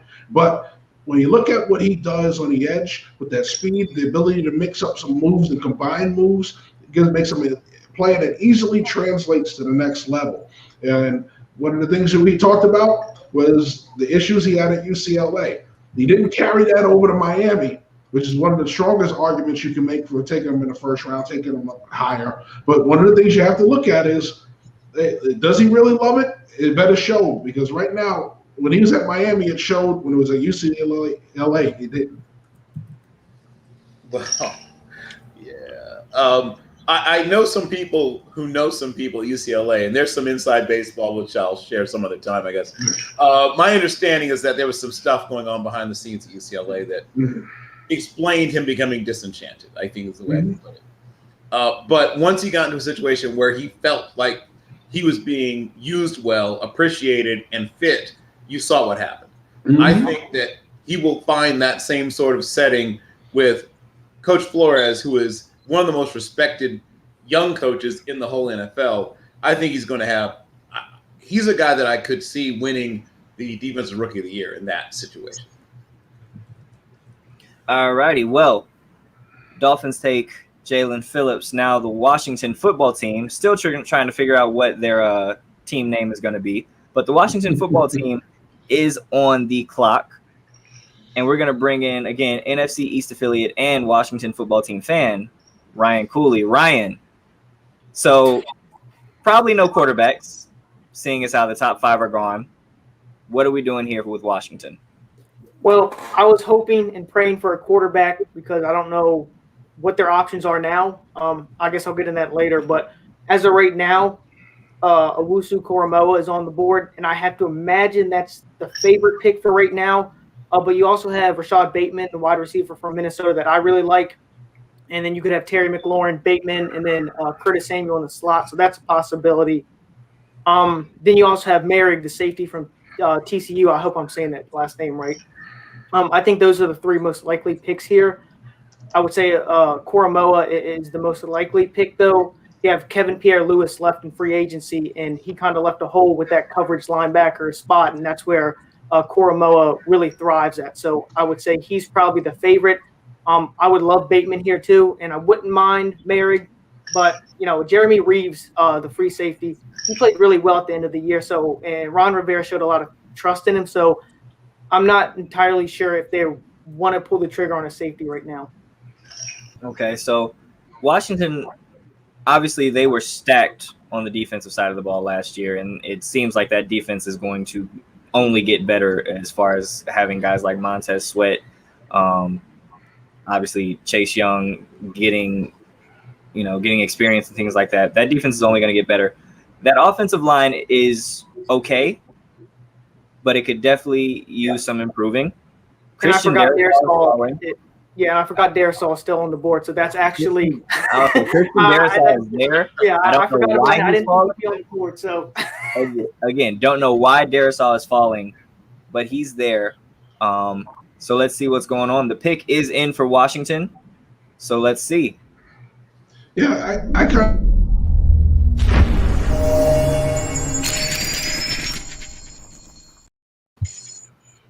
I kind of felt Darrisaw would be in this range somewhere, late teens, early 20s. It just felt the way the tackles are going to be, they were kind of spread out, and then the run is going to come late, I think, on the tackles. Yeah, Bill? So I'm agreeing with Ryan that I think Bateman's a good fit there. Once again, you could definitely see Jeremiah Owusu-Koramoah. Obviously, as was just mentioned, any of the remaining tackles that have first round or even high second round grades could be in play, which includes obviously Darrisaw, Liam Eichenberg, and of course the guy I like of the tackles remaining is Tevin Jenkins. And I was kind of hoping he'd make it to Pittsburgh, but we'll see what happens.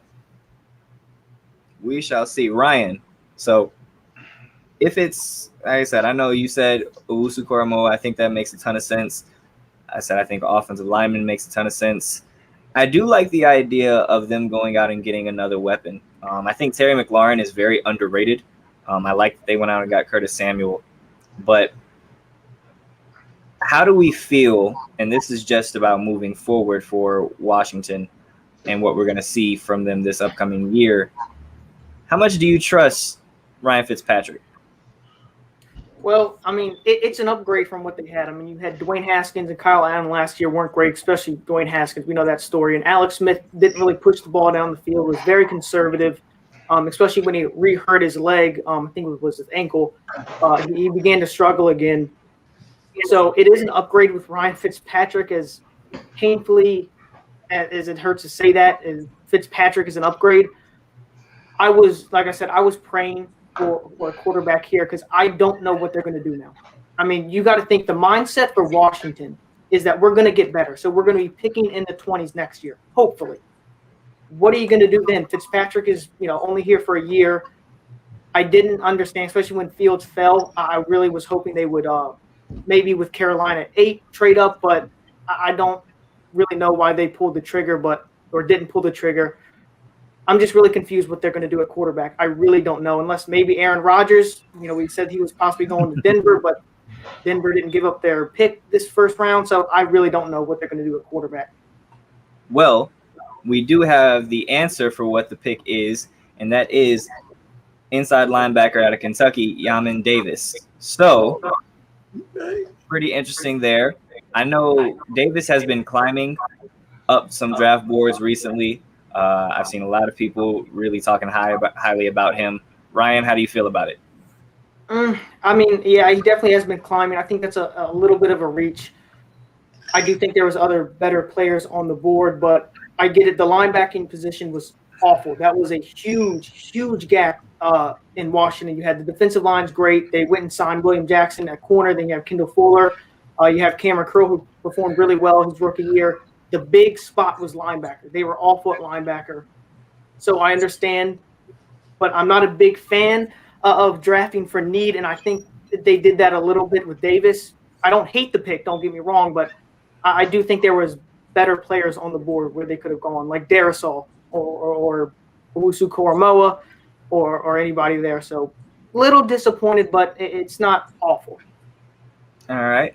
Real quick, Jeff, tell me how you feel about this pick for Washington, and then Bill, I'm going to come to you to talk about the Giants up next.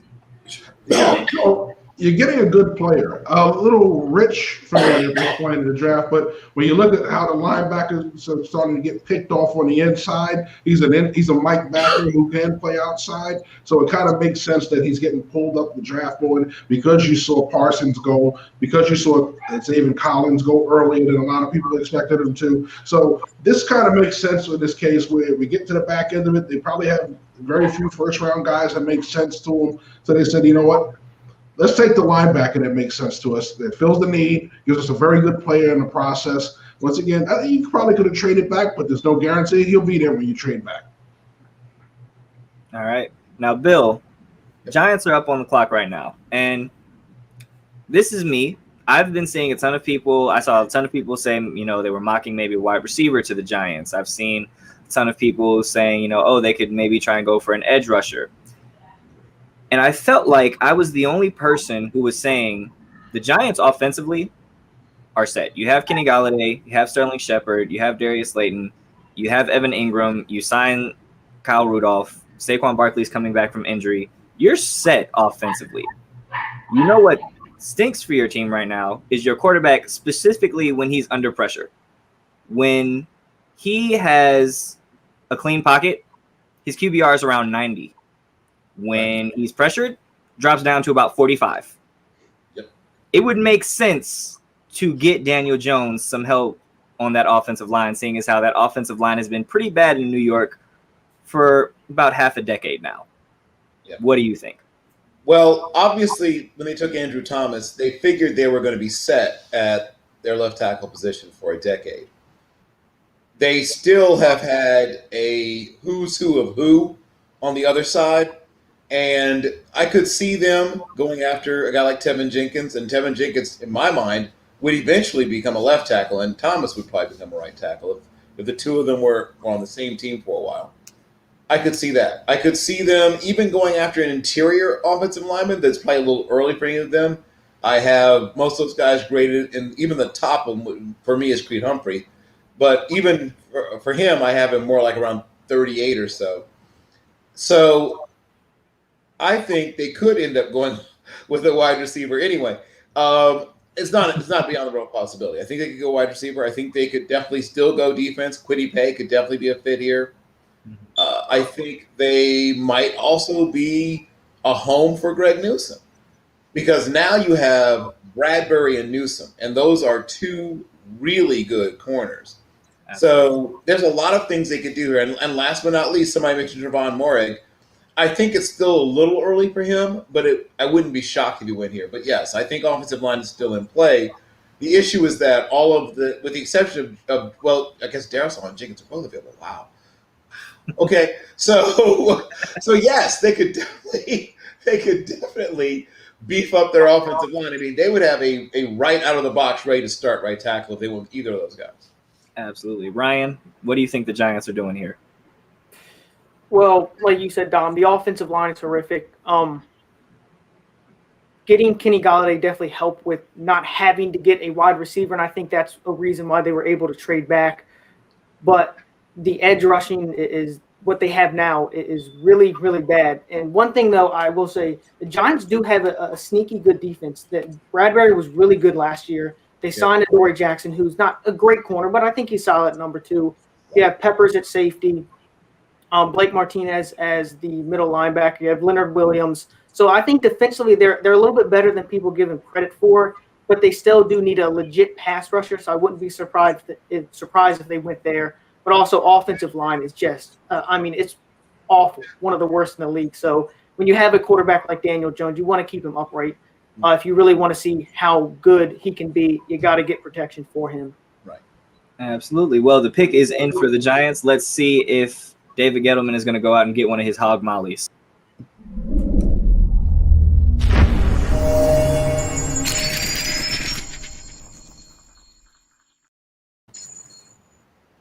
And so, Ryan, like you were saying, I feel like this has to be offensive lineman. And Bill, you brought up Tevin Jenkins.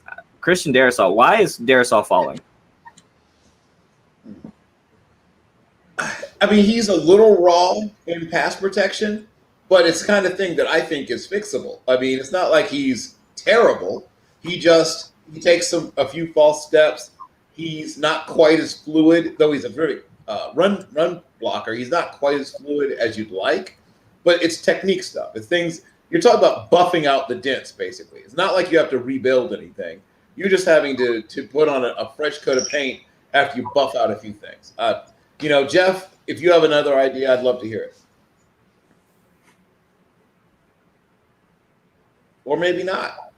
Well, I read reasonably well. Yeah, you're muted.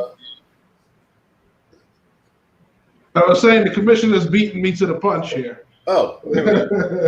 Kadarius Toney is the pick. Oh. Kadarius Toney. So they go wide receiver.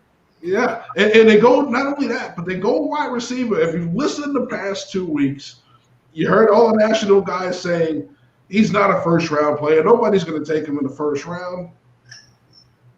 There you go. All right. Now, here's a player. Once again, you talk about that slot. Everybody's enamored with athletes in the slot.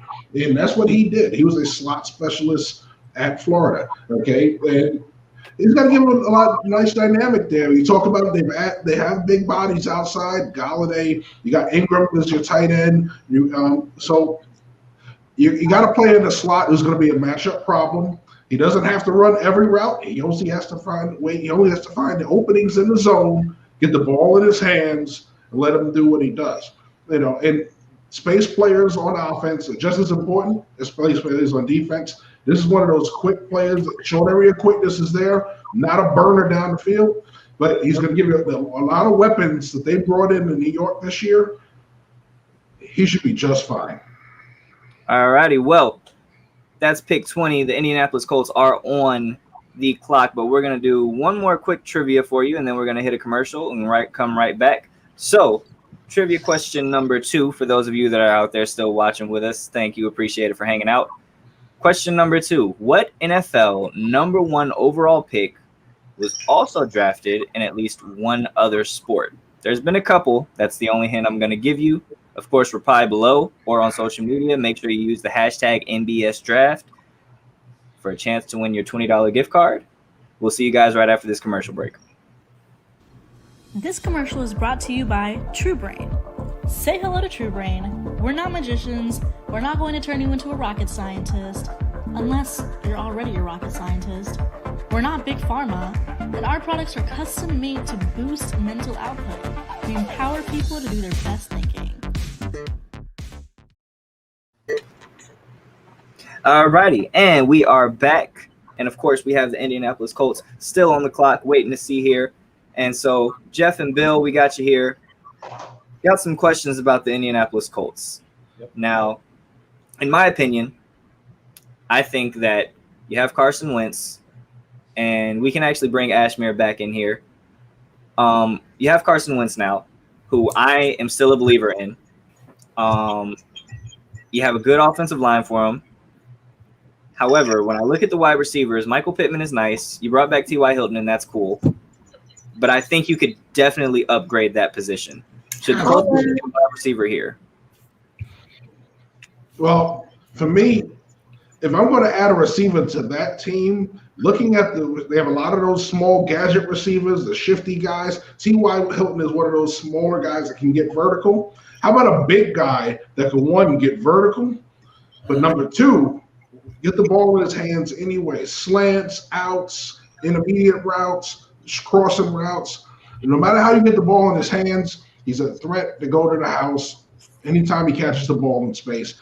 How about Rashad Bateman from Minnesota? Big body receiver. So it makes you that other dynamic you look for. You make those one-on-one catches in the red zone, something that every team needs, right? When you're down there in tight spaces where you don't have the ability to separate as much. So, I mean, you're looking at those players. Those players are starting to come into vogue now. All the bigger receivers are gone. Now we worked out the next part of your board if you're looking for a receiver. Right at the top of that board should be Rashad Bateman. All right, so Ashmere, we got you back with us. What are you thinking for this Colts pick? I think a receiver would be great, but I feel like that's Oh no. Looks like we lost Ashmere there. Bill, want to take over for her? So as was mentioned, another receiver, though, I think it'd be a little early for him, but a lot of teams do like Terrence Marshall. Yes. Being a receiver. I wouldn't be shocked if they continue to build the defense, though. So I wouldn't be shocked if Greg Newsome got off the board here, because now they would have. I mean, they have a nice secondary, but they go from have nice to elite if they were to add a guy like Newsome. Mm-hmm. I wouldn't be shocked if, once again, I mentioned Javon Morag. I don't think that's beyond the realm of possibility. But yes, I really, like I said, I'm a big fan of Bateman. I can see him fitting in there. All righty. Well, the Indianapolis Colts pick is in. Hopefully, we'll have Ashmere back in a little bit.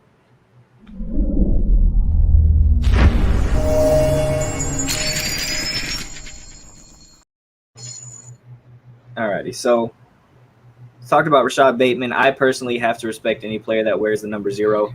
It's just a style thing for me. I do like Rashad Bateman. I do like the idea of Terrace Marshall Jr.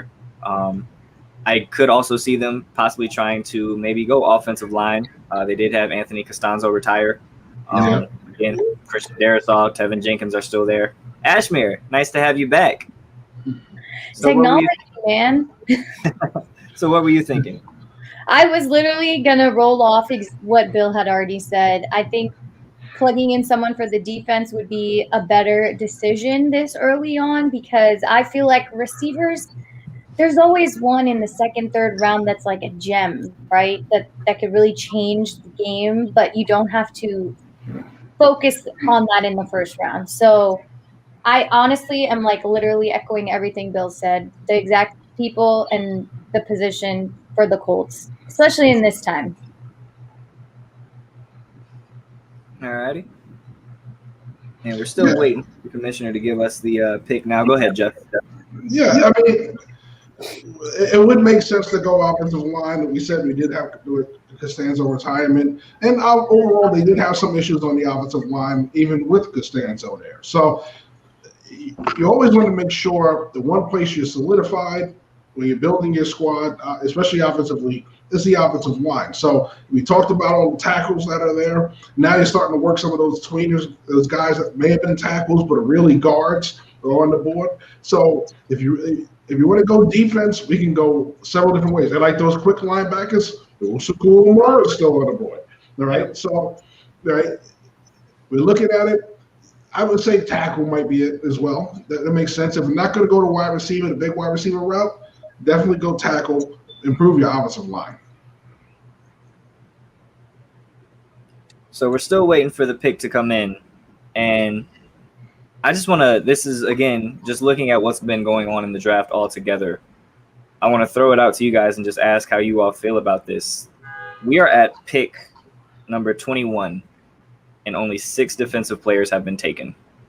I'm shocked. Yeah, well, if you look at the grades most teams had, more of the first-round grades were on the offensive side of the football. So, once again, what we see on the outside, they go by what they put on their board. And if the weight of it is offense, it's going offense first, and then the defense will come off as they start to eat away. See, I felt the opposite. I thought more teams needed defensive help compared to the offensive side, because right now there's so many teams with stronger pieces on their offense that they need someone to guard down the field, cornerbacks, linebackers, somebody to help put that pressure. But, this is why it's the draft, baby. Everybody's got their own decision. Yeah, it was more offensive rated because the guys that were surefire first-round picks were your skill positions on offense and your offensive tackles.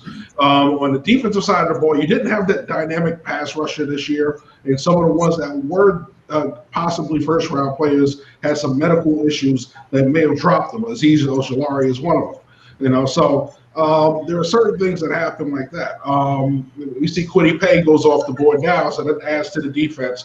But here's a player, once again, he's going right about where he really should have gone. He may have been mocked higher by a lot of people, but realistic draft value, compared when you put the whole board together, this is about where he probably should go. Well, you're right, Jeff. Bill, how do we feel about Kwity Paye to the Colts? So once again, it's a great story, right? Yes. Everyone knows, or a lot of people know the story. His mother flees a war-ravaged Liberia, comes here not really being able to really function. She ends up having to go to school herself, essentially elementary school almost herself, as her children are starting school. Works 2 and sometimes 3 jobs to send her son Quiddy to a private school, one of the best, if not the best, private school in the entire state of Rhode Island. Will Blackman and he end up sort of getting in contact, who also went to the same school.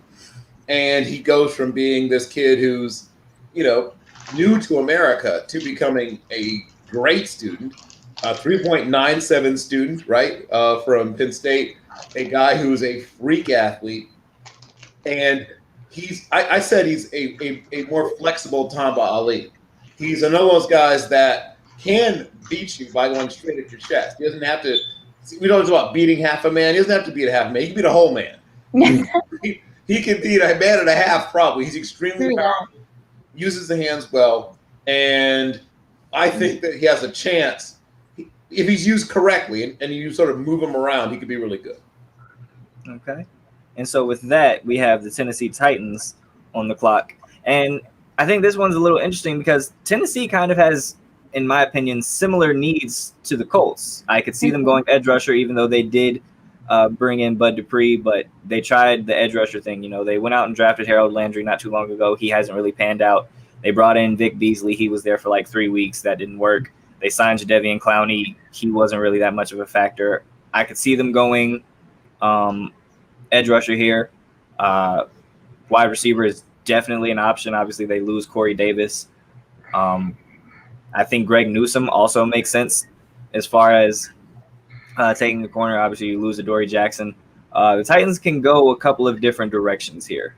What do we think, Jeff? I've mocked mostly defensive picks to them at this point in the draft, and I think that's where they're going to go. There are a lot of people who are getting eaten away on the offensive side of the ball when it comes to their draft board, so they're probably going to look at the highest-rated player to see who they like. Most likely it's going to start to be the defensive guys now. We're starting to see that rush. So, like I said, I think what you're going to see now is, in this case, the edge rushers that are there, because they weren't dynamic, they weren't at the top of people's boards. So now they're falling down into this early part of the 20s. You still have on the board, aside from Texas, Azeez Ojulari, like we talked about with the medical histories in question right now. Looking at the board, we check who are the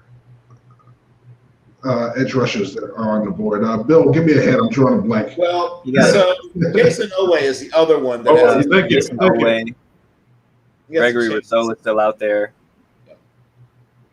You could also see the safeties come into play. This is where the point where I have Moehrig start to come into play. This is the point where the UCF kid starts to come into play. I don't think he goes quite this early, but I could see teams who really love him saying he might not be there when we pick in the second. So this is where some teams are going to either start thinking about trading out of the first, or, as we said, sticking and taking a guy that isn't a first-round guy on their board. Yeah, and don't forget, you also have Bolton from Missouri. Is a guy who's one of those late first, early second. He's the guy that I think most teams see as a second-rounder, though. Yeah. So, I mean, this is where you're going to see those names start to pop in. And as we get a little deeper into the 20s, you're going to start to get to the Baltimore area where they have 2 picks. So teams are going to want to jump in if they're looking for tackles, because Baltimore, after trading Brown, is going to be looking for a tackle. Right. So neither one of you, I'll say, I didn't hear either one of you bring up a wide receiver. Yeah, well, I think that's where they're looking. I mean, it's possible, but I don't think that's where they're looking. Okay. Yeah, I think if how I've mocked my board, anywhere close to some of these teams, this is where the separation in wide receiver is. Right, you had that top group, right? Those top 3, the real first rounders, the potential top 10 picks, and then there's a gap. That's where the Batemans come in. That's where the Marshalls come in, right? And that's where you start to get to the Rondale Moores. We saw the kid from Florida just go. So you're starting to see that separation. Whenever you get that kind of gap, is when other players, when you put the whole board together with higher grades, come and fill in those spots. So if you're looking at best player available, it may not be a wide receiver. You may have to look down your board. This is where that reach comes in. If you're desperate for a wide receiver at that point and you're looking at the board, you may have to pull past guys who are higher on your board to get them. And that's what we call window dressing, because when you're putting guys on your board, you're never going to take. All right. Well, it looks like Tennessee has made their decision. The pick is in.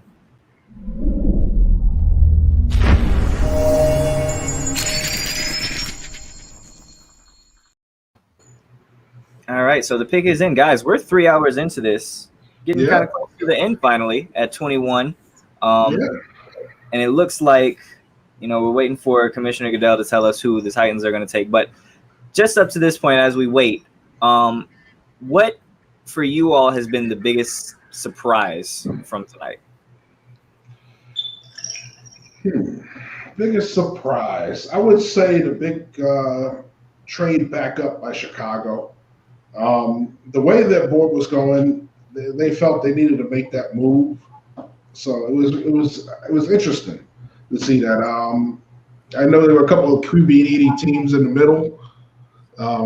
You'd think they would jump right ahead of them. So the Dallas pick trade was predictable. If they weren't really comfortable at 10, they're going to trade back. That's just the Cowboys' MO. But to see the Giants trade back with Minnesota was, not Chicago, was one of those ones you go, you scratch your head, because that wasn't usually what most people expected. Yeah, well, the Raiders, and obviously we said that the Raiders were probably going to throw a monkey wrench into things, and sure enough, they did.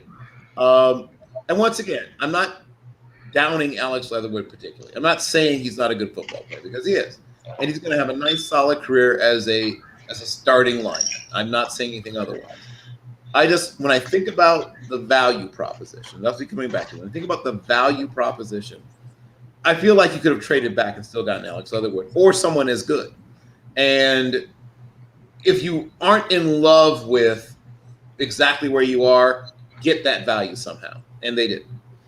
Well, speaking of value, I think the Tennessee Titans just got some damn good value drafting Caleb Farley all the way at pick 22. Again, my favorite corner in this draft. Again, dropped because he had some injury concerns.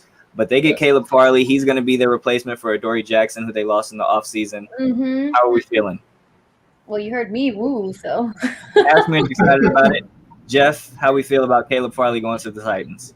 Listen, tremendous value. Okay, first-round player. Because of the middle of his career, he falls to you here at 22. I mean, what can you say about him? Big, rangy, physical corner, smooth transitions, smart, intelligent is another thing you can add to his game. Overall, you're looking at a player who's doing a great job. They did a great job at the college level at corner. Translates well to the NFL. Should have gone higher because of the medical. He fell. Yeah. But once again, this is what happens draft day. You get a value sometime that falls in your lap. Agreed. All righty. And so, like I said, I love that pick. I love Caleb Farley. He was one of my favorite players in this draft. But now we have the Minnesota Vikings, who are back on the clock after trading down, and we're going to bring in our NFC North affiliate, Dan, back here with us. Good to see you again, Dan. Hello. What are we thinking about? So we're still thinking offensive linemen. From my viewpoint, I mean, I think that's their biggest need. You look at Minnesota; they have a quarterback, they have a running back, of course, but you got to protect them and you got to pop some holes open for those guys, right? So you got to always get better in the trenches, like I said before. They've got wide receivers. They're loaded, with talented players at several different positions. So I think the most glaring need that they have is offensive line, and number two is edge rusher. So that's what we're looking at here, probably. Okay. So, Bill, let me ask you this. The Minnesota Vikings are sitting there, and like you said, we kind of know it's probably going to be either an offensive lineman or an edge rusher. Yep. As of right now, would you rather have Christian Darrisaw or Azeez Ojulari? Well, because of Ojulari's injury history, I'd almost have to say Darrisaw. And even if Azeez Ojulari was 100%, it'd be tight. But the injury history, and it might be even a chronic injury, like where he might have lost enough of the cushioning cartilage in one knee that he could end up becoming arthritic. So that's a question mark that means he might shorten his career. But I really feel like Darrisaw might be the better choice, even if Ojulari were healthy. And don't forget Jason Oweh's in play too. Absolutely. And Ryan put this in the chat just now that if the Vikings traded back and are still able to get Christian Darrisaw this late, that's a home run. Let's see if the Vikings did in fact hit a home run right now because the pick is in. Yeah, I mean, you get them at that value. This is right around the area. Like I said, this is where you expect them to go. You trade back, you get extra picks. There's nothing ever wrong about getting extra picks. Okay, this is currency. Right? You get more money. Is that a bad thing? All right. Well, getting more draft picks is not a bad thing.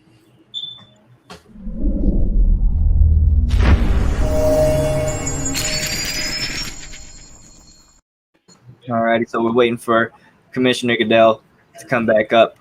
Dan, I asked Bill who would he rather have between Christian Darrisaw and Azeez Ojulari, or maybe even Jason Oweh.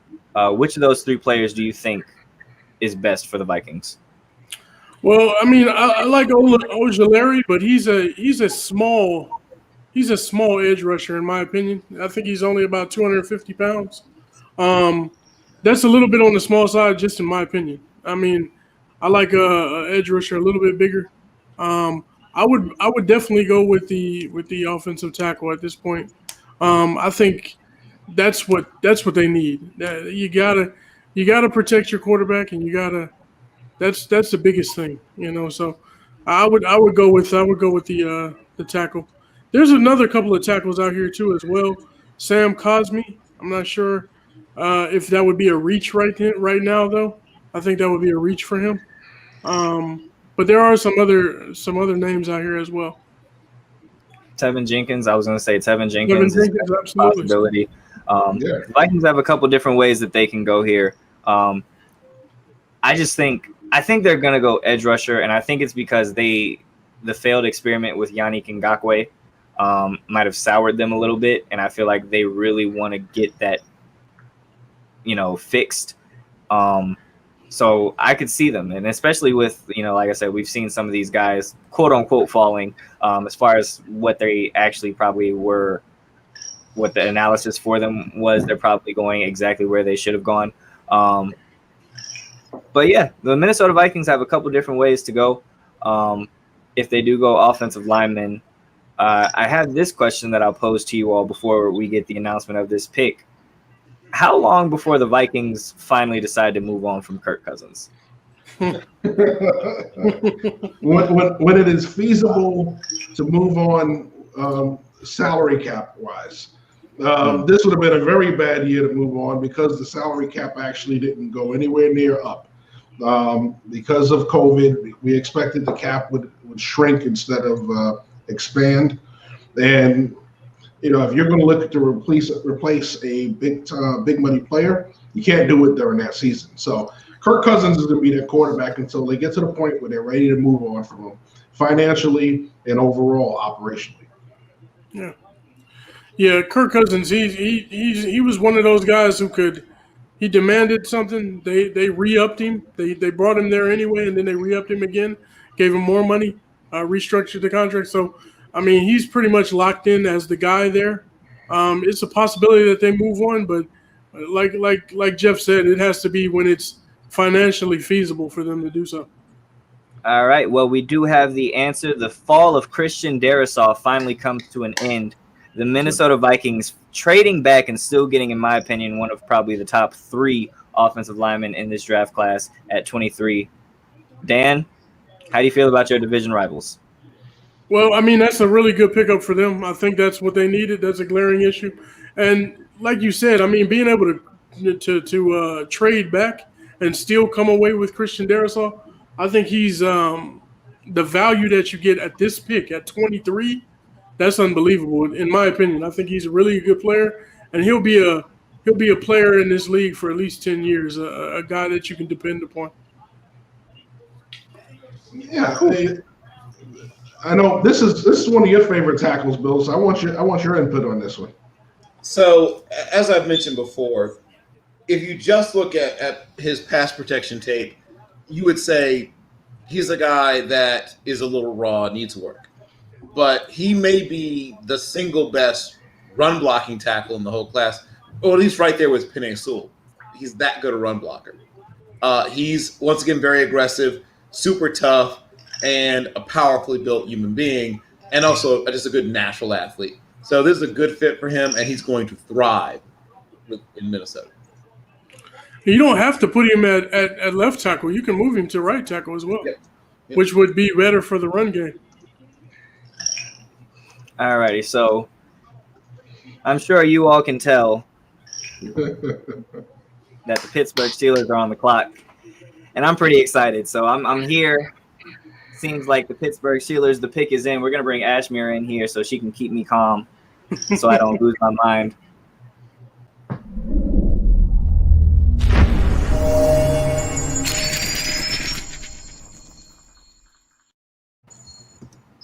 So the Steelers put in this pick pretty quickly, and it's one of two people. And in all honesty, I will be happy with either one, as long as it is one of two people. I am completely fine with us drafting a running back in the first round, as long as it is Najee Harris, because I am a huge fan of his. I like him more than Travis Etienne. That's just me. I also would not be mad with Tevin Jenkins. Our offensive line got older. Obviously, Pouncey retired. We lost some good offensive linemen this offseason. Yep. I'm happy either way we go. I know Tevin Jenkins probably is the better pick. Not probably is. He is the better pick. But I will be happy with Najee Harris. We were the worst rushing football team in the league last year. We lost James Conner. And yeah, we could go and get a Chuba Hubbard maybe later on, or Williams out of UNC. We could, but I just think that me personally, I think that the gap between Najee is much wider than maybe the gap between Tevin Jenkins and some of the other offensive linemen that we could possibly get in the second round. So I'm happy either way it goes, and the pick is in, and it is Najee Harris.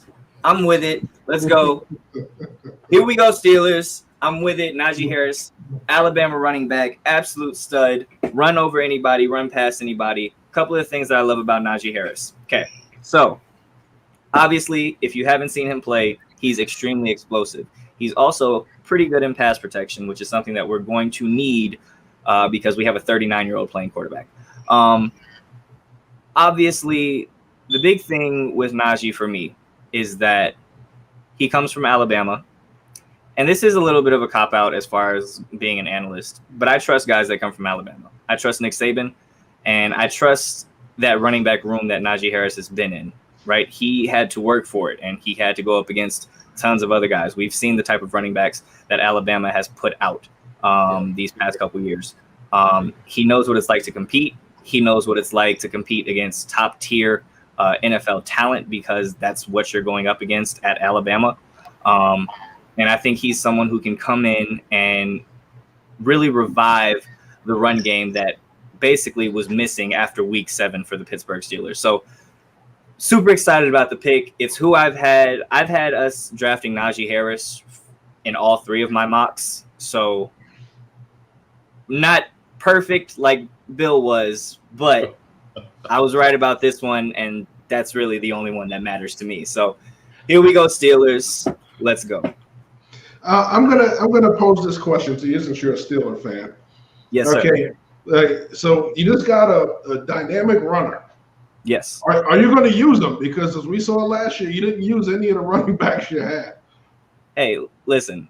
Randy Finkner is no longer the offensive coordinator. Thank God. So we'll see what Matt Canada does. Hopefully, Ben. I know Ben liked the short slant passes that we were doing. Hopefully, Matt Canada will get in his ear and say, "Hey, listen, we can't throw wide receiver screens and slants 75% of the time. Like, we have to switch it up." And the run game was working fine for us. Like I said, the first 7 games of the season, our run game was working really well. Teams just kind of figured out that, if they're not running it, they're throwing slants, so we can just sit on their routes, and that kind of took away everything. So hopefully, like I said, with a new offensive coordinator, we get some new thinking in there. Hopefully Ben stops worrying about his elbow so much that, maybe he starts opening it back up to throwing the ball down the field, handing it off to Najee. But yeah, I think we spent the first round pick on a running back. We damn sure better use him. Yeah, it would make sense. I mean, listen, you're getting a dynamic runner. There's two dynamic runners in this draft to me. That's one. Etienne is the other. Now, there's some good, really, really good runners behind those guys. The two North Carolina running backs are phenomenal. So you're not going to miss any running backs early to me. I think all of those guys, unless you just don't use them properly, are going to be very, very good runners at the next level. You got one of the most complete ones. Then there's only two in this draft. Absolutely. And like I said, I think that, there are offensive linemen that we can still get in the second round, like a Liam Eckenberg. You have a Landon Dickerson, Creed Humphrey. Like, there are other guys, Samuel Cosme. I feel like there are other guys in the second round that we can still get that can come in and still be starters day one. I love Najee. Welcome back. Same. I love this pick. I have loved this guy since I started studying who should be drafted where, and I think the Steelers got literally a steal. So, good job, Dom. Thank you. Now, I know Bill, you called Tomlin up and said, "We need this on the run game now." we gotta figure something out. But Bill, we do have to get to the Jaguars. But you look like you're stewing. Well, I truly believe that your offensive line affects your running game way more than a running back affects your running game. But we'll see. Hot take. That's fair. That's absolutely fair. Right now we have the Jacksonville Jaguars on the clock. Obviously, they took Trevor Lawrence number 1 overall. Now they're sitting back here, and they have now the Jacksonville Jaguars. I think I'm higher on than some people are. I think when I look at this team, I don't think they're as bad as their record shows. I think they definitely have talent on this team. I like their wide receivers, Laviska Shenault, DJ Chark. They got an absolute. You talk about finding a diamond in the rough with James Robinson being an undrafted rookie, what he was able to do. Which is my point about running backs. I get you. I hear you, Bill. I hear you. But I think that for the Jaguars, they have to – maybe they can go offensive lineman. Obviously, Tevin Jenkins is still there. You want to protect the new face of the franchise, so I get it. But let's see what Jacksonville does here. I mean, you would expect them to go defense here. They got their quarterback. Unless there's an offensive player that's at the top of their board, listen, let's continue to add to that defense. You added a lot of young pieces to that offense that showed that they can play. So you don't really have to go crazy adding in the first round. Let's add to that defense, get Josh Allen some help. All right, so there's some edge rushers still on the board there. There's some interior players, Christian Barmore. This is starting to come into his wheelhouse. All right, so add some more defensive help. Get people off the field so your offense can win you some games. Yeah, Barmore, Owe, and Greg Newsome II are all players that would make sense here. Absolutely. I've mocked Newsome to them at this point. All right. Well, the pick is in for the Jaguars, so let's see what they're cooking down in Duval.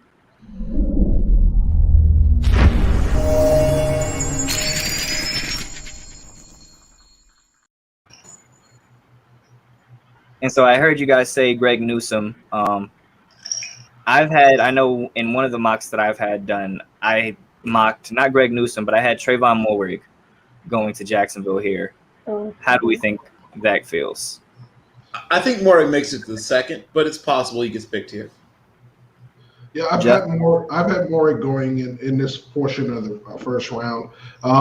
It's not a bad pick. Listen, everybody's in need of those box safeties. Mulrig does that. Can he play over the top? Yes. Is he dynamic at it? No. But what he can do is put him in the slot, bring him down in the box on rundowns and sub packages, and let him play football. That's where he's comfortable at. That kind of honey badger safety is in vogue.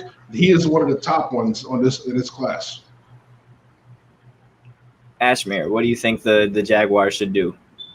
I like Newsome a little more. I like his play style a little bit better. So I think that's where I believe Jacksonville should head. And I think we've all talked about how they need help on the defense, which I've been saying should be leading the draft this whole time, but that's just me. You know the saying, defense wins championships. And I do agree that Jacksonville, I think they're in a really good position because now you have Trevor Lawrence. And Jacksonville has always done at least recently, they've done a really good job of evaluating talent and drafting talent. Their problem is keeping that talent. They don't keep any of their first round picks. You know, those guys always tend to leave. So I trust in their decision making as far as who they're going to pick, and I do think it will be a defensive player. I think they want to get back to where they were a couple of years ago when they made it to the AFC Conference Championship game, you know, with an elite defense. And it looks like the pick is in, and apparently we were all wrong. Running backs go back to back. So take that, Bill. Etienne. Well, this is the running. If a running back has to go in the first, this is the one I approved of. Yes. Well, he's the top running back on my board. Over Najee? Yes, over Najee. You're talking about elite level quickness, game-breaking speed. True. He does have power to run between the tackles. Everybody sees him as an outside zone runner. He is a tough runner inside the tackles. Is he as strong as Najee Harris? No, but he is a complete player. You want to see him get a little better in pass protection, but he also adds another dynamic in the kick return game. So when you talk about a player that can contribute in three phases of the game, that's dynamic in all three, you're talking about Travis Etienne. I love it. Two Clemson guys coming together on the same team. It's going to be interesting. Like I said, they have James Robinson there, so now you kind of have a real two-headed monster as a running back from there. Yeah. Right now, the Cleveland Browns are on the clock, and we're going to speak about them in a minute, but we're going to get one of our affiliates back in here. Ryan, we're going to bring him back in just so he can give us a quick recap. Obviously, for what we know right now, the NFC East is finished making picks for the night. Maybe we'll have someone trade in. We'll see. But Ryan, just give us a real quick recap of what the NFC East did and who you think made it out the best so far.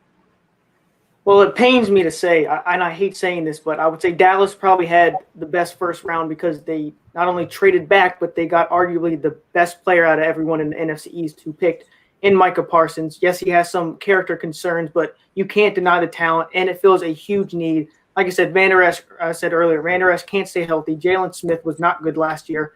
So I think Micah Parsons helps that defense out a ton.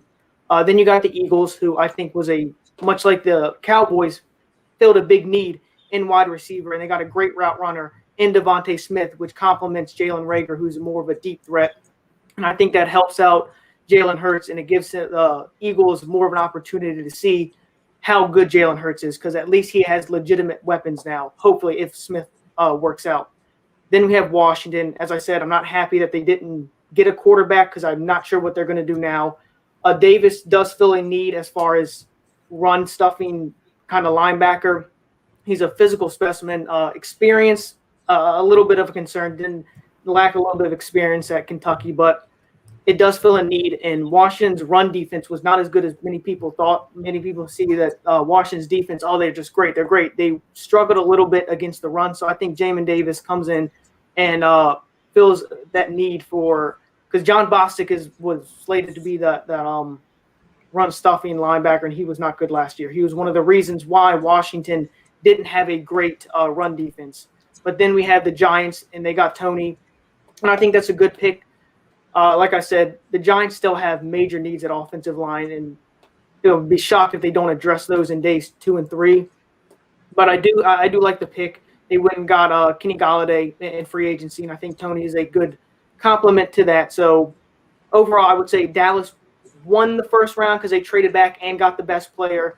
The Eagles got a good player in Devontae Smith, and then great for Washington, got filled a need, and then with the Giants, help out Daniel Jones a little bit. All righty. Well, thank you so much, Ryan. We appreciate you for being on this long night. Maybe go get some sleep, stop popping those Advils and all that other good stuff. Thanks for having me on, guys. Absolutely. All righty, Ryan. So right now the Cleveland Browns pick is in. So let's see what they're doing over there in Cleveland.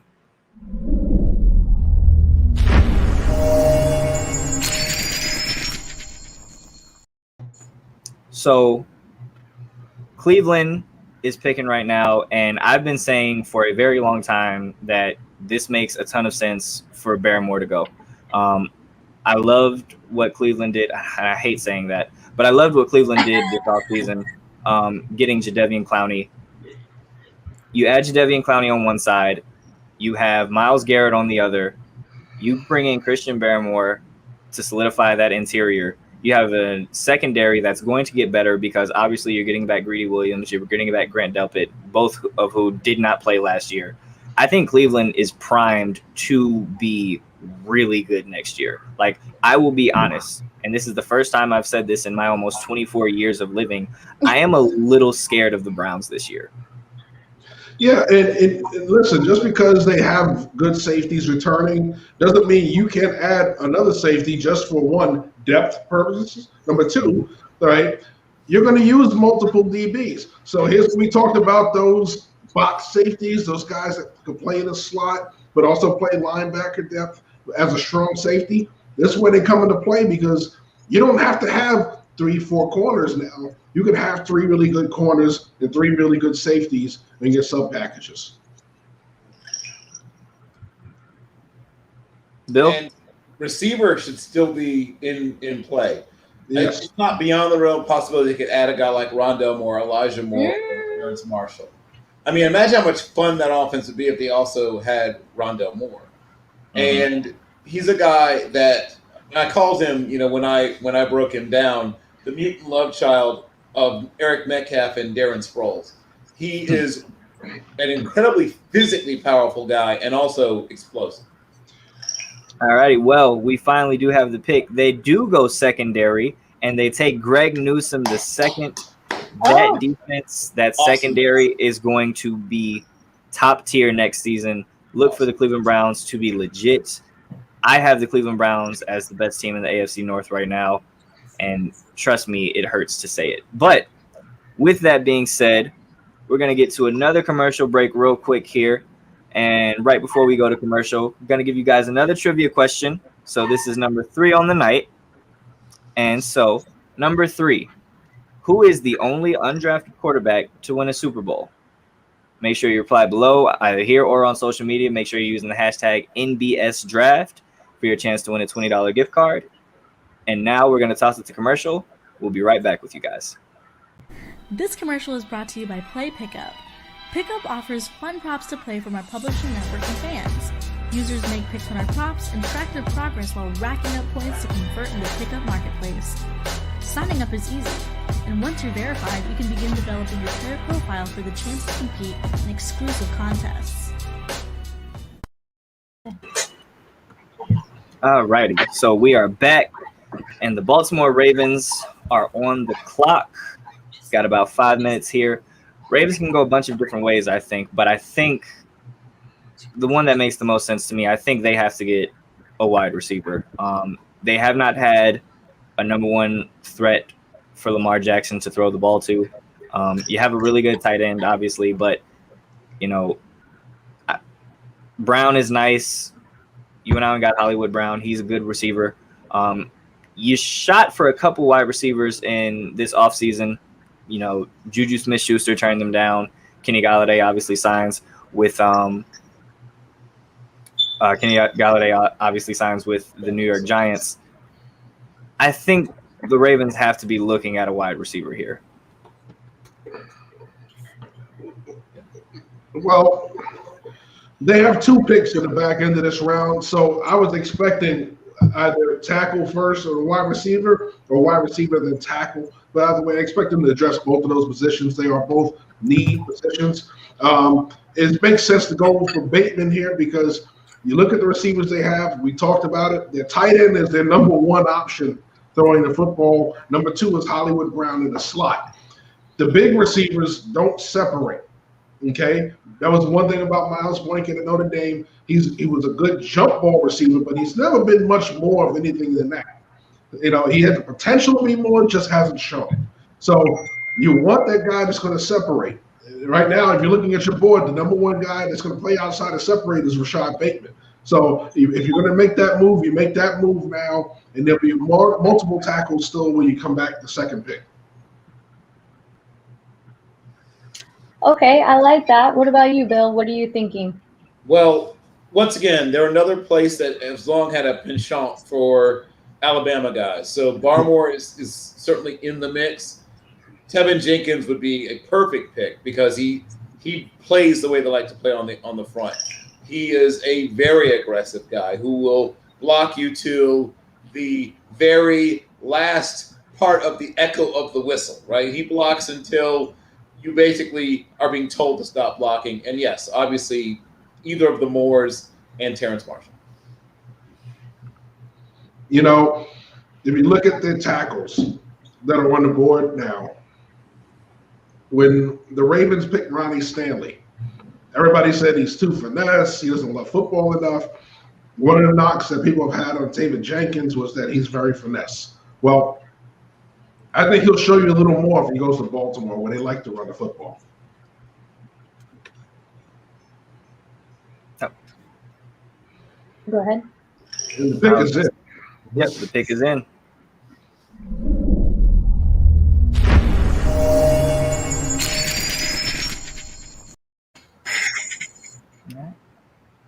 Go ahead, Ashmere.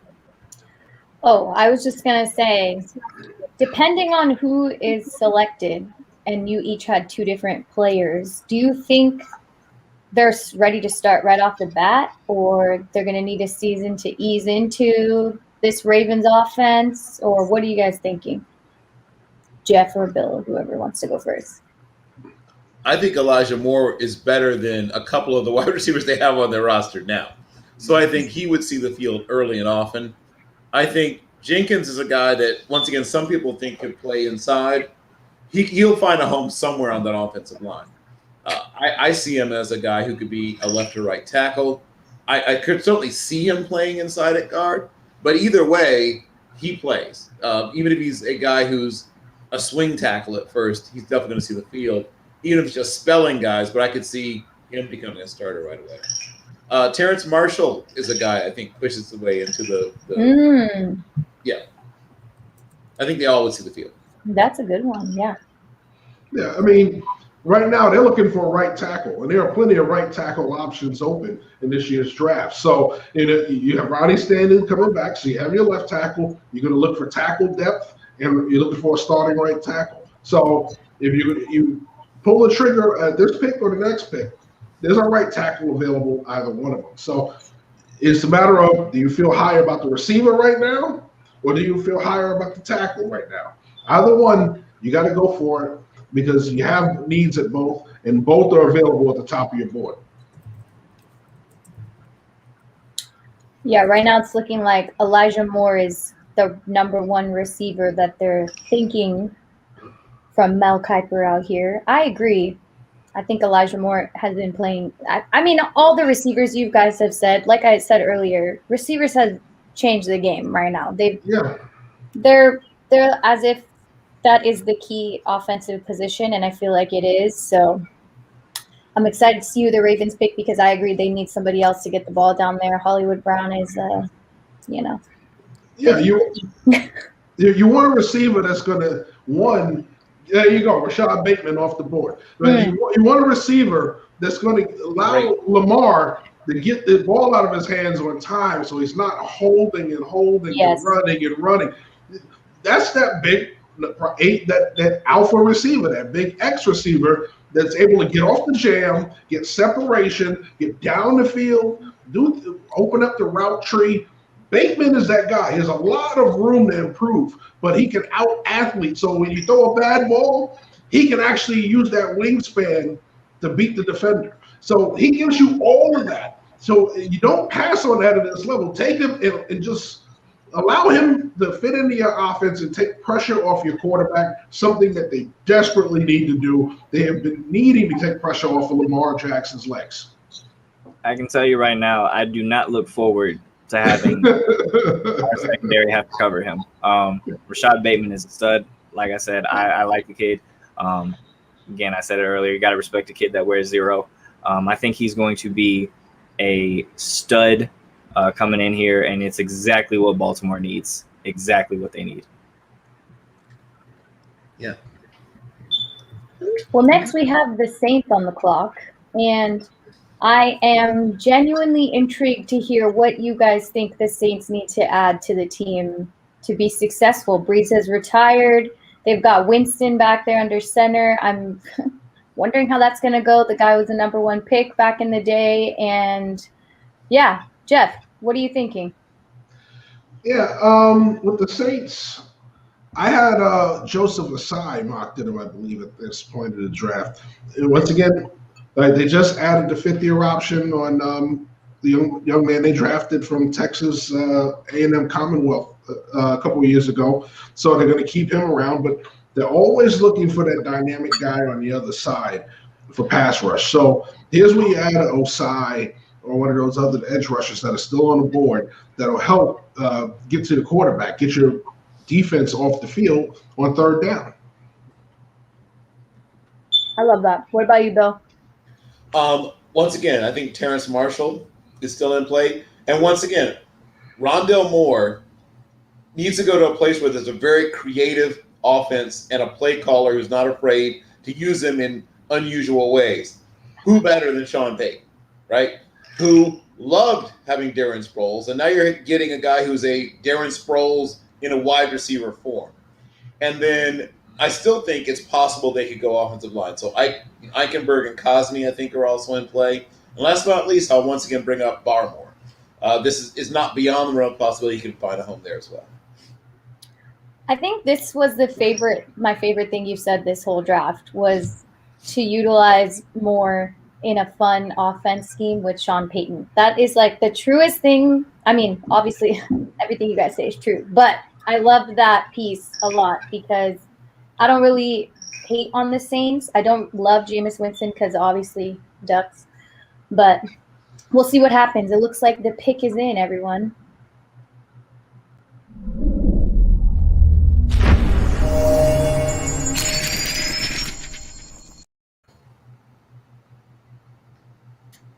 But yeah. So, yeah, they went to commercials, so we got time. So. I know I was going to say, I exited too quick.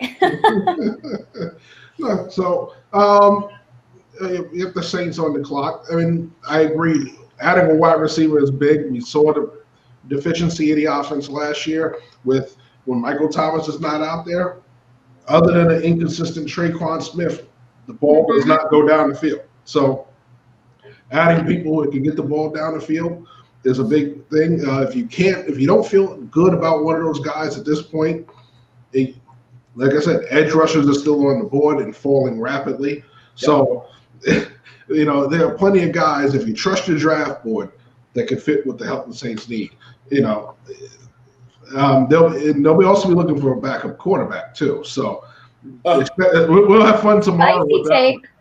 Yeah. Well, listen, we know Taysom Hill was there, but he's their gadget guy. Let's be realistic. If he was their full-time guy going forward, then Jameis Winston wouldn't have been brought back in the capacity he's brought back in. So I'm pretty sure there'll be another guy brought into that meeting room pretty soon. Sure. And plus, Sean Payton's a quarterback collector anyway. Do we have a commissioner coming to the podium yet? Not yet. Okay, so we have Alaska.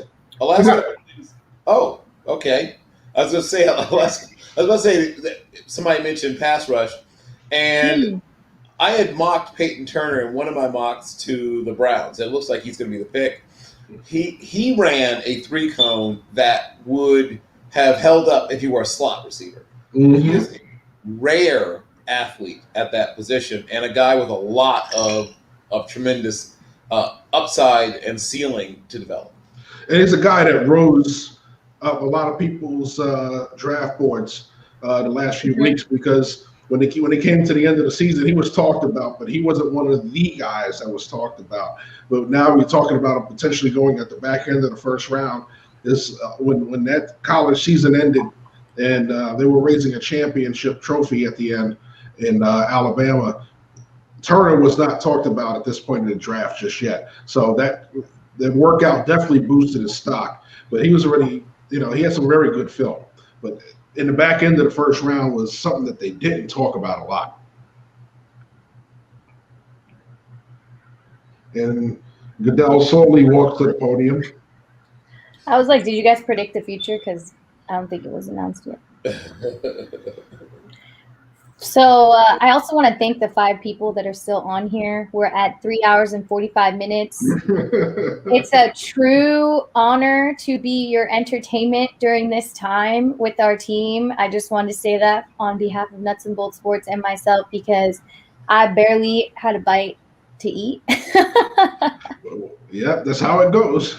Yes. That's how it goes. And I'm not sure if everybody knows, but you two and Dom are going to be on the next 2 days, correct? Oh, yes. Yes. The 3 of us will be pounding out the next, the next 12 hours of draft coverage. So, yeah, it's going to be fun. There'll be a lot of scalp talk, mostly. So, yeah. So you'll enjoy it because now it's just a bunch of evaluators sitting around talking draft, and you're gonna hear a lot. You're gonna see a lot more of the draft value chart because all the trades happen day 2 and day 3 when people are maneuvering around draft boards and trying to finagle their guy in there. So it'll be fun. You get to enjoy it and toss down a couple of turkey sandwiches while we're doing it. So we should make you like a eat, draft, repeat shirt, right? Yeah, pretty much. Okay, so quick question, since Peyton Turner is now confirmed, you guys think he's going to start right off the bat, or how are you envisioning his time with the Saints? He's going to come in and compete day 1. They lost Hendrickson, all right? So what they're going to do is they're going to throw him right into the mix, and if he doesn't start, he's in the rotation right away. So this is the beauty of having this kind of player coming right into your organization because he is that player who brings attributes that you want on the field when it comes to his ability to rush the passer, his ability to hold up against the run. Now, he does get overpowered at times, but like I said, most of these guys that are smaller guys coming out of college tend to do that. Get stronger at the NFL level is big man football. So what's going to happen is he's going to come in and compete day 1. And like I said, if he's not starting, he's in a rotation. He's seeing the field the first year. He has to. Pass rushing is exhausting. You can't play every snap anyway. And Davenport has been to be kind. Marcus Davenport has been, I think, disappointing would be a nice way of putting it. Yeah. So he's going to see the field. And even if he's not a quote-unquote starter, he's going to get a lot of snaps. So the Packers pick is in, and pretty quickly, may I add, after the very eventful day we've seen with Aaron Rodgers and the news that broke earlier. What are you guys thinking, aside from what the Packers need, what do you think they are truly going to do in this position? As Bill says, he's thinking like a team. So, Bill, thinking like the Packers, what do you think is going to happen in this pick? If they are trying to mend fences with their not exactly happy quarterback, this would be a really good time to find one of those wide receivers who's still. Well, it's like you're reading my mind. What about you, Jeff? Yeah, it would make sense to add more offensive firepower on the outside. So Rodgers like Lamar Jackson, doesn't have to wait for guys to get open. He wants to get rid of the football, take less hits, and do what he has to do to get the football down the field. All right. Aaron Rodgers is against older, doesn't want to have to keep pulling out the miracles out his hat running around. So he wants receivers. Tom Brady got receivers. He won a championship. Aaron Rodgers wants that same respect.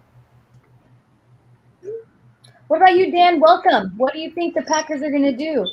Well, they can go 2 different ways. One way is, of course, you need an offensive lineman.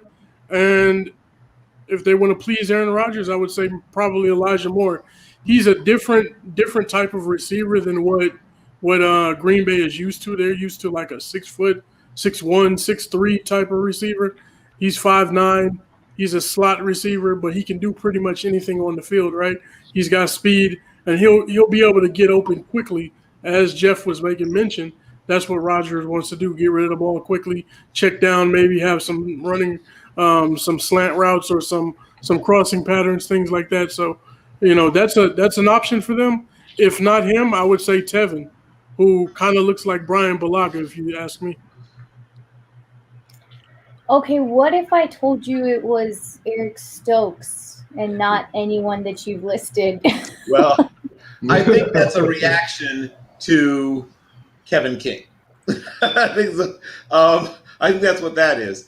I think they looked at what they had to roll out there at the corner position and said, we can't keep doing this, right? We just can't. Now, obviously, as we talked about, the fence mending with their quarterback, and they have to wait until the second round. The good news is that there will be still several really good wide receivers left in the second round, and I guess they felt like there was no chance that Stokes would still be there, and they probably wouldn't have. They're probably right. He probably would not have been there later, much later at least. Yeah, and when you look at Stokes, you're talking about a guy, yes, he has the top-end speed to match up on vertical routes. My biggest thing is, one, reaction to the football. He can be a little sluggish out of his breaks, change of direction, being able to reroute receivers off of double moves is one of the things he struggles with. All right, so he's going to be one of those guys. Taking him at this part of the round, he's an outside corner, so he's going to be matched up on the outside. He's going to have to work 20 to 80% of the field. So it's not like he's playing in the slot where he has to go both inside and outside. He's going to be on the outside most of the time. He's going to be playing to the 20 to 80, and as long as he protects the inside, he can play. He'll be all right on the outside. I think he's a solid corner, not a great one. I don't expect a Pro Bowl out of him, but he could eventually be a very solid starter. His ceiling would be Xavier Rhodes. I would say he's Al Harris if he's in his basement. I think they reached for him in the first round. Yeah. To be honest with you, I think that's a reach. I think they could have got him in the second round or maybe even the third round. To be honest with you, yeah. No, he's one of those guys that's been talked about rising up draft boards. And like I said, I think I have several corners ahead of him. One of them is Asante Samuel Jr., and he's more of a zone corner than he is a man corner. But when you look at Stokes, I like a lot of his game. There's another corner on the opposite coast named Adebo Paulson. Both of those guys have similar weaknesses when it comes to change of direction. Yeah. Guys like Paulson, Adebo, and even his teammate Tyson Campbell are going to be available in probably the middle to late second. So, they probably could have gotten a guy like Paulson, Adebo around later. Maybe his teammate Tyson Campbell around later. There's a lot of corners that, depending on what kind of scheme you run, could be successful that they could find later. Now, obviously, a guy who tests like Eric Stokes is not going to be around that much later. So it's unlikely he'd be there when they pick the next time, just because of the way he tested. Now, a lot of the guys that we're talking about, we like more than the NFL does. Asante Samuel is a guy that, draft Twitter or whatever, likes way more from what I'm hearing than the NFL does. The NFL isn't nearly as sold on him as we are for the most part. Partially because he just didn't test all that well. No.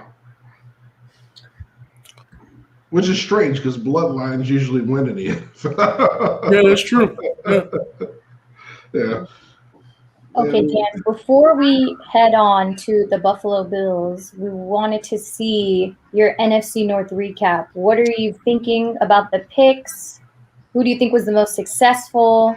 Who was the biggest flop? The Raiders. So even though they're not in your division. I think the division as a whole got better. Of course, I think the biggest flop is the last pick that we just saw. In my opinion, that's just my opinion. I don't see him being a first round talent. I don't think he should have went in the first round. But that's just my opinion. And And like you gentlemen said, I mean, he may not have been there later on, but I just feel like you could have got something else. Green Bay, I'm not sure what they're doing. I doubt they're trying to please Aaron Rodgers at this point. So, you have that situation. That's a ever revolving door, you might say. I think Detroit did a nice job with their pick, picking up Sewell. That's he's by far the best offensive lineman in this draft. So I think they did a very nice job there. He'll be a Pro Bowler for them. He'll probably show out pretty well. Of course, my Chicago Bears, probably the best draft. We've improved the most. We needed a quarterback. That's something that we were stressing and begging and searching for. I mean, it's been, as we stated at the beginning of the show, I mean, it's years. It's forever, basically. My entire life, we've been looking for a quarterback. So it feels good to have one. It feels good to maybe get one. And the biggest thing is, like, a lot of these talents that we have, these guys are talented, no doubt. But can the coaches draw out that talent? So any of these guys can show up and play well. Even the last guy taken, like I said, in Green Bay, maybe they can draw something out of him. Maybe they see something that they can get out of him.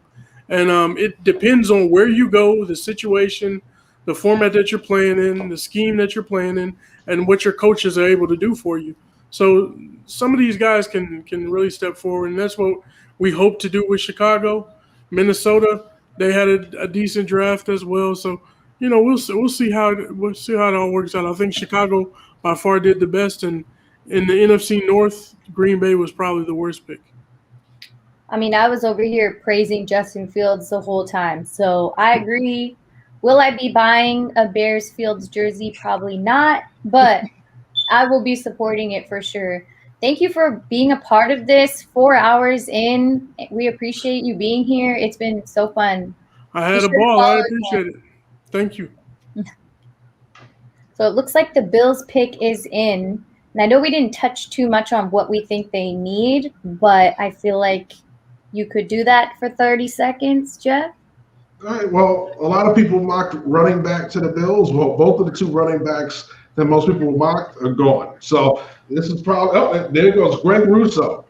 All right. This is one of the guys early in our evaluation of edge rushers. He was at the top of my board. Fell a little later on when I finally finished the film on him. He's a big, long edge rusher, has the ability to kick inside on pass rush downs and attack guards. Some of his sacks actually came from inside as he ran stunts. Does that well. He needs to get stronger. As you see, he has plenty of room on his frame to add more muscle. Definitely needs to use his hands better. He doesn't detach quick enough. He's not the quickest edge rusher, so what he needs to do is, once again, learn to stack moves, get stronger, and be able to hold up at the point of attack. What about you, Bill? How do you feel about this pick? Well, this is one of the guys that we disagreed upon. Yes. And I tried to tell Jeff that Rousseau is not elite. He's not. He's not. At least not yet. He has a lot of raw potential, and with a lot of the accent on raw, like sushi raw. Yeah. The good news, as he said, he's an athlete with a very long frame. He looks like what an elite level pass rusher should look like. But as was pointed out, the vast majority of his sacks actually came on loops and stunts, where he was just basically running past guards who had no ability to keep up with them because he's a good athlete and very long. He won't be able to get away with just doing that all the time at the NFL level. No. He'll have to become a real pass rusher. I mean, like a guy who actually can beat guys on the outside. He will have to get stronger. He'll have to get better in terms of technique. But could you get something really good? Once again, I still think he's your other pass rusher. I don't think he'll ever be the pass rusher. I think he'll be the other guy at this level. But yeah, he's a guy who's going to play. So would you guys consider this a little bit of a reach? No. Okay. But I would say he went right where he was supposed to go, back end of the first, early second, because of the fact of the matter is, once again, he is not that elite rusher. He's a guy at max can get you 10 sacks a year. I see him more in that maybe 5, 6, 7 sack a year range on average for him. He's not a dynamic pass rusher, but he's an effort rusher. All right, so effort rushers don't get you those dynamic numbers most of the time. All right, so he's a guy that's going to be effective, moved around the formation to get the right matchup, and that's why he's going to be highly effective for defenses. Okay, I just wanted to clarify because I think you both mentioned you had him in this range, but just to see your true thoughts. So before we head on to the Baltimore Ravens pick, we are going to have another trivia question and a commercial break. So question number 4, Nick Foles was selected 88th overall in the 2012 draft. How many Pro Bowlers were picked after him? Be sure to reply on all of the Nuts and Bolts social channels and hashtag NBS draft to win a $20 gift card. I know it's midnight, but money is money and it's free. So be sure to tweet at us and get that bag, okay? Thanks for this. We'll be on a commercial break now.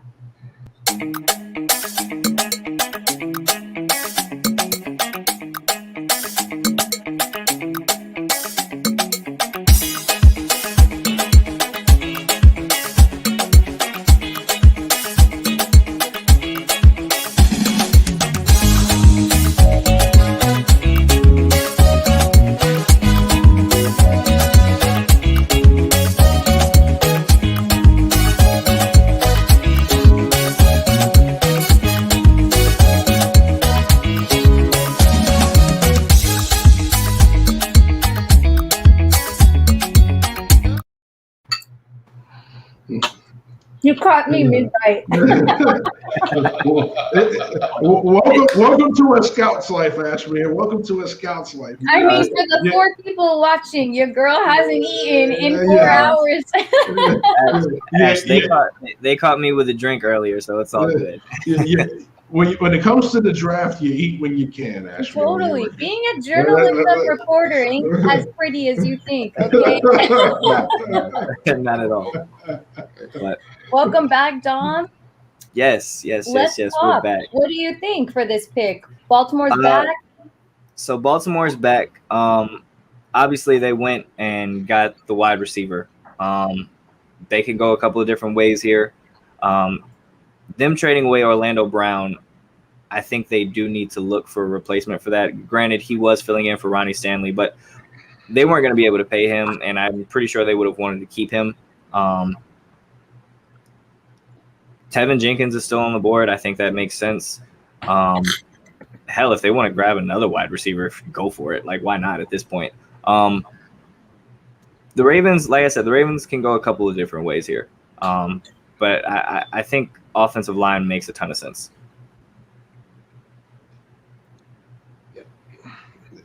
Yeah, I agree. I mean, there's going to be plenty of offensive linemen. This is that range where we said if there's going to be a bunch of teams fighting over offensive linemen, it will be here or early day 2, because those are going to be the guys you could plug and play. If they were left tackles in college and you have questions, some of them you can kick to the right side, or you can use them as a swing tackle until they get used to the NFL game and fit in where they fit best on the offensive line. So these players are going to go at that range. It's a shock that Jenkins is still on the board, but you're going to see Jenkins on the board now.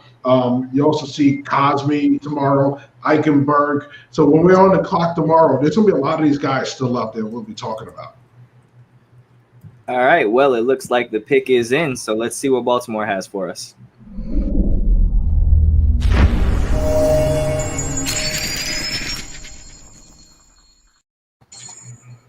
I'm trying to think of who I even like left here. Bill, what do you have? What do you have for us? So once again, I think Christian Barmore is still in play. Mm-hmm. I could see him. He fits what they like to do. The aforementioned receivers that were mentioned, Marshall and the Moores are guys that would be in play.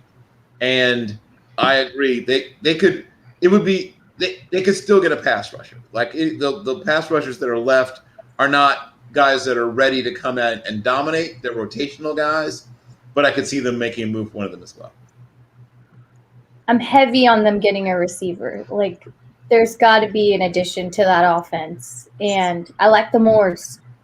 So hopefully in the midnight time zone of the Ravens, they're doing something smart on the offensive side. A pass rush would be great too, but I just feel like you keep repeating, someone's got to help Lamar. Yeah, I mean, with everybody talks about quarterbacks like Lamar Jackson, you know, and they're runners, you know, that throw the football. Well, we've proven that he's a quarterback, but he's a better quarterback if you give him good quarterback weapons. You know, guys he can throw to that get open. And it just seems that when it comes to Baltimore, you know, ever since they have this new this offense under Greg Roman, which is run heavy.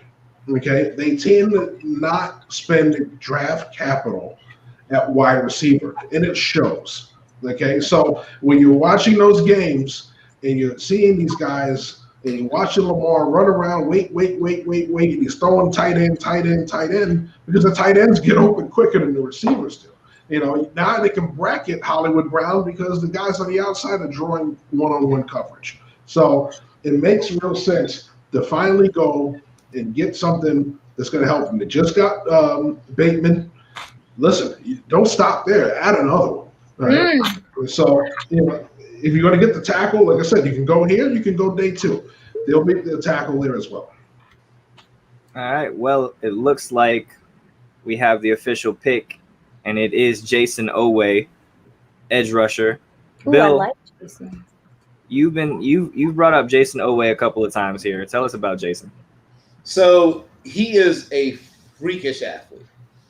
He also doesn't seem to know exactly what he's doing a lot of times. So we talk about, like, some guys have a plan A, a plan B, a plan C. He doesn't quite have a plan A yet. Very often he'll beat his man, get penetration, and be looking around like, now what do I do? So you really will have to make him efficient, make him a guy that, instead of just sort of throwing his body around, has a plan, has a rush plan, and has counter moves. There's a lot to work with, but there's a lot of work to be done. But as I mentioned the last time Jeff and I talked, his upside is Javon Curse-esque. The difference is Javon Curse knew how to play football. He knew what he was doing. We're talking about Jayson Oweh, a guy that just really doesn't have an understanding of exactly how to execute. He knows how to beat the guy in front of him, but doesn't know what to do once he's got there. That's so funny. That's what I wrote in my notes. Yeah, and we talk about being raw because there's a multitude of pass rush moves you were able to execute at the NFL level. And you don't see any of that just yet. It's speed on speed on speed around the edge. When he can't win with speed, he is stoned by a tackle and the pass rush ends, or he just keeps going wide. What happens when you go too wide? That quarterback escapes the pocket. So he's going to have to learn to bend and dip a little bit better. He's going to have to learn to be able to convert speed into power. Some guys can learn to do it. Some guys can't. You know, he has the length and build to do that. He just has to learn how to do it. And then he can learn the up and unders and the rips and dips and all the other stuff. But the first things first is he has to get stronger. All right. Well, the pick is in for Tampa Bay. Let's see what the champs have.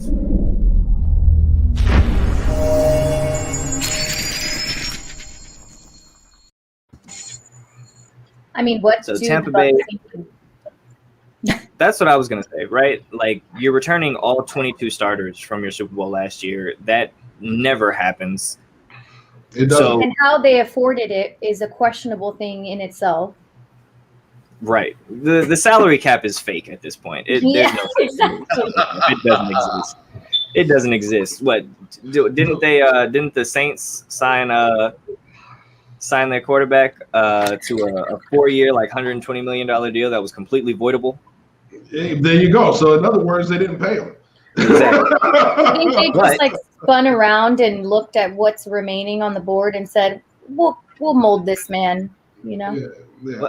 But the pick for the Tampa Bay Buccaneers, Tryon outside linebacker / edge rusher out of Washington. Rich get richer here. They didn't have holes on the team. How are we feeling about it? So the things that you see when you watch him, when you look at him, you see a guy that gives you a lot of effort, high effort player. You see a guy that, once again, has a frame that could allow him to get even larger if that's what you wanted. If you wanted him to get up to 265 or 270 pounds, he has a frame for it. Or if you wanted him to stay, at the weight he is now, 262, I think is what he is now, he could conceivably stay at that weight and still be a very effective player. The guys that come to mind when you watch him, and once again, he's not there yet. Partially, once again, because inexperience. He ended up not playing at all this year. So you're taking a guy that isn't quite ready for some things. But his potential and his frame and his ability to move around and, like I said, super, super, super high effort, you look at him, just look at him. Don't think about, what he can do and what he can't do yet. You are looking at a guy that looks like DeMarcus Ware-ish kind of things, but he just isn't there. He isn't ready. Right? There's a lot of work to be done with him. He uses his hands reasonably well, but not quite where you'd like them to be. And he has to develop more counters, right? When his first move works, he's beautiful, but he doesn't have the counters when they stone him. And sort of like what Jeff just brought up, only he's not as raw as Oweh, but he's still raw. Jeff, how do we feel about Joe? Once again, we're talking about the range we would expect this player to go, back into the first, early second. Why? Because he is that unfinished product. He's not an elite pass rusher, but he has a potential to be a top quality pass rusher. So you take him at this point in the draft. You have two excellent pass rushers there in Tampa Bay. He's added to your rotation. Jason Pierre-Paul can't play forever. So if he develops into what you need him to be, he is a cheaper replacement for Pierre-Paul down the line. However, if he doesn't, then you don't really waste you don't really waste a pick on him. You drafted him when you expected him to be. So, but once again, he is a raw player. He is unfinished. He is a lump of coal that has the potential to turn into a diamond. Right.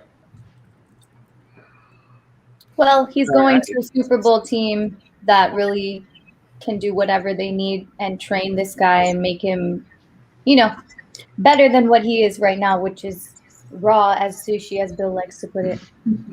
Well, we are over 4 hours now. Thank you all so much for sticking around. We're going to say adios to Jeff and Bill. Thank you all so much for all of your knowledge, all of your in-depth analysis. Can't wait to be on with you guys tomorrow and for round 3. It's going to be a whole bunch of fun. But thank you all so much for being on. If you thought tonight was long, wait till tomorrow and Saturday.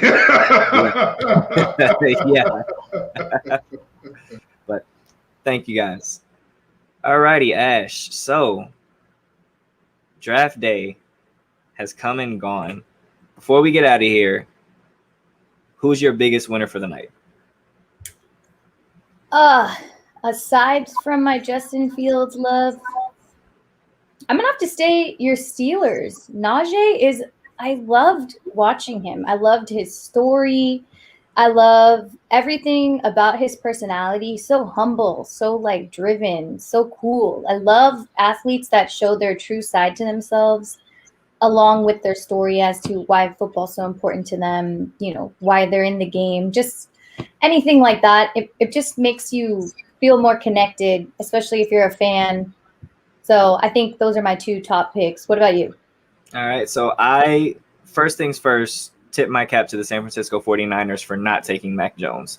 I think, and again, it's not a knock on Mac. I think they just they made the right choice taking Trey Lance. I think that was a huge win. I think it was something that some of us probably didn't think that they would make that decision, but they did.